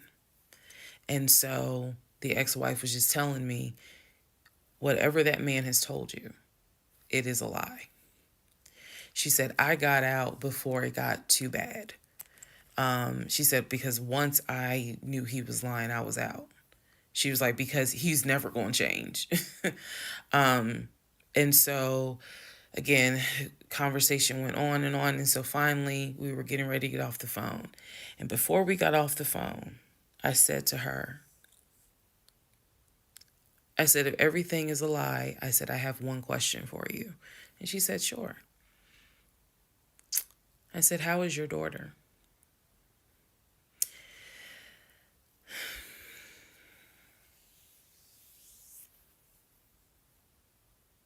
I said, how is your daughter? Next part coming up. Part 29, who the fuck did I marry? So I asked her, how was your daughter? She said, my daughter's fine. And I said, okay. She said, what did he say about my daughter? And I will be honest with y'all, I didn't have the heart to tell her. So what I said instead was, oh, no, it was, with everything with COVID, I think he mentioned that she might have had COVID or was exposed to it. I downplayed it bad. I wasn't going to tell that woman that he said her daughter passed away. So I said, obviously I'm glad to hear that kids are fine. She said, look, whether you stay with him or not is your choice. She said, he ain't going to change. He ain't going to change at all. She said, this is what he does. She said, you're not the first. You're not going to be the last. She said, he did it to me. She was very, very encouraging because she was just like, you do not blame yourself. She said, we both ignored red flags, but it is not your fault. She said, this is on him. And so we, once again, I thanked her for her time, got off the phone. I took the long way home that night. I could not be around him. I could not be around him. I had to figure something out. I had to figure some things out. So I took the long way home. What does that mean? It means that I probably could have taken 75 to 285, but I probably took 20 to 75 to 285 to 675 kind of like I just took the long way home. A couple of days later, because my mind was spinning. A couple of days later, at this point, I'm turning into the FBI, CIA, and Homeland Security all in one. Literally. I'm trying to find everything. And he's carrying on his business as usual. Nothing changed with him. He had no idea that I had spoken to the ex-wife. He had no idea I had gone to the court and saw his divorce documents. He had no idea.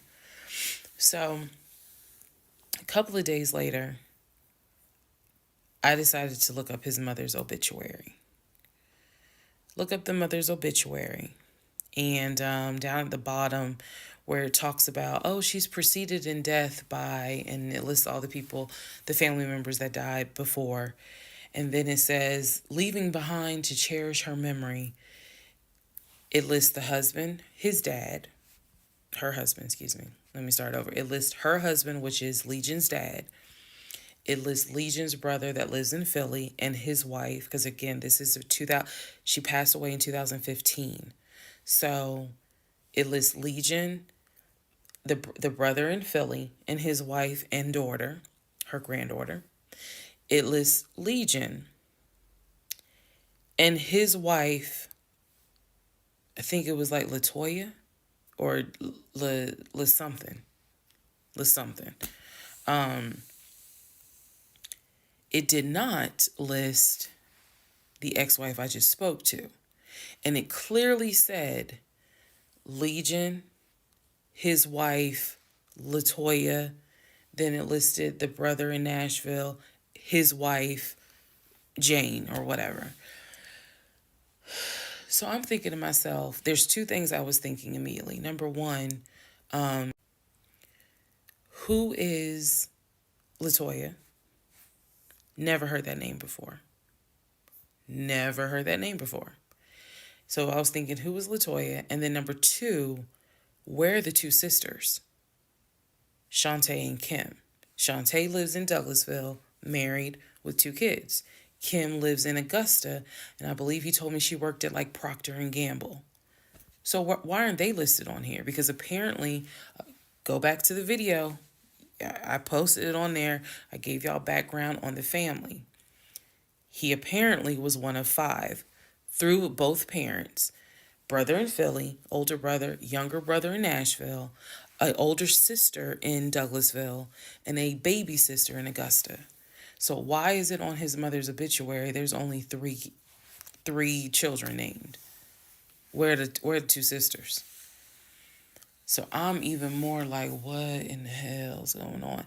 And then I started thinking to myself, why wouldn't they list Shantae? Like, they talk all the time, so I know that they're close because he talks to Shantae all the time. So I really was confused. Again, keep in mind, I'm trying to give y'all insight into how I was thinking May of 2021, because I still didn't find out a lot of stuff at that time. I found out enough to figure out, okay, it's not a question of if he's lying. That was over. It's not a question of if he's lying. The question now is becoming, what else is he lying about?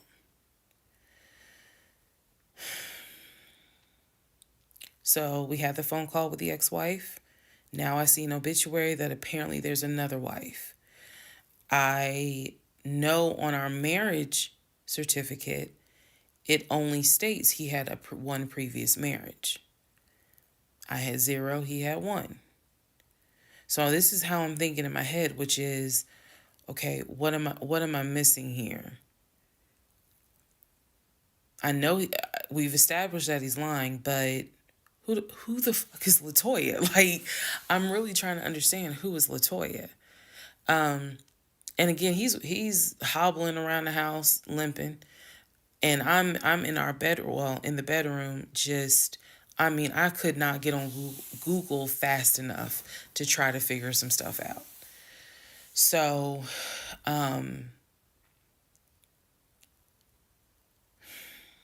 see the mom's obituary, study it, and at this point, I'm now trying to figure out, okay, what's the game plan? What is the game plan? And that's where we are about to get into the next part. Okay, part 30 of Who the Fuck Did I Marry?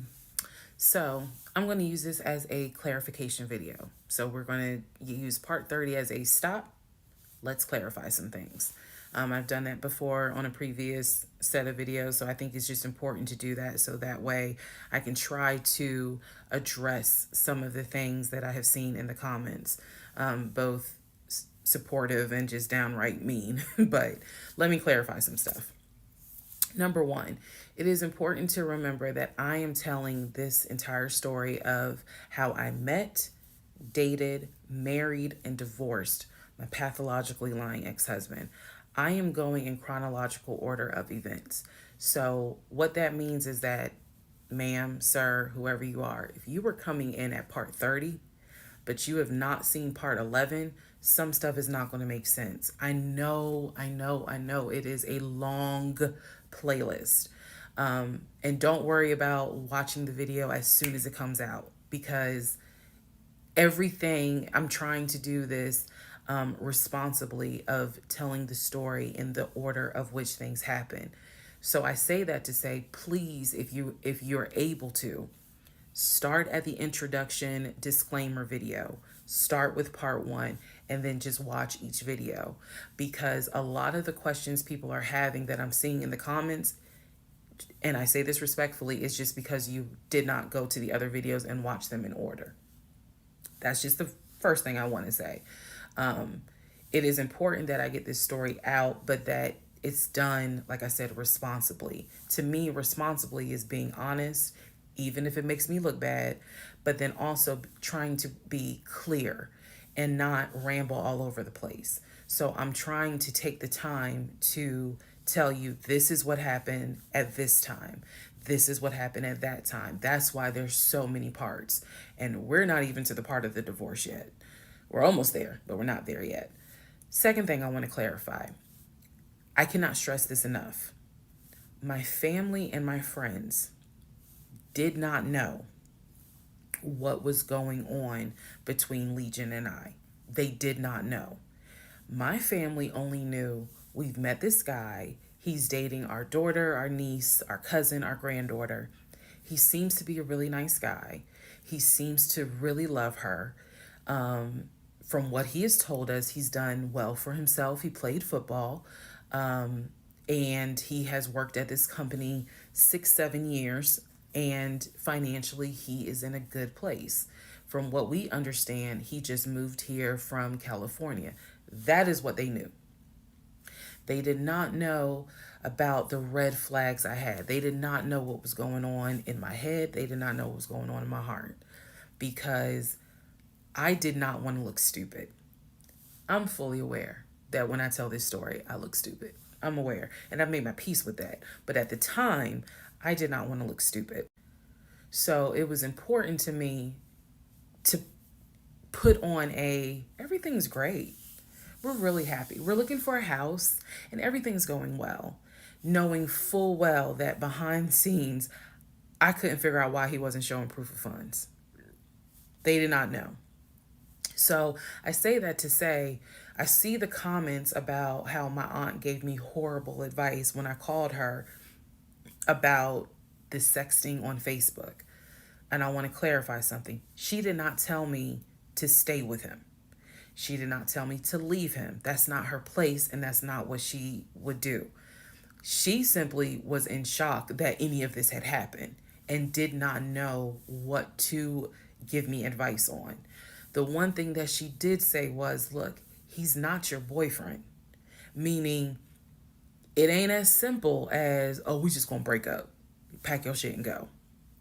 Because you married him. My aunt is the most ride or die chick I've ever met. You fuck with me, you fuck with her. And she is straight Jersey. So I love her for it. But I needed to, it's not fair for me to leave it out there as if, oh, she just was like, girl, I mean, go home and deal with it. No. Never in a million years. So I want to clarify that. I also want to clarify about my mom. So my mom lived in Arkansas, and when she came to visit in April, we were already married. This is her first time physically meeting Legion. My mom will tell you she had no idea anything was amiss, but there was something that nagged her a little bit. She didn't know what it was, and my mom is the type where she's going to get on her knees in prayer. That's who she is.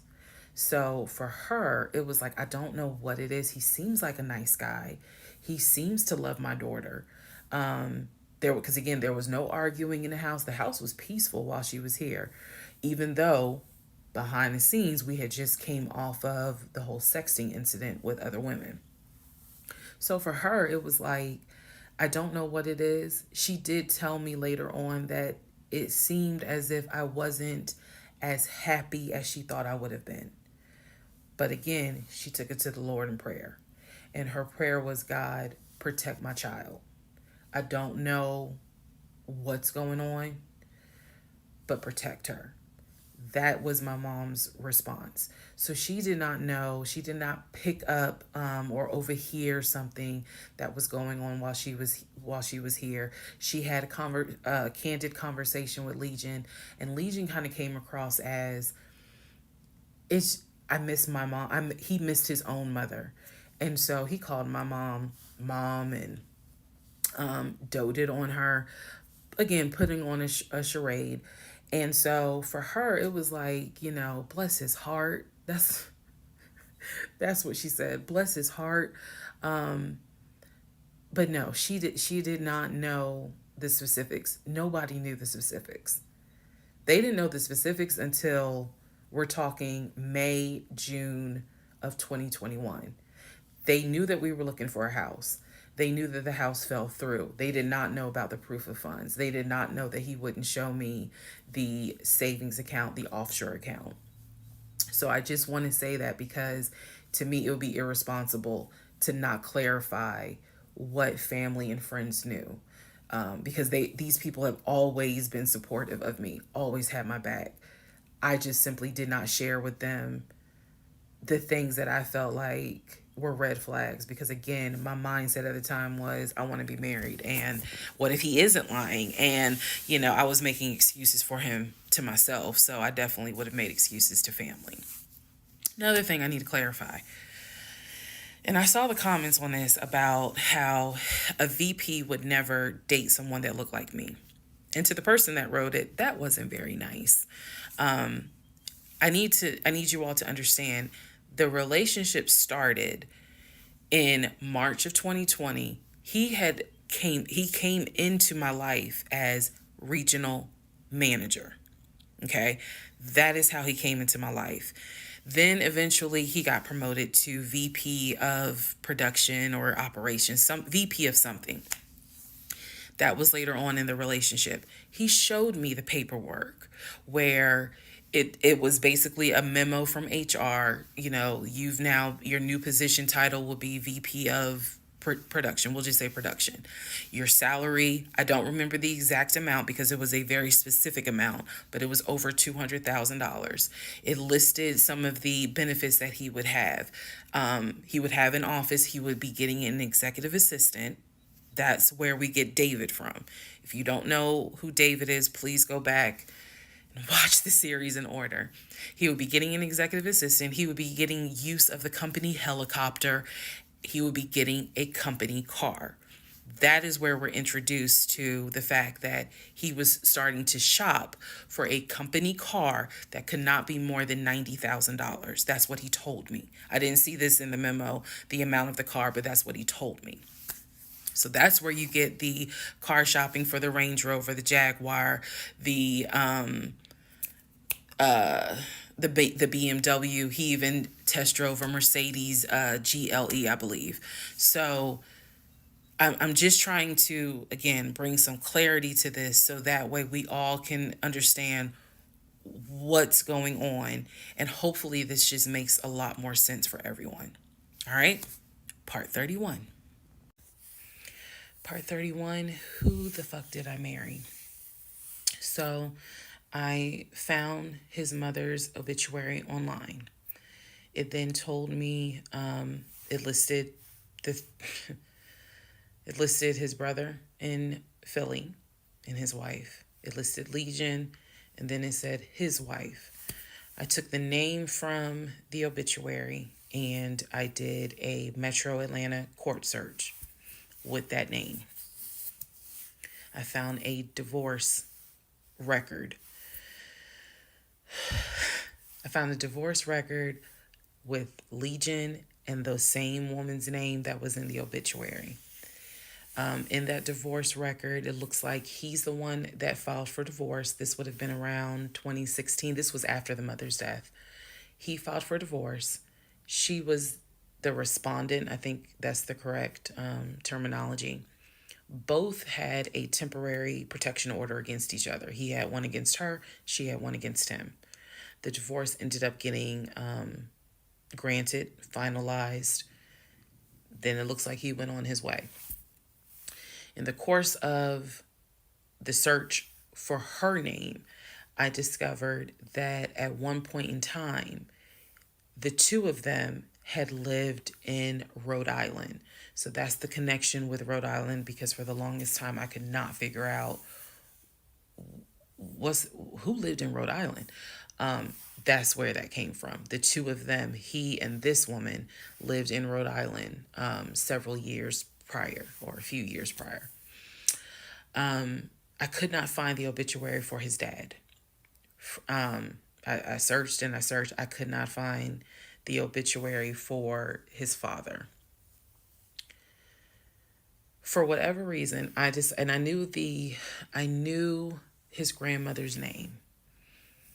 I just randomly decided to do a Google search of the grandmother's name. Initially, nothing came up because I was looking for the grandmother's name in Philly. Nothing came up. I looked for the grandmother's name down here in Georgia. Found a record, but it wasn't quite clear. What was clear was that she had died several years prior. So what I found was a different website where it was like a legacy.com type thing. So I believe legacy.com holds old obituaries. Did a search for her name, found a match. That is when I discovered that she actually had passed away in July of 2008. Read the caption of the obituary and verified that in fact it was his grandmother. Because at the bottom of it, again, obituaries tell you a lot. It names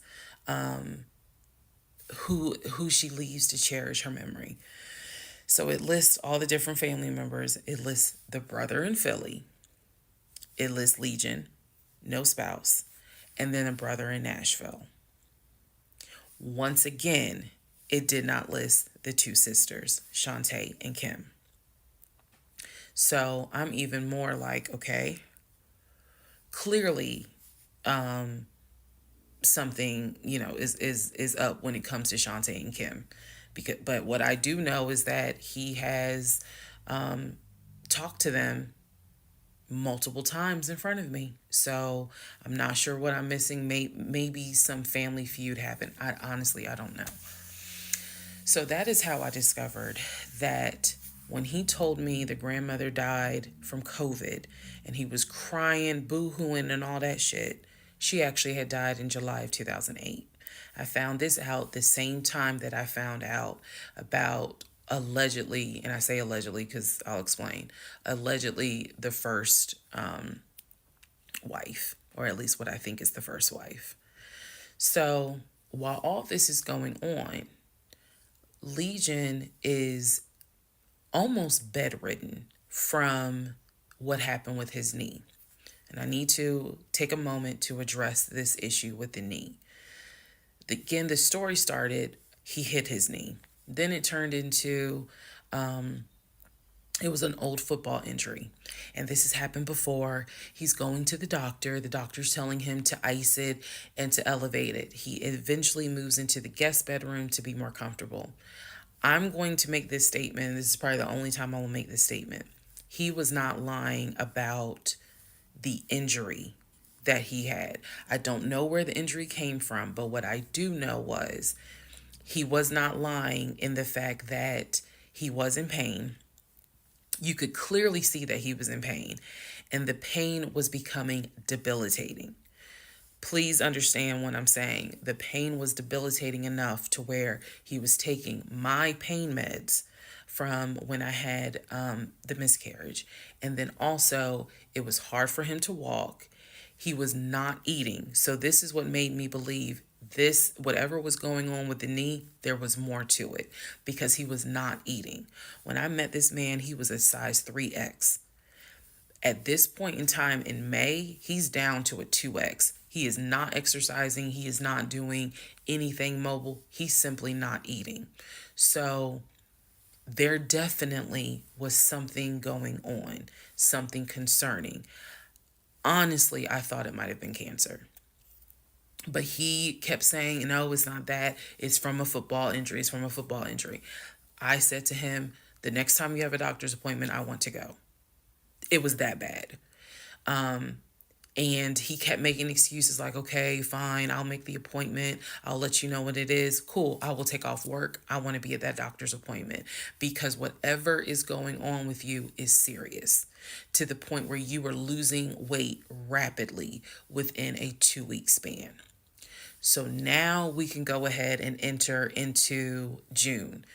When we enter into June, I have verified, read the divorce documents for not one wife, but two wives. I have called San Diego State, verified they have no record of him. He claims he was a private citizen. I don't believe that. They're saying there's no record of him. I have pulled his background. It is showing that you've lived in Pennsylvania, Rhode Island, and Georgia. When I look at the addresses, it is tied to at least two women, both of whom I'm showing divorce records on file that you had. I've also verified that your grandmother actually died in 2008 and not in 2020 from COVID. I know all of this as I'm going into June. His birthday is June 17th. So all I've been doing is just trying to figure out what is it I'm going to do. I spoke to the pastor and his wife. I believe it was actually the pastor I spoke to because I knew the pastor previously before he did our marriage counseling. And I told him what I found. Mind blown. Mind blown. Had no idea. He knew something was up. He knew that Legion was not really trying to make this marriage work. He had no idea all this was going on. So he asked me, are you wanting to stay or do you want to end the marriage? I said, oh, absolutely, I'm ending it. Oh, hell yeah, I'm ending it. I have to. I have to end it. I have no idea who that man is in my guest bedroom.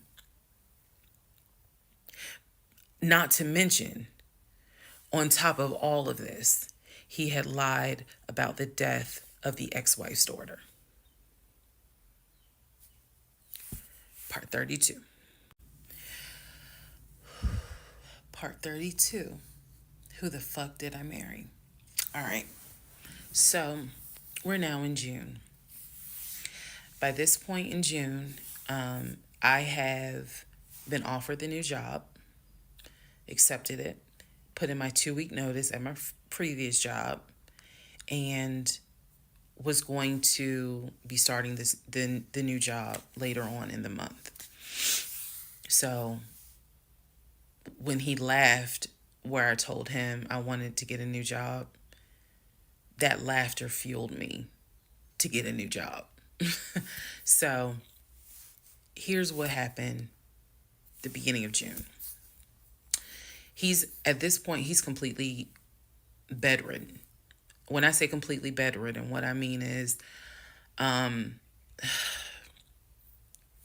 trying to clarify this so it makes sense. From what I see, he is going to work, but he's calling out a lot more. Okay? So he had already left the condiment company and was working for Apple. So he's calling out quite a bit because the pain is pretty bad. So he's hardly eating at this point, hardly. For example, if I were to say, oh, I ordered a 10-piece wings, he's eating 2. And that's it. That's all I would see him eat. I was going to work and coming home. The house was in the exact same place that it was when I left. Nothing in the kitchen had been moved.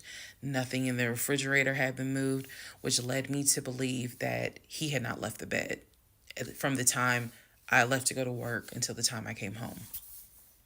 At this point in time, he's drinking Powerades like it's water. I mean, I'm buying cases of Powerades. And that seemed to be the only thing that he was taking in.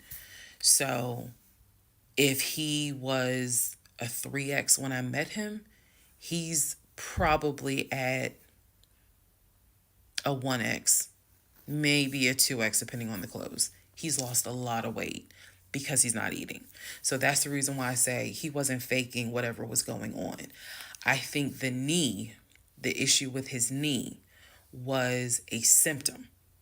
That was not some football injury. That was not, I hit it at work. It wasn't that.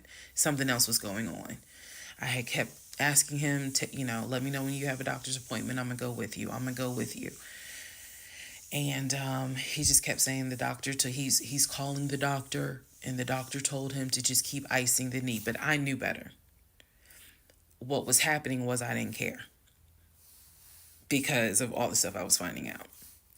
So, beginning of June, he is in the bed, sleep, and I get his phone.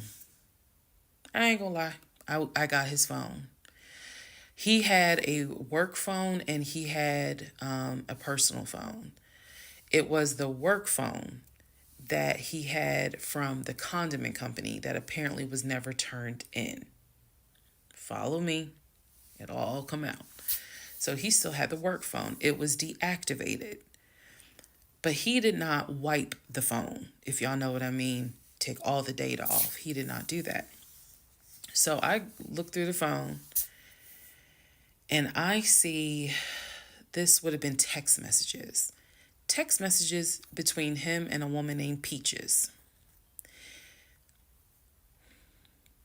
I go back to the beginning of the text messages. This is on the work phone. This is the beginning of June of 2021. I go back to the text messages the beginning of the text messages between him and Peaches. Yes, that was her name, Peaches.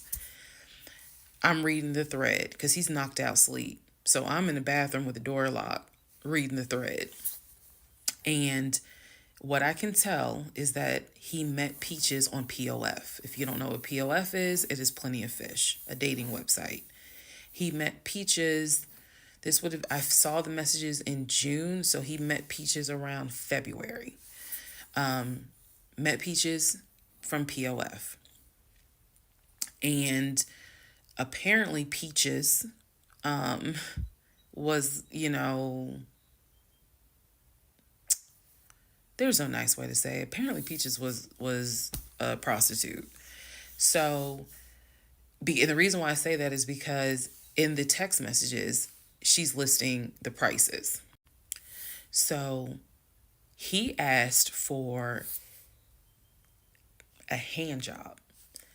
This is in the text messages. She told him it would be like $40. He asked how much would it be for oral. She said it would be $60, because it was $60 and $80. One was the price with the condom, one was the price without one. So no messages after that. She sent a picture, he sent a picture. No messages after that. So in other words, these messages were not back to back every single day. There's breaks in between the messages. So like a message was in March, the next message is in April. A message in April, next message is like 2 weeks later. So he's asking her the prices. Next message I see would have been from a few weeks prior to the date of this. So this was the beginning of June. The message is from sometime beginning of May, where he is thanking her and says to her, thank you so much. That was really great. I hope I can see you again. Then there's messages where she said, hey, basically she was at a new spot. She must have moved. So he said, okay, I'm going to come through. I'm going to come see you. He's asking her to confirm the address. He was like, is it the house with the brown trash can with a white car in the front? She says, yes. So I'm thinking he was actually in front of the house when he's texting these messages. Then again, he does whatever he does, and he sends her a message a few hours later saying, thank you. That was great. I'm reading all this. And I will tell you guys something that you may or may not understand. Some women may or may not understand it. the cheating didn't even faze me. Didn't even faze me. I didn't cry. I didn't I did not feel like, what did I do wrong? I was relieved. The reason why I was relieved is because up until this point, I kind of struggled a little bit on whether or not, God, I know, Lord, you hate divorce, but I can't stay with a guy that lies. So when I saw the cheating stuff, I was like, oh shoot, thank you, Jesus. Okay. Because I know my Father in heaven's going to forgive the fact that I'm going to divorce him for infidelity. Go ahead. It's fine. Jesus will forgive me. So I was relieved, to be honest with you. Like, oh, okay. I got grounds now, bitch. That's how I felt. So saw the messages, forwarded the messages to my phone. Or excuse me, I had to take my phone because the phone was deactivated. So I kind of had to do a little ghetto. Hold the phone up, take my phone, and take pictures of what I see on the phone, so that I would have proof on my phone. Then I put the phone back and continued on. Now, in the next part is the day that he gets kicked out. And I will tell y'all what happened.